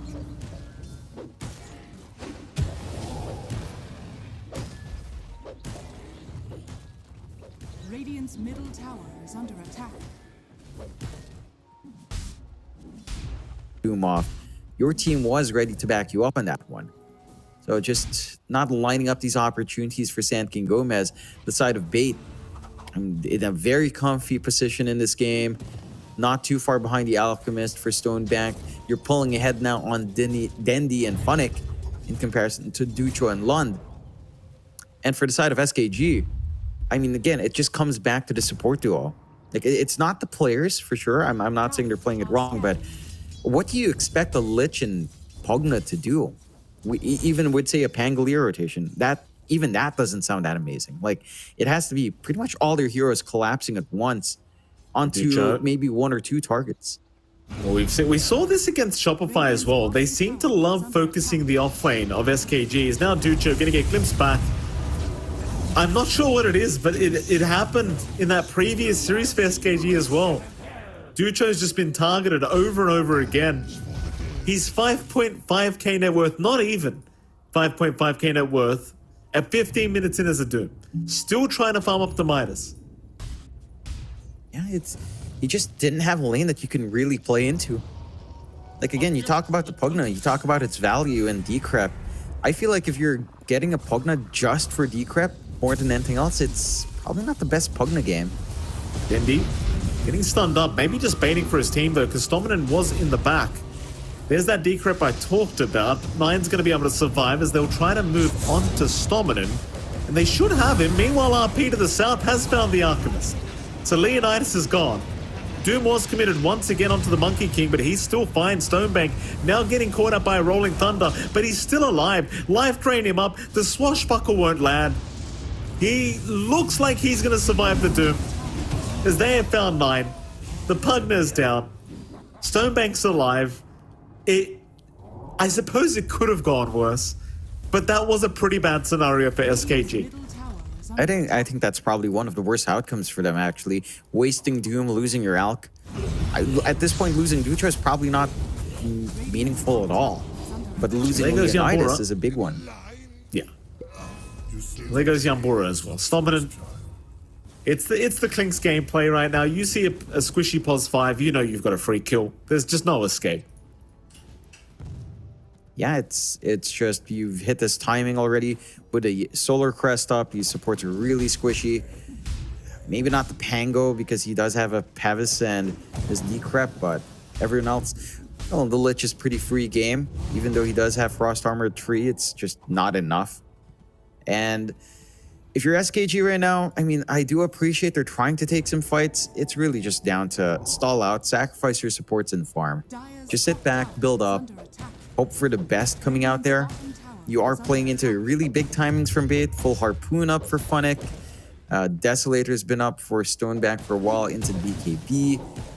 Everything's kind of stacking up, but you gotta stem the bleeding. Just don't sacrifice your cores. If you feel like you can't take these fights, just have Yanbur and 9 die. But don't have Leonidas and Dutra up front like this. What lane? Ducho? Speaking of being on front. Yeah, Courier has been killed. like that. I mean, Radiant's bottom tower yeah. is under attack. What do you do? Like, My impact. he's died 7 times, and I swear to you, it's been all of the pot lane. Like, it might be about time to leave that area. Under attack. Pretty much. Like, just play jungle, maybe play top lane instead. You've got vision to protect you there. Are fortified. Mid tower under siege. Fortify will stall just for a little bit, but is still set to fall. Sand King Gomez. Dire's middle tower Here you go. has fallen. Look at this, John. Yeah, Radiant's top tower gameplay. Yeah, the Crepper fight just means they'll fight 2. Dendi fights a double. On to another. Aether Remnant. They'll at least pick up Low Dynamo. There's your Doom out. That's a big target on Dendi. Meanwhile, to the right, Leonidas has been caught. Can they kill him? He's a tanky boy, but not tanky enough. Leonidas is gone. That is your saving grace on SKG. As Lund is still trying to fight, but decides better off, it does roll out. It's just the thing. Like, you kill the mid Void Spirit, it's great. You lose your POS 1 Alchemist, not so good. That is the only guy that's going to carry you through this game if you're SKG. You're still really happy in Bait. Like, then he doesn't mind that sacrifice. They might find more. They could find Stominant. They should find Stominant. He's left some archers behind, but he's going to drop. Problem is now Ducho's in trouble again. 9 also getting caught out, so he'll go down. Ducho harpooned back towards Funnick. And Ducho is just dead. At least he got a Crimson Guard before he died. Yeah, that's a pretty big way to mitigate a lot of this output coming out from the Monkey King and even to an extent the Void Spirit as well. So it's a big durability item. It does provide something in these fights. But yeah, just keep stalling. Like, you're not quite ready in Leonidas. Maybe by the time you get the BKB plus the Radiant's AC, bottom tower is under attack. that's when your Alk can shine. For Bait though, very, not exactly clean, but a very good game coming out from them. Very consistent. They just understand what they have to do on the map. They've been aggressive. They've not been relenting. Stominant has been really effective on his rotations. There's simply not enough detection to pin down the Klinks. And Dutra's died here so many times. Just probably won't die now with a Crimson, but you know, it's kind of dicey. Here we go. Stominant, he's around 3-4 heroes here from SKG. It's just the strength though. Like, this hero can just give you so much information. Skeletal walk lasting 35 seconds at level 1, but it's an 18-second cooldown. He'll just keep scouting. They don't have the sentries to give the information over that he's around them right now.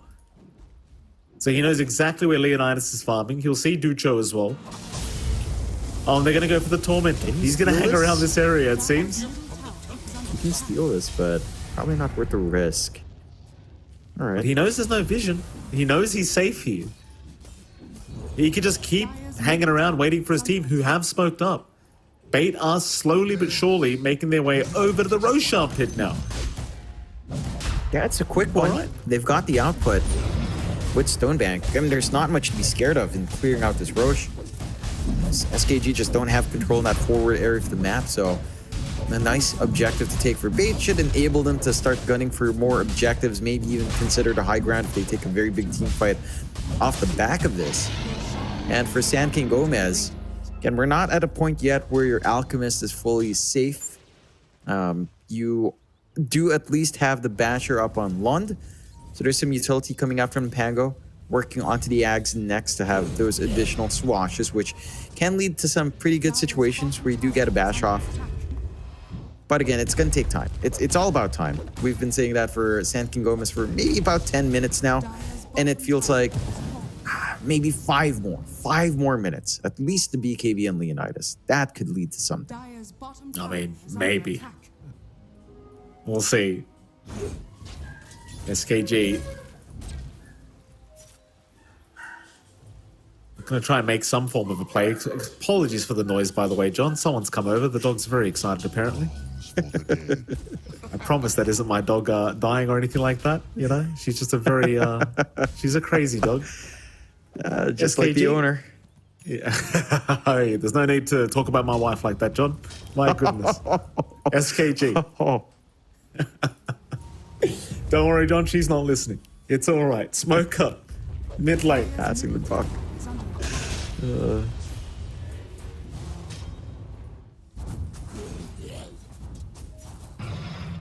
I mean, they could jump in. Blinks up on Ducho. Oh, Phoenix the one to jump in. Nice skewer back into the RP. He's found Lund. Can they get him though? Dendy's still going with a double damage rune. It's just so much damage being pumped down, but he's gone too far. Never mind. He'll still be able to astral step away. All that for Ducho. It's still a great pick off here for Bait, but it felt like there could have been so much more. Yeah, I mean, Funnick could have had a blink RP moment right there with the skewer back, but plays it conservatively, tries to lock in Lund, not quite enough to really get that opportunity on the Pangolier. They did hold onto the Wukongs as well from Stonebank, so just not leading to as much output. But you take care of the Doom. Granted, respawn is a few seconds, so you don't really mind too much on SKG. You still have the Doom ready as well in the respawn, so you're not going to be able to gun for too much more here on Bait. But the message was sent, Mike. Yeah, they've sent that message. Like, I blinked into the middle of 3 heroes and I didn't RP. It could have been worse, guys. You know, Funnick just making them think twice about what happens from the move, man.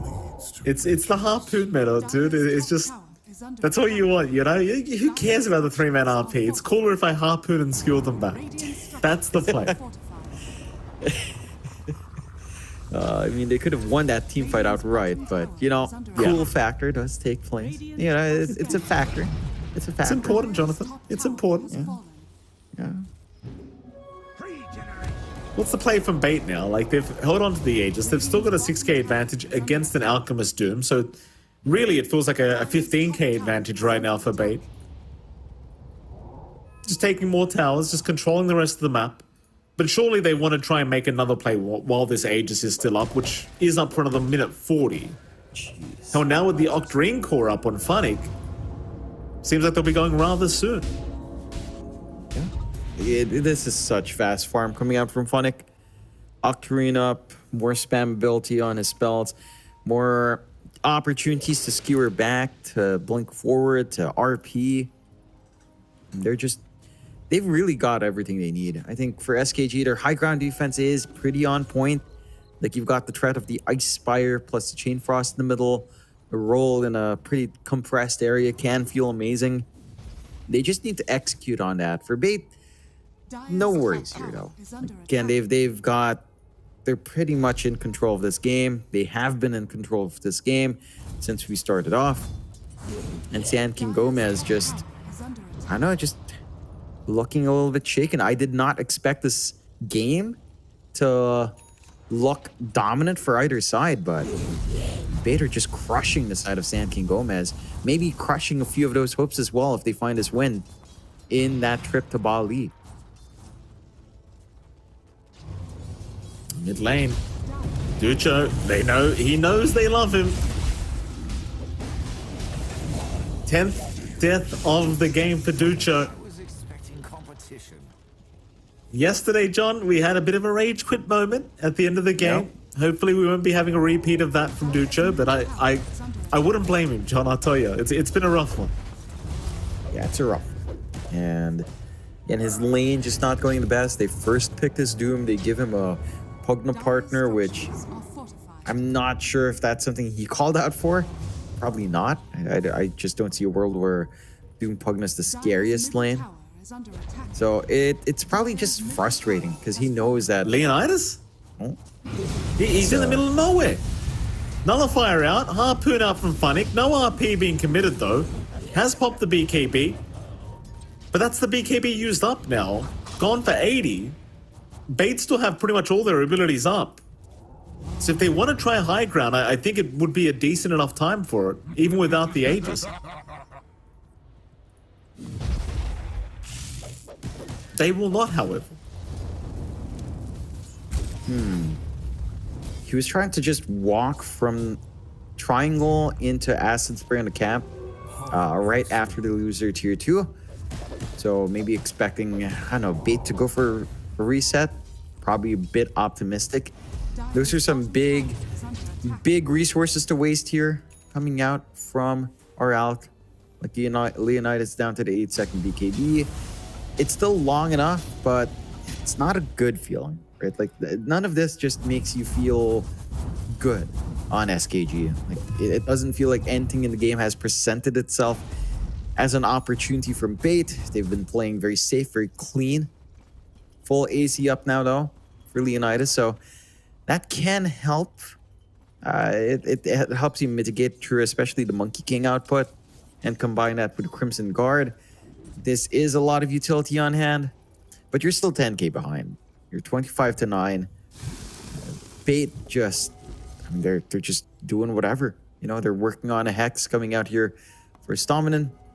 Dendi, not too far off from some protective items now as well in the Lincolns. Doom's just not going to be as great if Dutra can even find the angle for the Doom. It's a very slow and painful way to get shut out. Now, if Sand King Gomez managed to play their high ground defense strengths again, play with the Ice Spire, play with the threat of Chain Frost and the Rolling Thunder, their lineup can shine. It's just that you have to always keep an eye for Funnick, because if he does manage to get at least even just one Blink Skewer back, that could just open up this push for Bait that they've been really patient with. Here we go. 4-man smoke up again from Bait.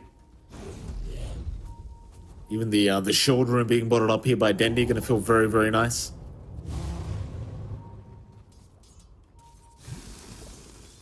Leonidas, Ducho, spotted for a moment. Oh, Ducho in the middle of nowhere right now, but Stonebank has not seen him. Instead, Harpoon is out. They caught the Alk. RP committed immediately for Leonidas. No buyback available. And they'll find another, it seems, as Yambura barely alive. Stonebank now the one in danger as they do commit the Doom out, but do they have the follow-up damage? They are trying with Lund and they might just have him. He's still going, but Stonebank eventually dies. Ducho does go down with him. 9 still being chased down to the Pugna. Should die, and with the Nullifier will do so. So a 4-for-1 trade, Stonebank going down. In fact, make that maybe 5. It could be a full team wipe to come out. Zlund will try to swash away. Nullifier will be there, but ultimately they do not want to dive too far. The thing is, though, it doesn't feel like Bait can really go for the high ground push without Stonebank up. Yeah, losing the Monkey King does cut off a lot of that push. I mean, you really need the Desert to kind of melt through here.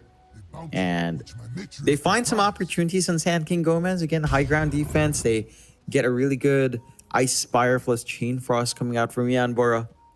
That is enough to keep them in the game. And I have to say, Funnick may be a little bit trigger happy with those RPs, right? Like he gets in, he gets the skewer back. He still opts for the RP on Leonidas early on in the fight, where I think this is the point in the game where you probably just want to save it for something slippery. Like, again, catching the Pangoliers, maybe your biggest challenge right now on the side of Bait. So you just save the RP to get that to 10 points more and kind of go from there. Still, Bait 12k advantage coming out from Sand King Gomez, still trying to enable as much as they possibly can Leonidas on that Alkin, even Ducho. You know, you need that BKB on the Doom. You need so much more utility to come out here. And time is being stalled out. So depending on how long more this goes, this could get a little bit tougher for Bait to try to pierce that high ground defensive shell.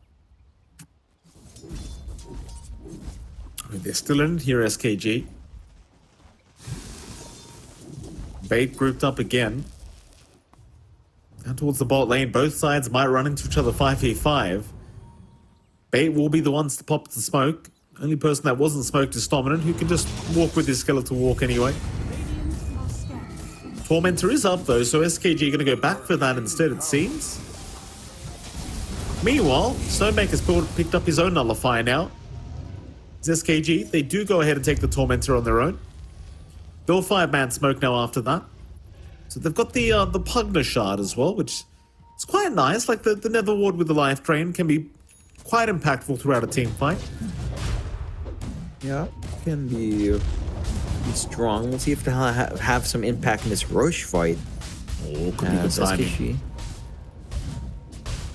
Be very good timing for SKG to try and jump in. Swashbuckle, Boundless though does connect. They want to burst down London immediately, and with the RP they can. Now Dendi moves into both supports, bursting them both down. Meanwhile, Stonebake just going right after Roshan, not even leaving the pit. Just pops the Wukong's command and the Boundless, takes Roshan. They even got the buyback committed from Pango. But Lund will find nothing for his trouble, as he was trying to make it through the twin gates to get there. But Bait now with the Aegis Cheese up. 17k advantage. I mean, it's just as good as going high ground now. Maybe once Wukong's and RP are back up and available, you just go high ground, go for the easy push. Yeah, you don't have to be scared of too much here on the side of Bait. They've even got the refresh coming out here for Funnick as well. So double RPs now ready to go. You've got the BKB up and running on Ducho. We've got to see him get some better Dooms. Like, it's just super awkward. I feel like Ducho can kind of catch these Doom targets before he dies, but whenever that happens, there's no backup. Other times his backup is there. He's not able to get the Doom off. Like, the circumstances that SKG find themselves in are not the most straightforward for the initiation, but they have got to find a way to make this work. It's got to come out. Here we go. They'll have their opportunity. Ducho jumps in, quick stun out. Stonebank though pops his BKB, a 3-man Boundless strike out as well with the Wukong's command. They've got to run. At least RP is whiffed. Funnick will not land the initial, but he does have the refresher orb if he wants to commit for a second. He'll hold on to it for now.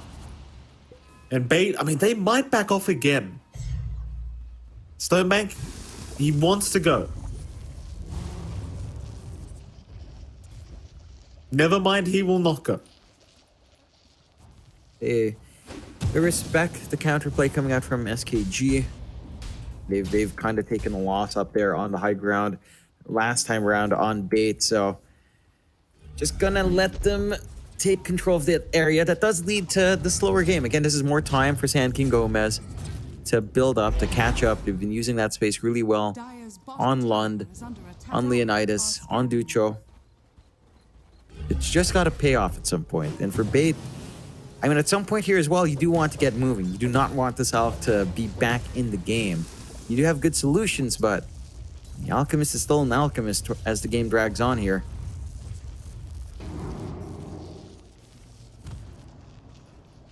Bait. Let's just go back for the Wisdom Rune on the right side. Never mind that. Stomina will take care of it perhaps, but Snowbank, he's a man of business. Wants to go right after the tier 3 tower once again. Double RP is back up and available. Leonidas will charge up a stun. We'll throw it onto Stonebank, but it really means nothing.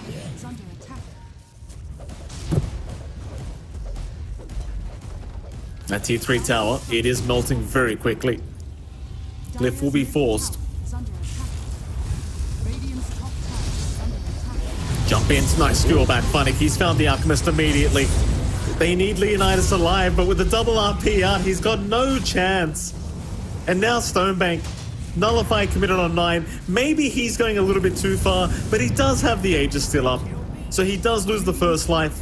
Problem is, Ducho's got Doom available. Dendi gonna try and hold him with the Aether Remnant into the Static Storm. It's a perfect setup. Ducho gets a BKB Doom off, but it won't matter. Oh, you've got to call it, I think. This game is just way too far gone for SKG. And Bait, they are pinging out tier 4 towers. They want this game over. Yeah, they've got the opening. What did Ducho even doom up? That's a good question. That is a very good question. I didn't see it on Stoneback. I didn't see it on anything. Did he doom a creep? He may have. It's been a tough game for Ducho. Been a very tough game, to say the least. Look at that push. No GG call will be made by SKG. So, Bait, they'll say GG. SKG looks like they'll quickly disconnect out of the game. London will at least hand a GG over. Oh, frustrating times here for SKG, but happy days for Bait as they will take the first game of this best of 3 series against SKG. John, I can't say it was a drafting issue at all for SKG. It's just, again, the lanes just got destroyed here by Bait and they just couldn't recover. I think it is a drafting issue. Pugna Doom, that's not a lane.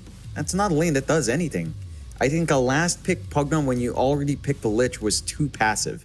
Like, it can play aggressive, but normally Pugna as an aggressor wants a more aggressive 4, and it runs as a 5, but Lich Pugna is a support duo. Like, even if you had a better start coming out there for Lund down mid, I don't know if you could do anything with those 2 supports.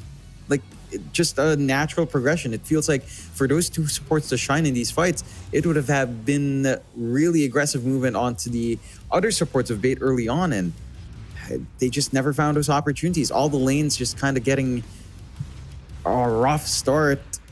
Ducho really the highlight there in terms of what Bait were doing onto him. Like, they just took control of that off lane very early on, ran it down, got the good matchup for the Monkey King into the Doom.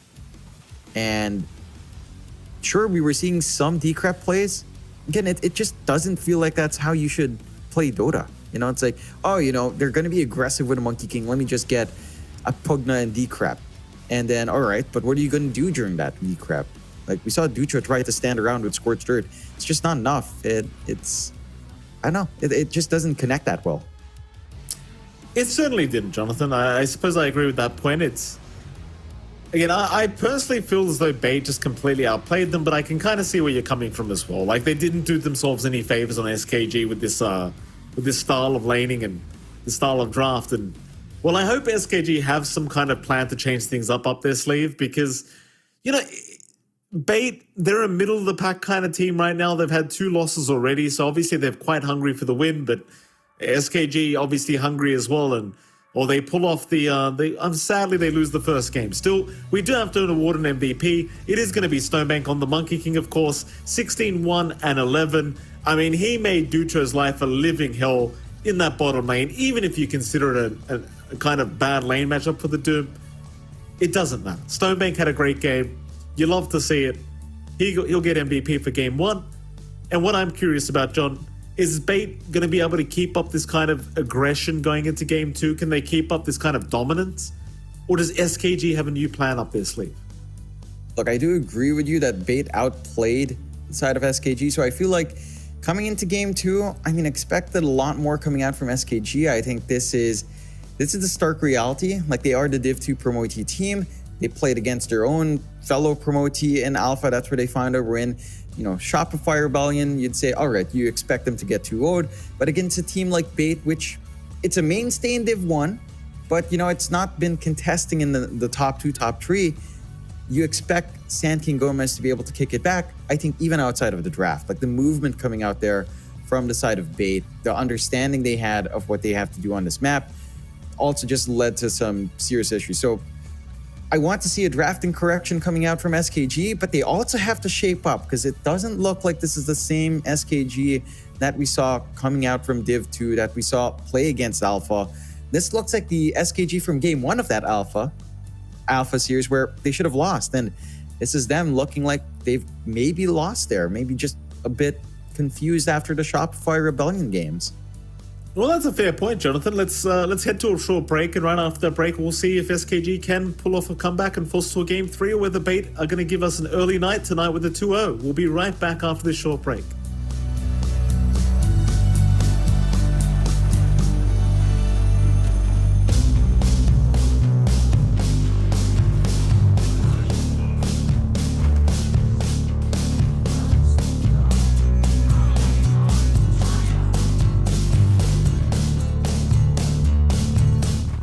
Dire's middle tower.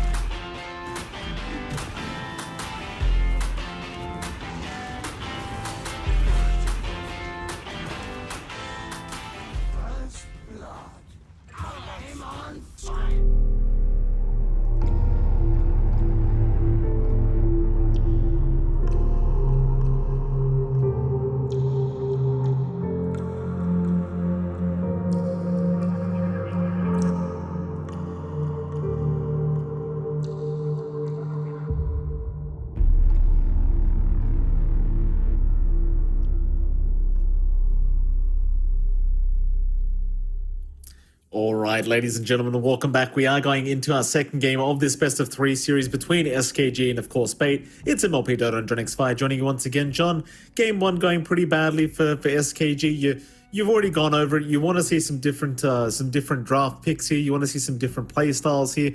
We want to see something different is the consensus, I think, from SKG.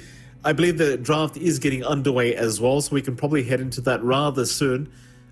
I'm wondering, are we going to see the Doom come out? No, it is banned out from Bait, so maybe doing SKG some favors, because I don't think Ducho wants to play Doom anymore. Are we going to see Alchemist banned out by Bait, or is SKG going to be able to pick it up? I think it's a pretty safe ban for Bait. It is manageable. I don't think the Alch is... I mean, it's still a really strong hero, don't get me wrong, but it's not an instant win as we see in early on the patch. I think people have managed to adapt, managed to counteract the Alch, get some stronger lanes to counteract it. So you could probably get away with it if you just give it out on Bait. For Sand King Gomez, being forced to ban out the Magnus after Funnick's performance, that's already a big ban slot to be used, right? And they do ban out the Dusa here in Bait.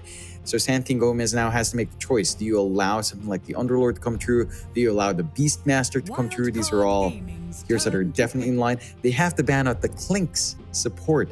So you're left with the Underlord. You're left with a lot of options. You're left with the Techies, and they pick it up on Bait. We know how strong this Techies is. Universal hero type with a lot of nukes, like 64 damage or 72 damage by level 5 and 4. Like, yeah. There's a reason why this is a first phase ban. Like, yes, you take care of Clinks. I would argue Techies is worse to play into in terms of lane.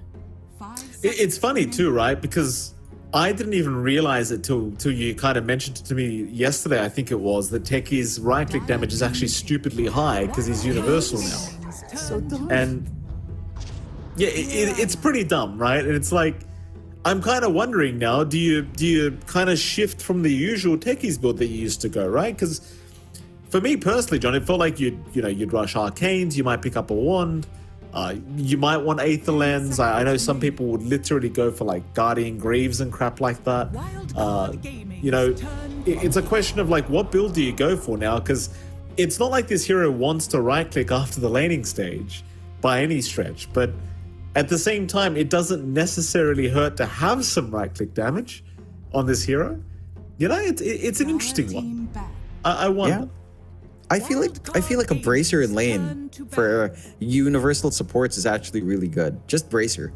Plus 3 damage, every stat feels good, more strength, you can trade better in your right clicks. Techies in particular, it covers his bases when he does blast off in.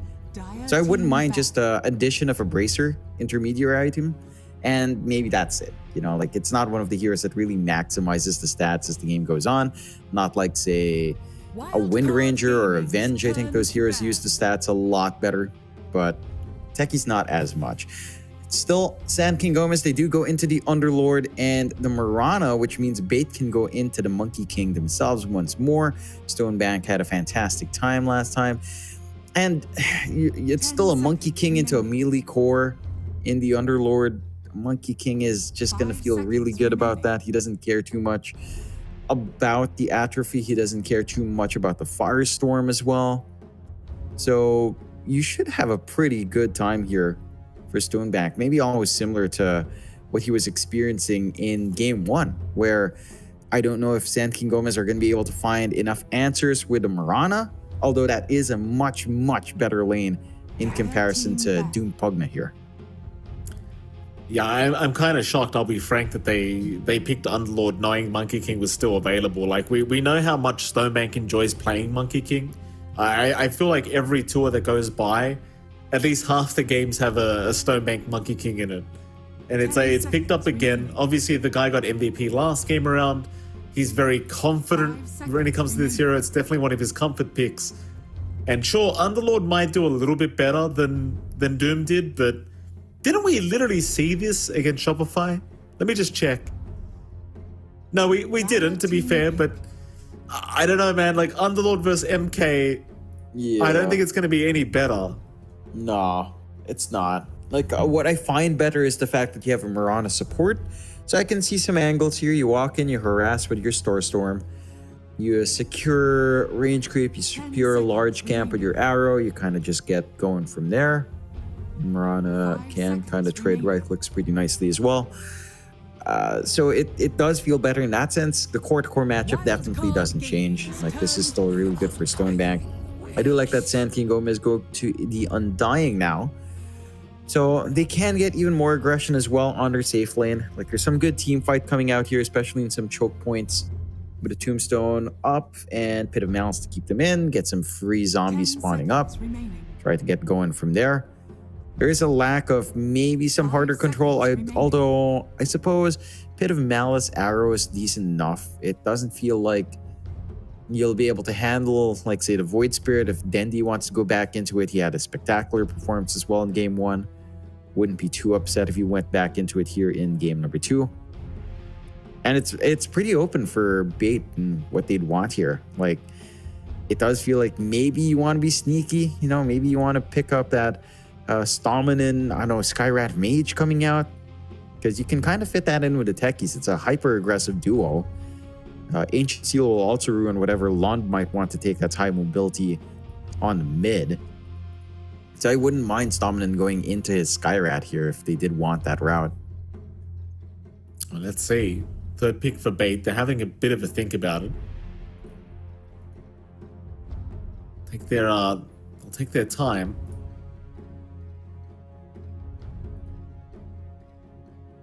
Wildcard Gaming. Oh, Right away, just Bounty Hunter Windranger. Like, it's just... At your service. That's the combo they want. Now, mind you, like, Bounty Hunter with Windranger is very, very potent as well. Because, like, now you've got this crazy vision game. Because, like, you think of Focus Fire, right? Like, you lose vision in the fog, suddenly Focus Fire stops attacking. But when you've got Track available, you never really stop. Like, there's no escape from the Windranger now. yeah. You're just going to be able to secure those kills every time. And talking about universal heroes, here's the one that we know is just very, very viable. It's a core right now on the safe lane, on the mid lane. This hero does a lot. The Windranger just using all the early stat items. Well, you probably don't want Null, but Wraith Band and a Bracer start is pretty good. We've seen rushes into Rod of Atos just for the stats, which also feels good. Like, this should be our Dendi mid coming out in the Windranger, which I don't mind. I think it matches up against most mids pretty alright. It doesn't get bullied out. Has good right click to trade hits. So I'm wondering what the response will be from Sand King Gomez, because they did ban out the Void Spirit themselves. You've got certain options that are maybe a little bit more slippery in terms of, well, only the Storm's really left, but like, it's not a bad Storm game. I just feel like I want more activity. And the Storm, I mean, it works out, but you don't have a battery. So I feel like your uptime for aggression on Storm is much lower. You do have Fiend's Gate back to base to top up, but we don't really see teams do that outside of the one time I believe we saw it a little bit more in the Major, but now in the DPC, not as many adapting to that one. 5 seconds remaining. Let's see what happens here. Like, final pickups to come. Bans to come out. Dire team. So they're saying King Gomez lacking a position 1 right now, so that'll be the focus of Bait. I love the fact that Alchemist has been left. Like, they're just kind of goading them into picking it. I don't think it's a great idea, considering I believe it'd be their 4th loss with Alchemist in a row if they did pick it up, if I'm not incorrect in saying so. In fact, it's not the 4th in a row, but there's been quite a few losses, to say the least, when it comes to Alchemist and this team. Yep. So Quite Naga Siren gets more. removed. Well, I mean, you want like a ranged pos one. Like, I would have said TB, but obviously that was removed by Bait already. Something that can just deal with the MK. Drow's not really a big solution to the MK. What else is there that's range right now? Doesn't feel like he had much. Like, Drow's not a hero there. Terrorblade gone. Some quirky answer like Luna is up there, I suppose, if you wanted that route.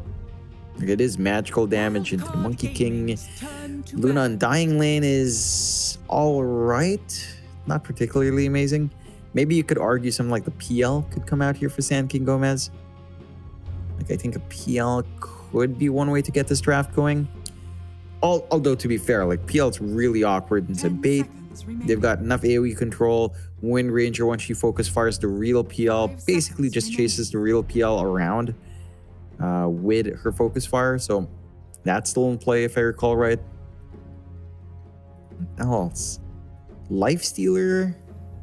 I don't know about Lifestealer. That also doesn't feel amazing into a monkey. Dire team ban. Sniper? That's probably the safest bet you have for a safe lane ranged core. But I don't particularly like Sniper right now. I don't think it's okay. It's also not one of the more 10 busted seconds heroes. remaining. I mean, we're going to find out soon exactly where they're going. They haven't got too much reserve time left here in San King Gomez, but they've got to make their final ban first. I think they'll just So go the into troll the Alp warlord. again. I mean, it certainly looks like that might be the case. But we saw what happened last game. And we've seen it before with the Monkey King versus Alchemist right now. It can go both ways, but not exactly recommended. Wild card At least from me. Gaming's turn to pick. They'll ban the Visage. They seem to believe Beta looking for some kind of an offlane here for Funnick, which could be the case. You could also err towards the side of a bounty offlane if you really wanted to as bait, but I don't think that's quite necessary. 10 They won't seconds have remaining. the knowledge of what the POS 1 of San King Gomez is. Dire team pick. What does Funnick want to play? Like, he won't have the Magnus available again. Instead, they'll take the Ench now, so it's still very Yeah. confusing as to who's playing what. But we have seen Ench POS 3, if that is going to be the case, and this hero can be pretty devastating to try and lane against. Yeah, I don't mind a potential core Inch. I don't mind the potential core Bounty Hunter either. I think both are strong options 5 here seconds for remaining. bait. This lane you've got now with Inch Monkey King is pretty solid though. And I think a Bounty Hunter Techies, while it sounds funny, it's actually a decent amount of chain stuns and a good amount of damage. So I wouldn't mind that. Just run offlane Bounty more than anything. They go to PA on San King Gomez now. Whoa. The PA is not a hero that I've enjoyed watching. I'll be frank No. with you, Mike.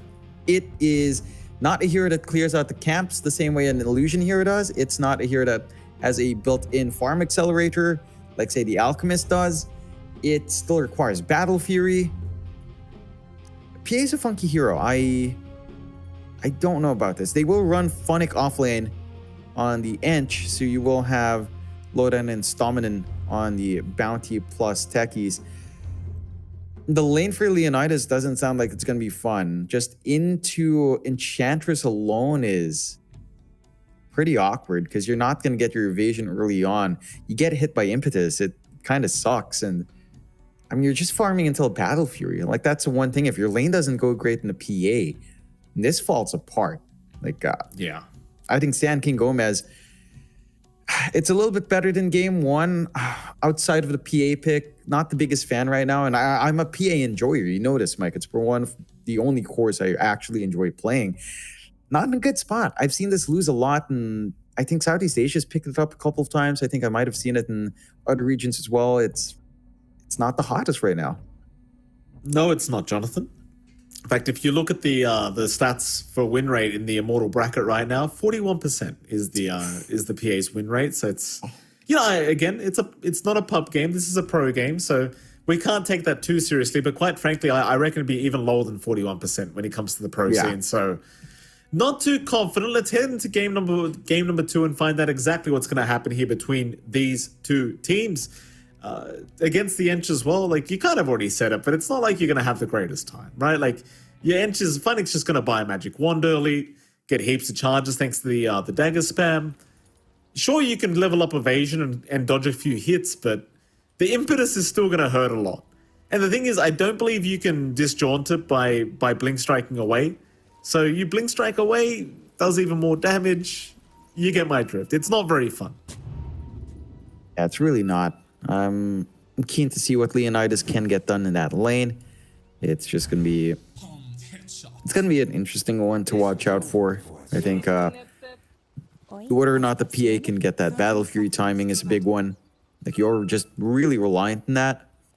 You do have supports that can make plays now. You do have an off lane that while it can still get completely run down by Stonebank, it should be able to also just sit back, use Firestorm from a safe distance, and farm.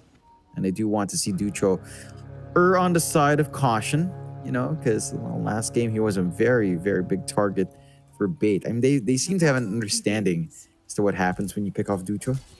Yeah.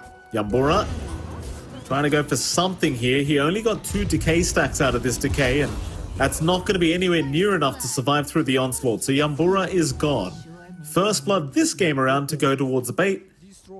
And in terms of bounties, at least it was a pretty big advantage the way of Bait. I believe they got a 3-for-1, but nevertheless, you'd much rather the first blood be secured on Dendi, if anything. Oh, stalking. 9? Stalking, 9. I mean, yeah, he's going to skill up the lead. He doesn't want to die like this. But that's a pretty poor kind of... Oh, no, Yambura. Another blood grenade. Enchant is there from Funnick. Stominan's going to cut him off. He can go for a decay very, very soon. I don't know if it's going to be quite enough health to survive, but it looks like he's okay. He'll make it out.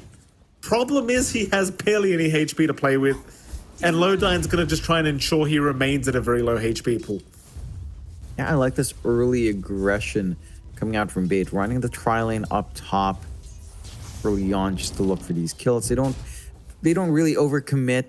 Lodine will head back down bot, and you know, like it's just rough to start off this way. Like the Undying, because of the lack of mangoes now, you don't get to start with 6 mangoes. You kind of get the blood grenade and the orb venom, which is nice and trying to chase, but you can't even spot out the bounty hunter. So it's just really awkward to trade.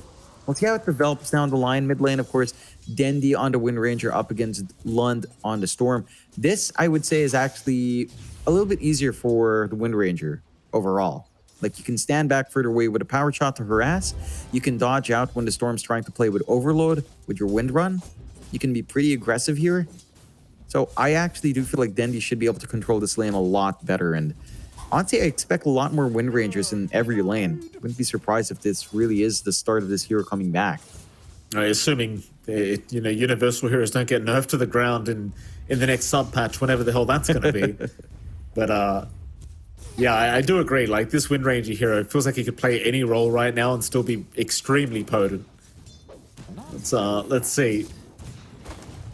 It's one of the only heroes as well that still has like a really long stun, right? Like max level Shackle's 3.1 seconds, which obviously isn't as good as it used to be, but when you consider the fact that Power Shot at max level does 470 magic damage on top, like its numbers are too much, I think, for the Wind Ranger. Like it has too many good stats. Are you saying Wind Ranger's a good hero? I am. So, what's power shot damage? Yeah, it was actually increased. Yeah, they kind of overtouched on that. I think they could have left that alone. Still, see how much Dendi can get out. Already a good start, 17-4 compared to the 13-2 on Lund. That is, I'm not gonna lie, for a Storm, that's pretty abysmal, but to be expected. This matchup it doesn't get any easier as well as the levels go up. No, just the harassment potential is ridiculous as top lane. Tombstone's going to be dropped. Funnick will be chased down, but Stominant is there to kind of take the distraction away and maybe sack his own life as he does go down.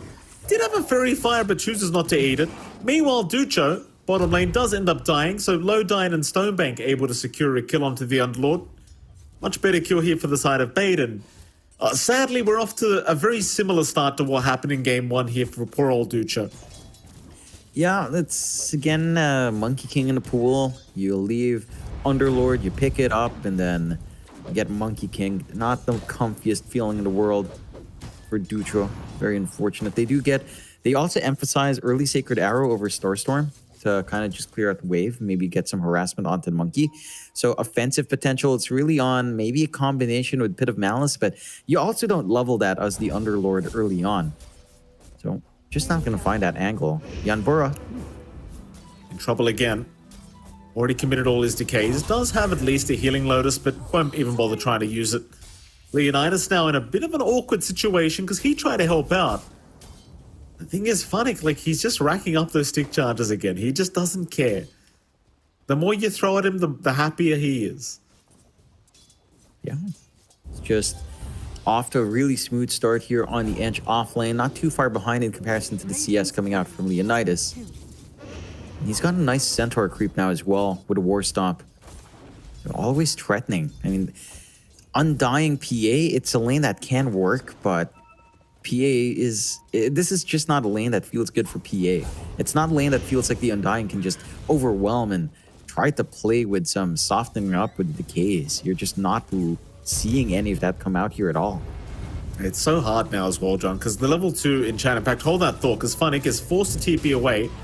Very quick thinking from Funnick to be able to get out of that scenario, but it's so hard because with the level 2 enchant, you're giving plus 30 damage to the creep you steal. Like, Yambura can't deal with it. Yambura actually has to run, because if he gets stunned, he is likely to just die. Leonidas might eventually find the creep, and he does, but you catch my drift. Like, Funnick can get another creep, give it another plus 30 damage. At level 5, he'll have a plus 50 damage. And it's just, as this PA, how do you fight back? You don't. You just sit back, you try to play with your dagger, you have to surrender out these stick charges to Funnick, which makes him feel happier in that lane as well. Kind of just hold it from there. I think your timing issue still stands for SKG, where you've had a really rough start on Lund. He hasn't died, but he's not really snowballing the way you'd want him to. Lots of pressure coming out from Dendi alone.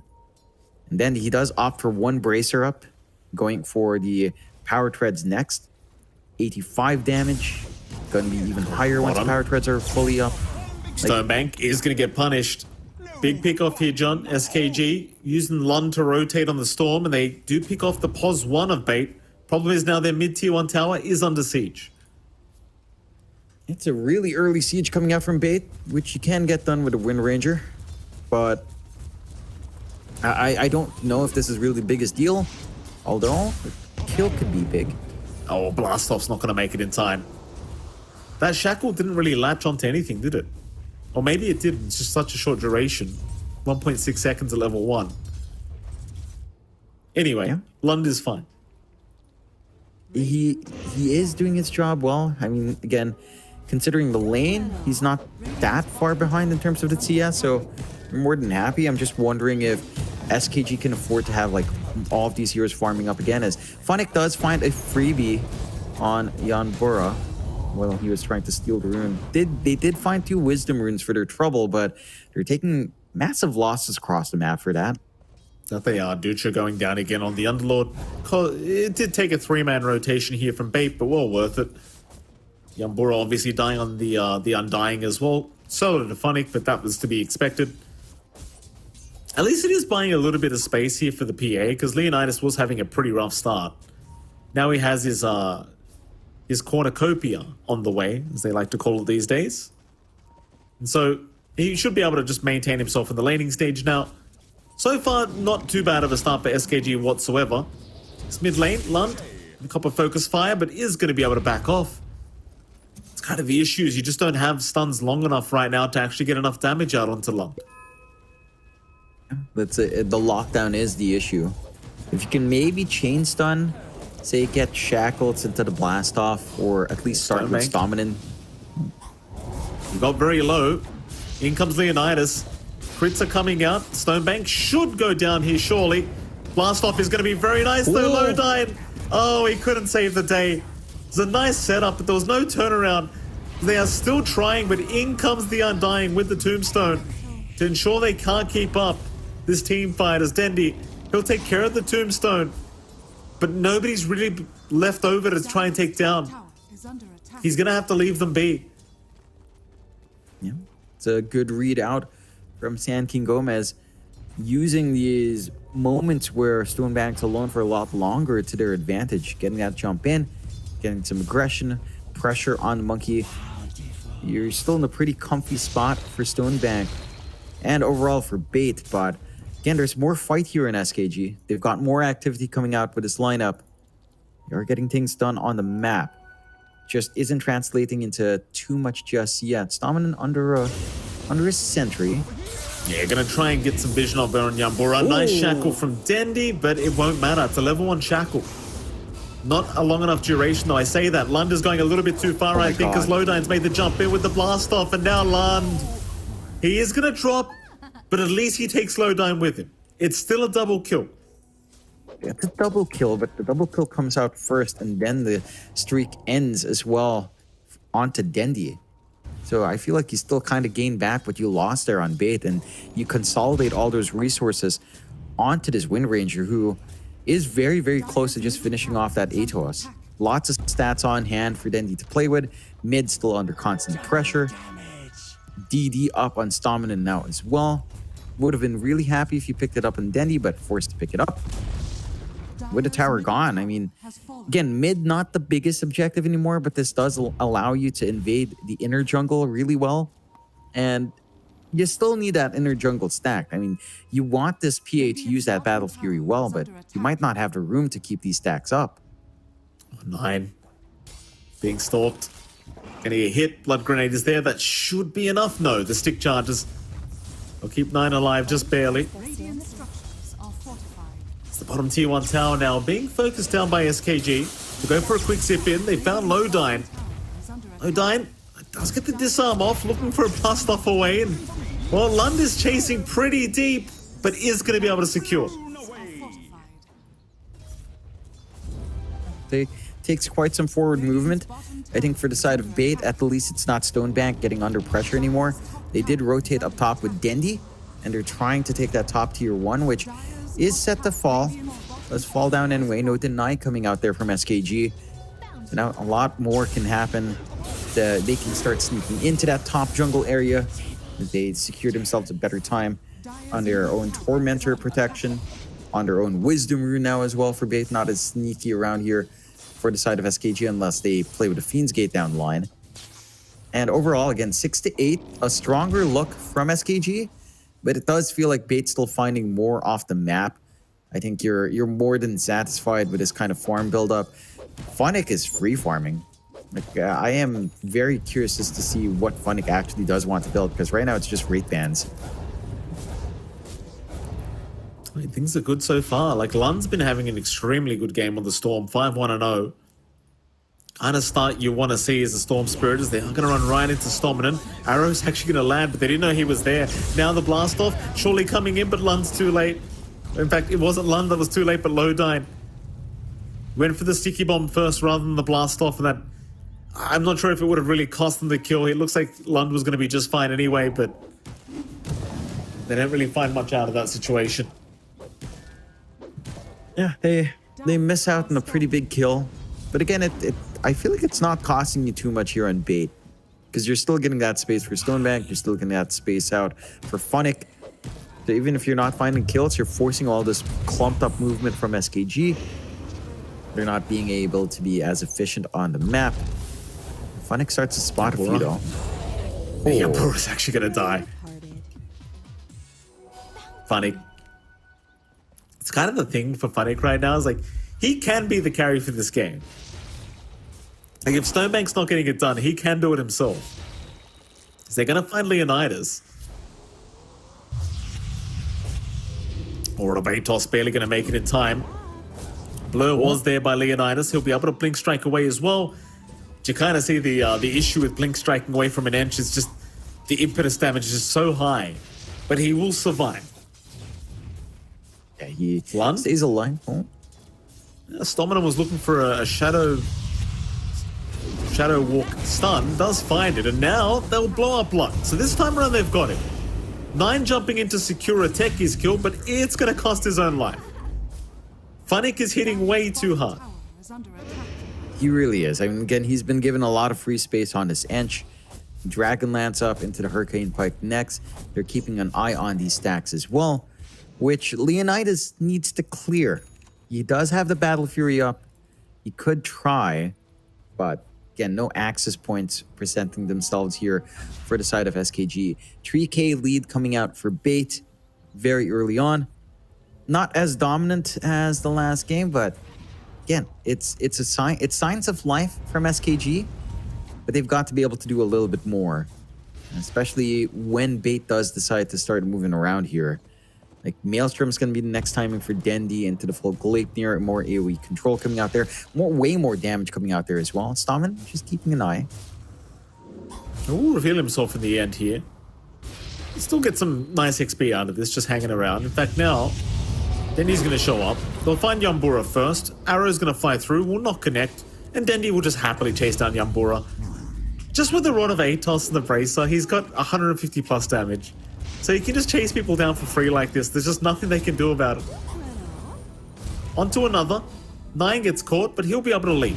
That was his last leap charge, though, and that means they're going to jump in. Funnick secures his 6th kill of the game. Tower is under attack. Yeah. They're just, again, just trying to stop Dire's bottom SKG tower from is getting under attack. anything. Granted, this is space. Ducho is not dying. A very big difference from game 1. The Underlord is allowed to farm, going onto his own Atos now after finishing that Crimson Guard. Radiant's top tower is They under tipped Stominen. What did he do? Don't know, Jonathan, but he's looking after Lund now. Maybe Stominen's just doing such a great job that they're just happy about it. Like, they're just like, eh, tip the guy, you know? He's doing good. And he's doing really good because he's found Lund again. Waiting for Dendy to catch up before he goes for the stun. Tracks first, zip away, Rod of Atos, not gonna land. Dire's Got a little bit greedy going for the start, the track first instead of just popping the Shadow Walk. Getting that 1.2 second stun. Maybe that would have made the difference. I think it would have. You would have had the follow up there from Dendy, but could have, would have, should have. Still a 5k lead standing for Dire's bottom Bait tower is under as SKG. I mean, they have some aggression out. They are still farm heavy. Leonidas still needs more, although. They're gonna find Ducho here on the Underlord. Poor old Ducho. His team is around looking to try and help, and he is a tanky boy. He's actually going to survive for now with the Crimson Guard as Lund's going to make the jump in. Keep in mind the tombstone damage is going to start racking up, but it's gone. As Funnick again is proving to be the real carry this game. He is dealing way too much damage. On to another. They'll find the Storm Spirit. Lund's out of mana. At least an arrow does land on Denny to slow things down. But it doesn't really matter. They're going to find 9 as well. Only survivor is Leonidas, who's still farming the jungle. Yeah. And that's all he can do. He can't really come in to contribute anytime soon. Once the BKB is up, perhaps that's when the PA can start to have some of that impact. But, I mean, you're going to be dealing with a Monkey King with a heck of a lot of damage. Very hard to burst him down once the Wukongs is up there as well. He's got his Maelstrom up and running. No early BKB does mean he's susceptible to control, but you probably just don't mind at all on the Monkey King. There's no control to really be scared of. Full Hurricane Pike up and running now as well for Funnick. So our Enchantress is just going to be able to do this. Look at this. Yeah, beautiful. Oh, we got him! Oh, we got him! Funnick! What is this? Oh. What is this? How did he get the last one in? Power shot vision, maybe? Yeah, but that was a bloody long range.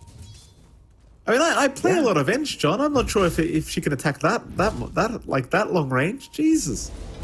A little Hurricane Pike, you know. Yambura. Make them. I may have miscounted, Jonathan. Might be my fault. Leonidas?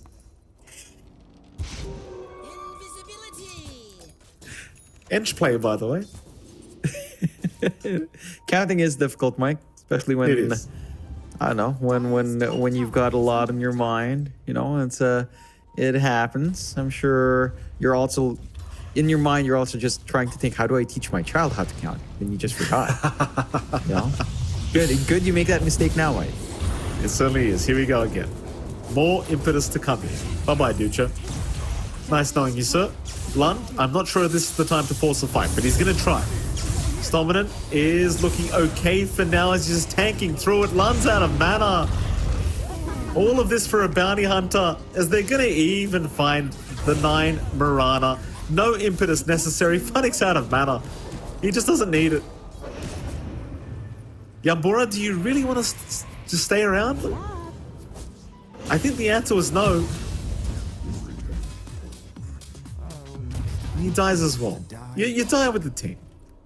Yeah, die with your team, play with your team, live with your team. SKG are just falling down, at the least mostly together here. As Bait are playing very well together, finding these kills as a team, coordinating really well. I mean, they've got a 21 to 10, 13K lead at 19 and a half minutes. And I don't even remember what Dota Plus was saying last time, but it's saying a 75% chance to win for Bait at this point, which is fair. I think you are giving a lot of leeway out to SKG to catch up here on Leonidas, have some of that impact we're looking for from Lund and Dutra. But Bait have been in control. They've been in the driver's seat this entire time. And now they'll just be able to clear out the Tormentor. Not like that. Oh, whoopsie daisies. Lowdine. Whoopsie daisies. Fun. Okay, so there's a couple of things you can do on Tormentor. We have the Techies and the Enchantress who both can solo it.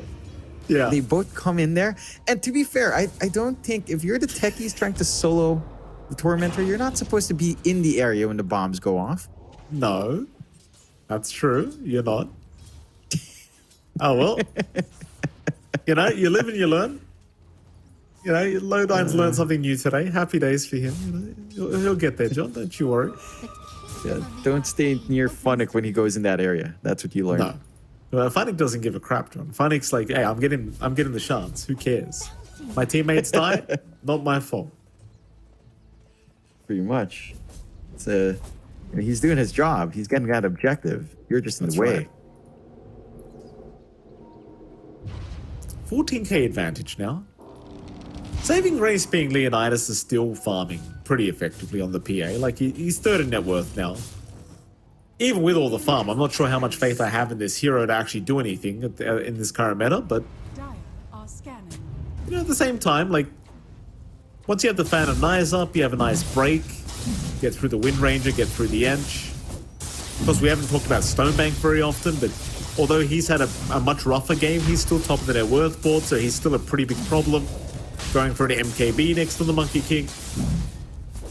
And Roshan is going to go the way of Bait. No contest. Nice simple take here for the side of Bait. Secondary life ready onto Stonebank. So just going to be able to commit harder into these fights. I would say though, as Bait, I mean, taking your time here is fine because I feel like the PA just takes way too long to come online. At the same time, you kind of want to just take your advantage and make it bigger, right? You don't want to be completely passive here on Bait's end. So just line up perhaps for these tier 2s, as they haven't taken any of these tier 2s yet in the game. So that's giving a little bit more forward map control out to SKG, allowing them to, again, still play this farm game. They are keeping up there. They are getting that build up slowly but surely, and time is the one resource they need on SKG. Bait have to take that resource away from the map. Yeah, that's what you want to do. Top lane ping's coming out. Stominan has got some nice vision over on London 9. Thing is, they are hanging around their own vision now, so Stominan can't really run within that. And he won't. Lowdine's the only one that's come over. Lund is going to show himself here on the creep wave. There's a track out, so that'll help just keep the vision up on Lund. Blast off is going to be there. Meanwhile, Funny kills off Ducho mid lane. Lund! Oh, he's gone! I realized that we may have not been watching that side because there was a fight going on mid lane, but it was a very sad series of events that happened there to our Storm Spirit. Yeah, I can tell. It's a very unfortunate series of events. For SKG, like I don't know what's up with their lanes, man. Like this PA pick, last time around it's the Pugna last pick. Their last picks have been off the mark. And smoke play out from Bait. Oh, Leonidas does kind of reveal his position, but they are pinging out Ducho down a bot lane. I don't know what it is about Ducho, but every team loves going after this guy. He's gonna go TP back. They have found Stominan, so SKG able to pick off a pick-off for themselves. It seems like Bait probably will just sit back for a bit, though Stonebank gonna see Lund. Misses the Boundless. Has the Aegis up, so not really afraid of too much here as the MK. Leonidas with his BKB now, looking to try and get involved in a fight. But seems like Bait just going to back their way out, wait for Stominant to be back up. Radiant's bottom No tower need to rush is this under game. attack. Just don't provide too many openings out to San King Gomez, and you're in pretty good hands. And Funnick working his way onto the MKB to have a solution for that PA now as well. So you're really gonna hit this critical mass now on the side of Bait, where San King Gomez has to be a bit cautious. They are going for the smoke play out, wanting to use this BKB that they've farmed up on Leonidas. Lund frontlining here. Stominant is around to try and break the smoke, but they won't run into him. Or they might find Funnick. It's a pretty nice pick off, though. He has broken the smoke, sees the storm immediately, and just backs his way out. In fact, now Beta grouping up, looking to go into that dire triangle and hold that high ground area. Get wards down immediately. Radiant's middle tower is under attack. And I say they're holding the triangle, they're just going to go after the bottom tier 2 tower. Is under attack. They're still very confident with the minute on the ages that the side of SKG can't really successfully take a team fight here. Dire's bottom tower is under attack.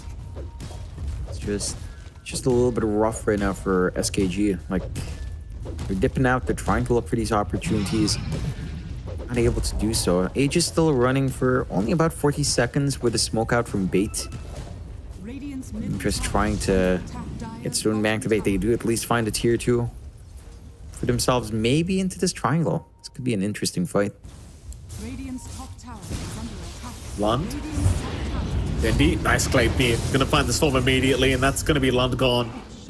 Immediate track kill handed over. Leonidas at least blurs and TPs away. 9 being chased down. Will get tracked up here by Stominant. So even through the Moonlight Shadow, there is really no escape for him. He's only got 1 leap charge left as well. Stominant will not hand the kill over to Dendi, but will take it for himself. Dendi will let him know about it as well. Radiant's middle tower is Yeah, under attack. I mean, he needs his support tax, of course. He's playing that Absolutely. bounty hunter. He wants some items up, so he will claim that tax for himself. And on the side of Bait, MKB is almost done for Stone Bank. You've got Dendi working into the Hex Blink. You've got our Enchantress still already at the MKB as well. Funnick, man, like he will rip apart that PA. You should just go now. He's even got the Enchanted Quiver. Top tower is under attack. That's Oh, let no. me tell you, that first throw, it really hurts. Like, it really hurts. I would say half his HP at the very least will be removed from 1 hit of Impetus with that Enchanted Quiver. Yeah, Maybe more. for sure. I would be surprised. It's a lot of output. We've seen Funnick's output has been consistently high. SKG still playing this farm game. Hex to come out next on Lund. It's still a ways off from that one. Like, it doesn't feel like you'll be able to find that too soon here. And I mean, Vader just in control. Probably just waiting for next Roshan at this point. Because I don't think there's too much of a rush. You want that safety net for at least the high ground. Lund's being surrounded. Stominant's going in from the back. Nice zip away. We'll get back into the base. I mean, that's kind of the nice thing, right? You can kind of zip off the map almost to get back to the base now, so... And I guess theoretically it's not off the map, but, you know, it's unusable terrain. Dire's top You know, tower Tier 2 top tower is going to drop. Simple take. You have the nullifier up and running now on Leonidas, so a little bit more output from him. Just need that angle. They've been smoking up, but Bait smoke up as well. Yeah, they do. Leonidas, if he gets stunned like once, he's probably just dead. There's so many MKBs available on Bait right now. At least Nullifier is there for the PA, but he's left himself with no buyback gold for this fight. They will pop a Moonlight Shadow. Stonebank might bait for his team in the mid lane. SKG would love to see if they can blow him up, but it's not going to be that simple. So we'll take their sweet time with this Moonlight Shadow. Beta being very patient, just waiting in the wake, hoping somebody does show up as Leonidas is going to get tracked here. But they won't find a fight.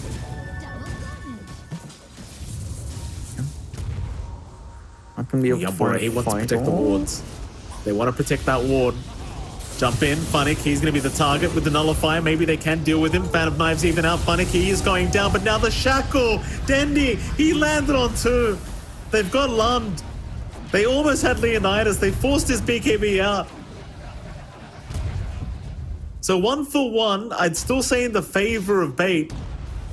I suppose you would like Funnick here, but Lund being gone is a bit of a problem for SKG. They rely on that Storm to make these plays. No one else has high mobility. Underlord can just kind of drop to the mouse, but that's not how you tend to start these fights. It has to be off the back of that Storm. Bait find a big one to enable themselves to take more of the map if they want to, but doesn't look like they will poke high ground just yet. And they don't have protection of Aegis, so it's a little bit tougher. They respect what SKG can do in the high ground. So they play it safe. Full Kaya Sanj up and running now as well, though, for Lund. So gonna be maybe a little bit harder to pin him down with that stat resist going up. Bait for their part, again, just kind of happy either way. They can kind of play it for him. They know their core matchup sucks. Rewind sucks, but that's the state of the game right now for SKG. It certainly is.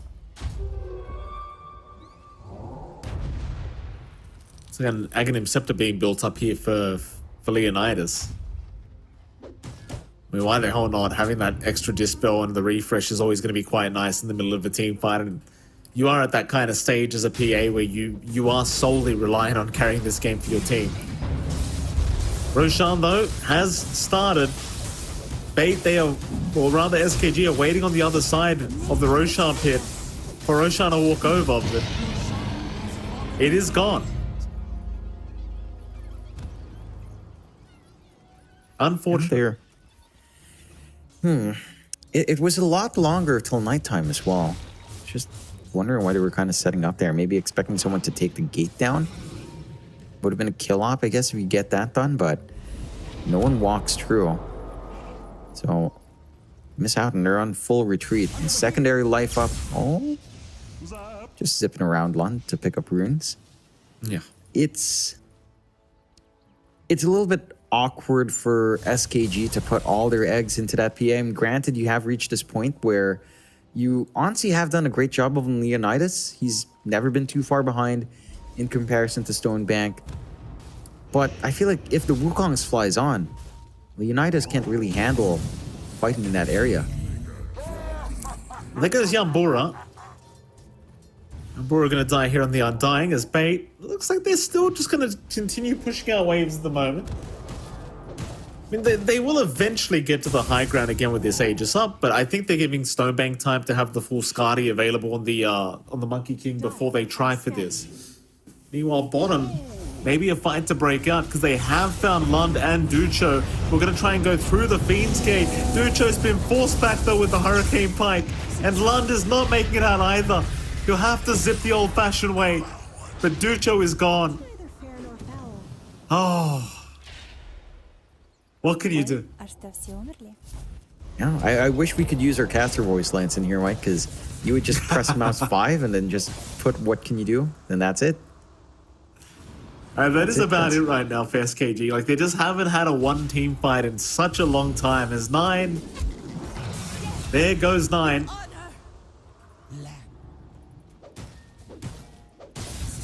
Just... Yeah, I mean, not much to provide here. It's just complete domination. No so more. far. It's 2 games in a row. I think we have to see Leonidas deliver. That's the one difference here. We've got to see this PA deliver the performance that it deserves. Ags is so close. You do not want to force these fights out until it's up, and there you go, flying over now. So let's see what Leonidas can do. This is the turning point for the PA. It can be a little bit sneakier, but the game is still a very, very difficult one, even considering this position Leonidas has, just because his other cores had to sacrifice so much. Like, Lund isn't even up there, and Dutra's not up there as well in where they need to be on these heroes.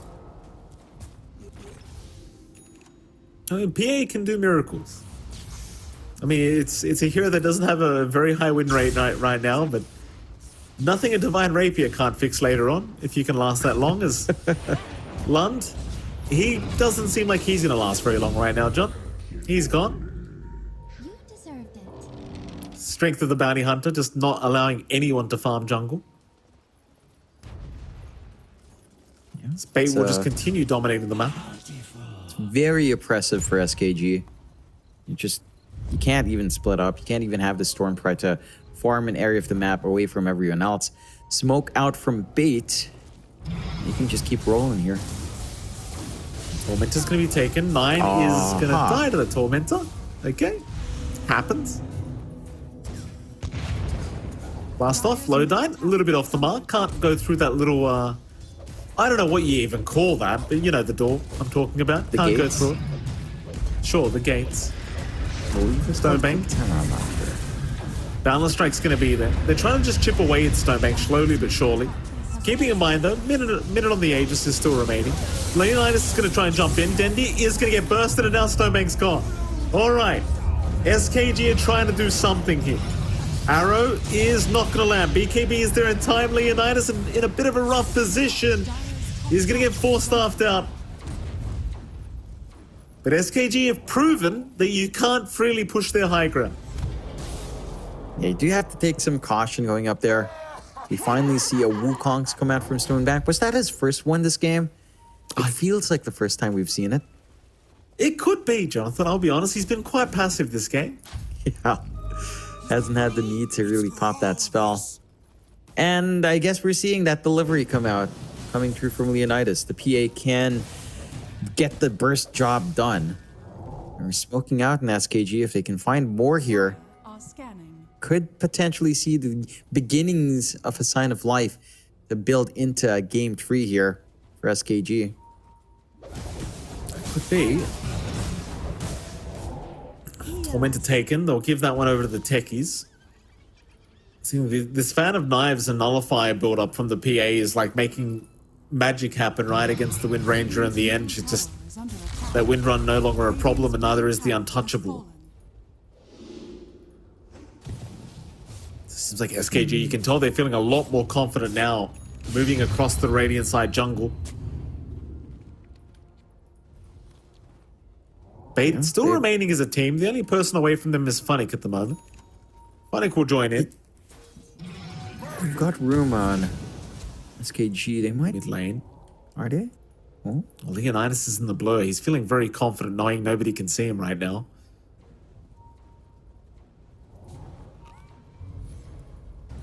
Beta going to try again for the high ground play, it seems. Maybe just trying to catch somebody off guard. Ducho will reveal himself on the right side with the Firestorm. Stominant going to see him. Boundless Strike is out. They'll make the jump in on the Underlord, and Ducho so far has no friends around, though they are TPing into the base, and turns out the damage output of Stonebank is proving not to be enough. Not quite. And Ducho is really tanky now. I feel like your main source of damage is really just down to Funnick. If you can get those hits in. It's really the Ench that deals with these shields really well. Like, take away the impact of that Crimson. Pure damage doesn't really care for that. Get the run in. I am keen to see when Dendi hits this Ags timing, because this does feel like the solution to PA. Like, again, 50% physical damage reduction is pretty big. I'm not sure where in the hierarchy it reduces damage first. Like, if it reduces before armor reductions, it's pretty big. Like, you can cop a lot from that PA. Then they shouldn't have any issues there at all. And that's where things maybe start to light up for Bait, where you're not instantly losing one hero in these fights. They will go for a smoke play in Bait, though. 9 will break it.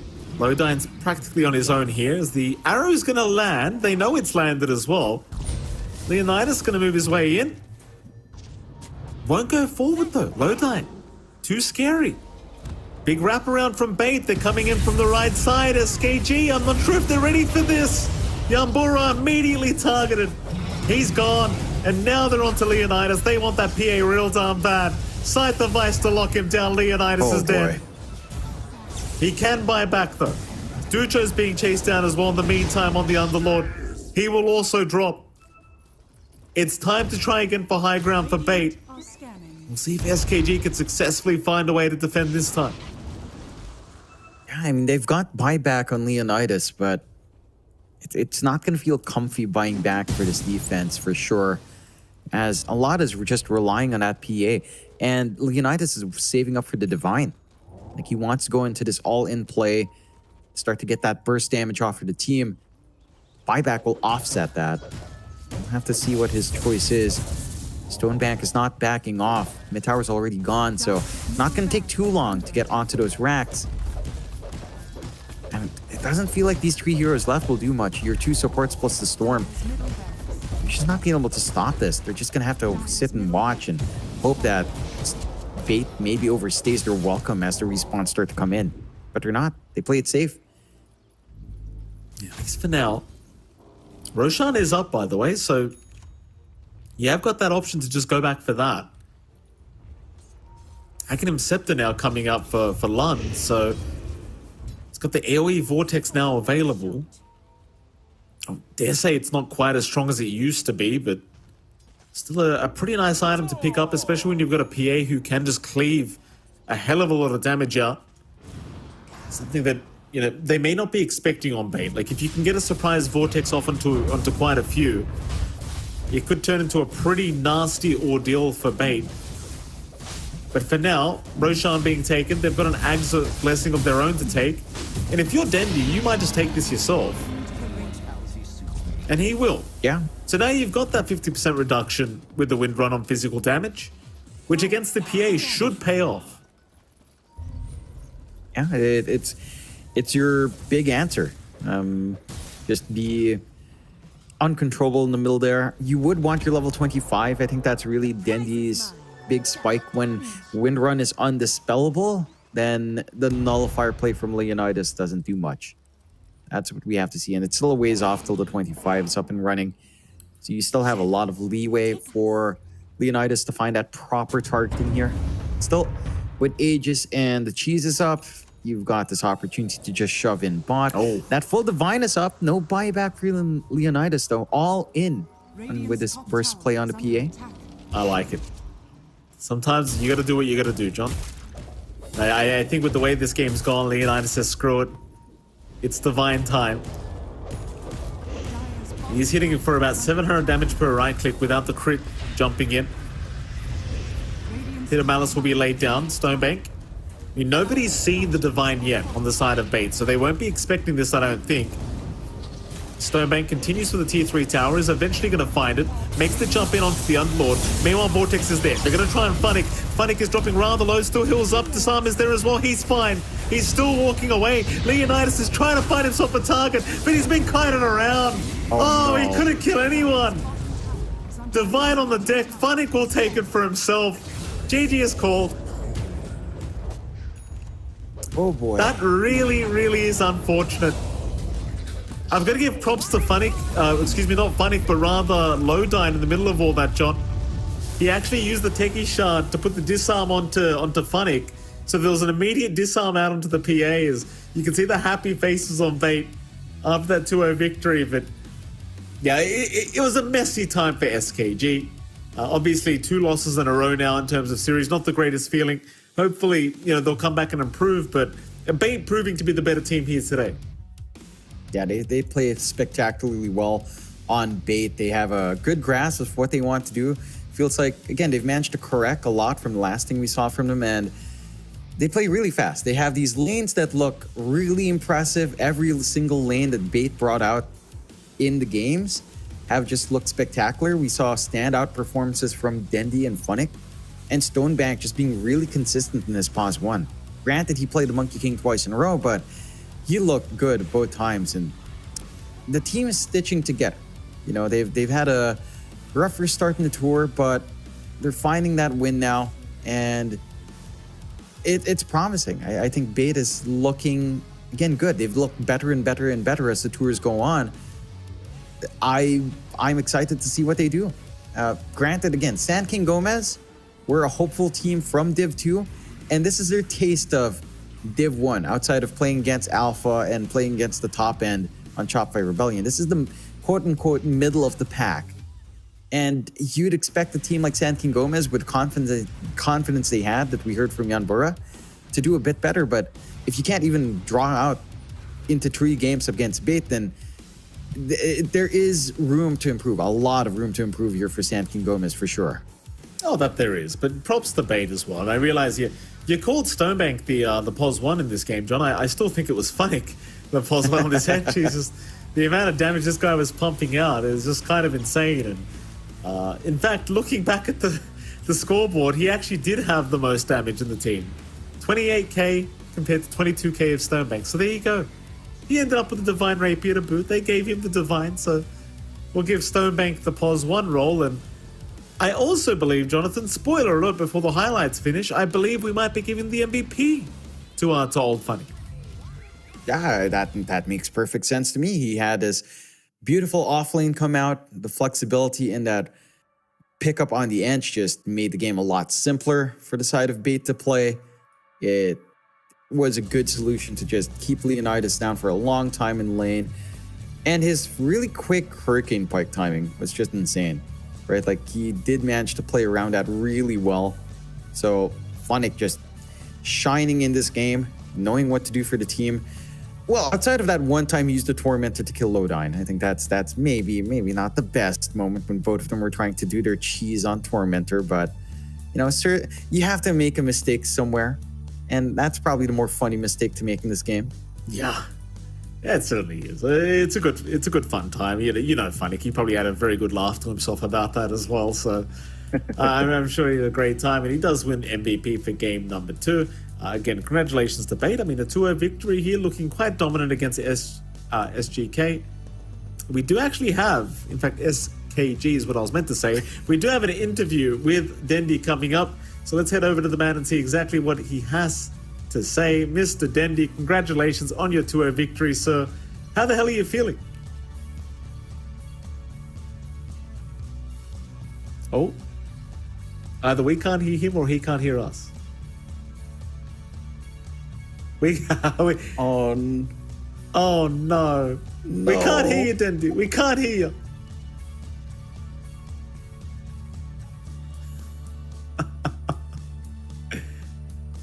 Hello, Dendy, you're there. Can you hear me? Oh, hello. You are. Yes, it's working Finally. now. Hello, everyone. Hello. Hello, Dendy. How you doing? Oh, we are fine. Thank you. How are you doing? Oh my God, what? It's me. Oh. Yeah, well, we're doing great, Yeah, Dendy. we Thank you for asking. here. Yeah. I'll ask you straight off the bat. Obviously, you guys are playing at home right now. John and I have been talking about the potential of ping issues for you guys. Is the ping bad from where you're playing? Is it harder to play where you are than where you guys were? Oh, absolutely. Yes, ping is a big issue. Like, it's for me at least. For boys, maybe sometimes it's a bit easier. Like, I have 110 ping, and I can tell you that on some heroes it's pretty complicated to play, let's say. Yeah, and also laning phase is very rough often for me. Like, you know, like we're playing scrims also on UCs just to get in shape of the ping and stuff. And I'm getting destroyed like every game on lanes, and laning is actually, I feel, is my strong side. So, you know, like I'm getting very sad about this. But yeah, like we adapting to that too on the drafts and on many things. Like we are actually doing a lot of work, realizing we have this ping. And we tried everything to make this ping a little bit better, but it's still a bit tough. At least for me, for sure. Yeah. Yeah, absolutely. Talk to me about the start of 2 or 3 as well. You guys had a bit of a rough start. Like you get 2-0'd by Nouns, then you get 2-0'd by TSM. What kind of role? Like, what's the mentality like after a start like that? Like, are you guys able to recover quickly mentally? Does it have a toll on you guys? Like, or what's going on? I can tell you that we actually had good off-season. Finally, we had a pretty decent off-season in terms of like practice. We were well prepared. We were waiting for patch. We started to work on a new patch. We did a lot of good work, I would say, and good preparations. But obviously, like, when patch is new and there is like small patch coming out, there is some things we probably don't know, kinda, and so Nance caught us off guard in a way of like Timber mid versus overall as a Timber mid. It was like something unexpected. In the first game, it really broke us in a way. We didn't even get to play the game because from like laning it went out of hand. And second game, we were like staying on the same, going on the same mistake in a way, and we didn't find the right proper answer for Timber, so it's kind of caught us a little bit off guard.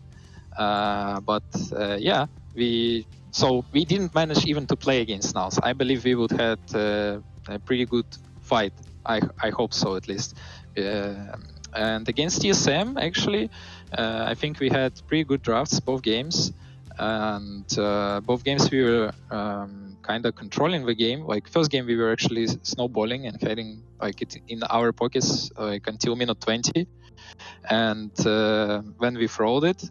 And second game we kind of had not the strongest lanes, but we still managed to get in control of the game, and I feel like we also had an upper hand in a way until also like around minute 20. So I think like a lot comes to like experience and stress and like all those kind of things, but it's a slow process. But I'm still proud of my team and my teammates because I feel we are slowly improving, like as fast as we can. And also we played on ping, so I think yeah, like said, we lost those games. We expected to do better than that for sure ourselves, like at least taking some maps, or like so yeah, like I guess this is the answer. No, I agree with you, Dendi. I think you guys have improved a lot ever since Tour 1 this year. Like I've been saying it non-stop. I think you guys are doing great. Talk to me about the patch, though, Dendi. Are you a fan of this new patch, this crazy Universal Heroes coming out, the Wisdom Runes? Do you like this kind of stuff, or does it annoy you? I love it.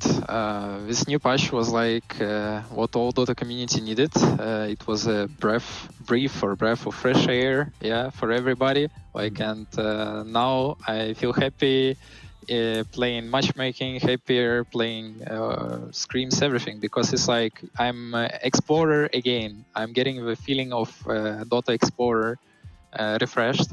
And yeah, it's a lot of fun. Like there is an insane amount of things that are undiscovered yet, and people kind of searching. So we see meta evolving. Even from Major, there is a lot of new things, and it will keep going and going and going. Like so it's pretty cool. And I'm playing, and there is so many things I'm learning inside the game, because like, oh, this hero spell now works like this. Okay. Oh, I didn't know this this new spell is like that.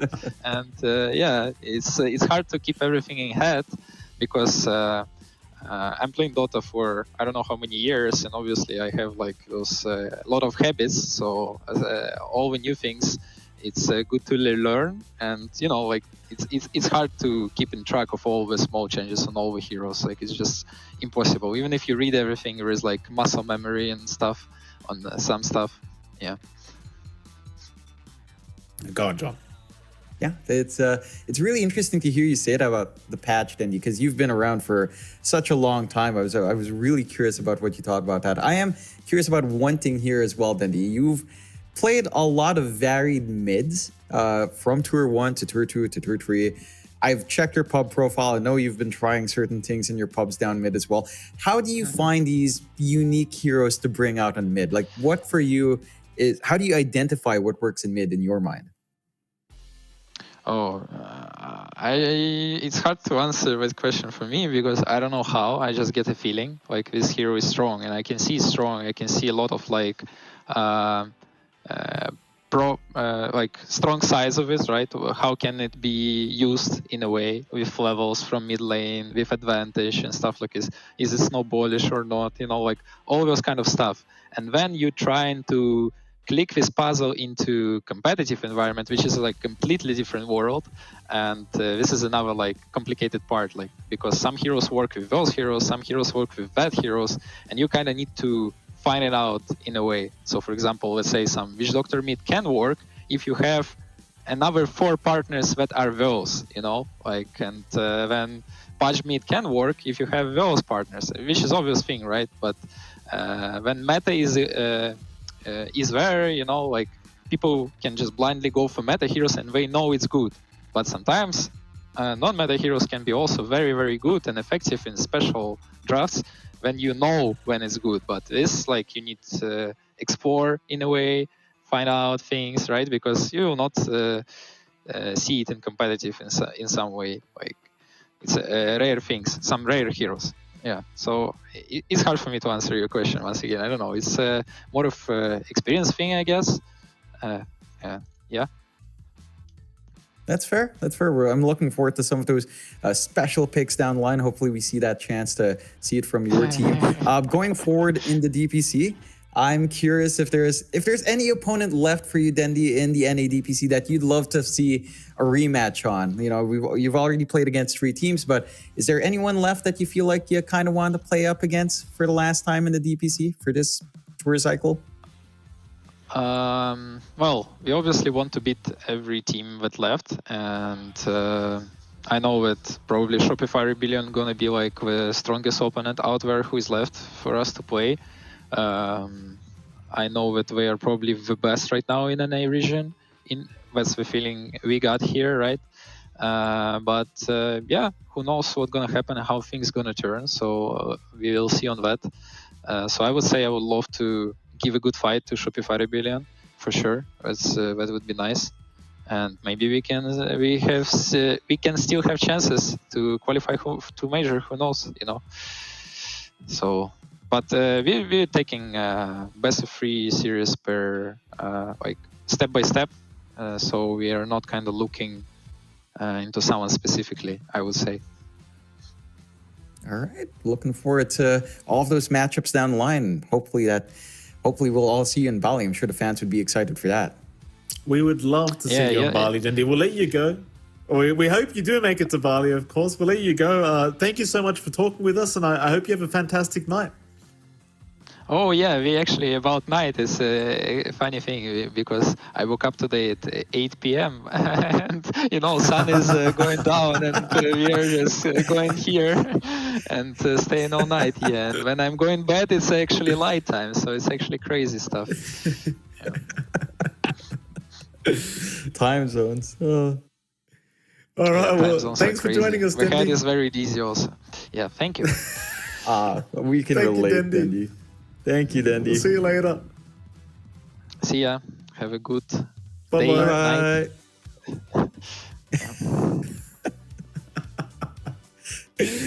That's Dendi for you. What a nice guy. You know, every other pro player wants to get off the phone with us, but Dendi is like one of your parents. You know, he just never. Did you wash your clothes? Did you go shopping? You know, is it nighttime? Is it daytime? I love that about Dendi. He's got so much to say. He always wants to talk. I appreciate that. And I think some other pros could take some hints off him. You know, maybe talk with us. We're not gonna bite.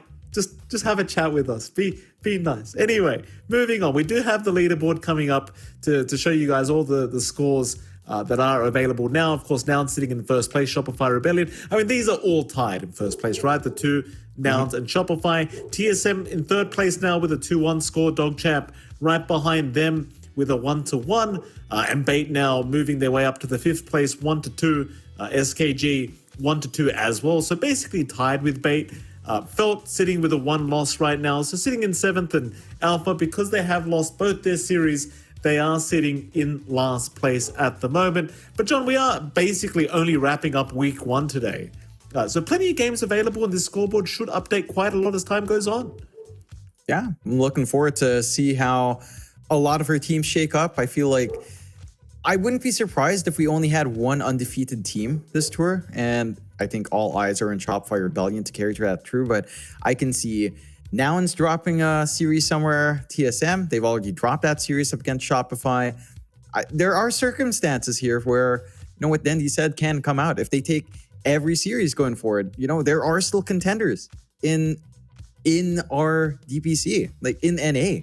There's still a possibility for a major shakeup in Tour 3 as we approach week 2, right? So I'm looking forward to how it all plays out, because this is do or die for a lot of these teams, right? NA, as a region with only 2 slots, it's always like, it gets really stressful. It gets to the mind of the players. Still, we'll take a look at that sked for the next week on our first day for week 2. We do have Dog Champ up against TSM first. And then we've got Alpha versus Shopify Rebellion, which is going to be an interesting one, because we've seen what Shopify Rebellion does when they're kind of chilling out. Yeah. Saberlight, mic off, ping items, and I want Arcane Blink Doom. And so, I'm keen on seeing that one. I mean, they said he was muted, to be fair. So I'm not sure if he turned his mic off or everyone just muted him, but something happened with Saberlight, that's for sure. In fact, Saberlight, speaking of the devil, he was in chat during that interview, shaming Arteezy for talking about his stream, and apparently that's the only reason Arteezy wanted to jump on the interview, is to promote his stream. And then Saberlight had the audacity to say, guys, I stream too in Twitch chat. Well, Saberlight, maybe you do the interview next time and you can promote your damn stream, all right? In fact, he has a TikTok, a YouTube. He can promote all of it, Saber. You can promote all of it with us. Anyway, that's going to be it for today, ladies and gentlemen. We'll see you all again in a couple of days for week 2 of NA Div 1. It's been an absolute pleasure. It is MLP Dota and Dronix Fire. We'll see you guys all again next time. Bye-bye.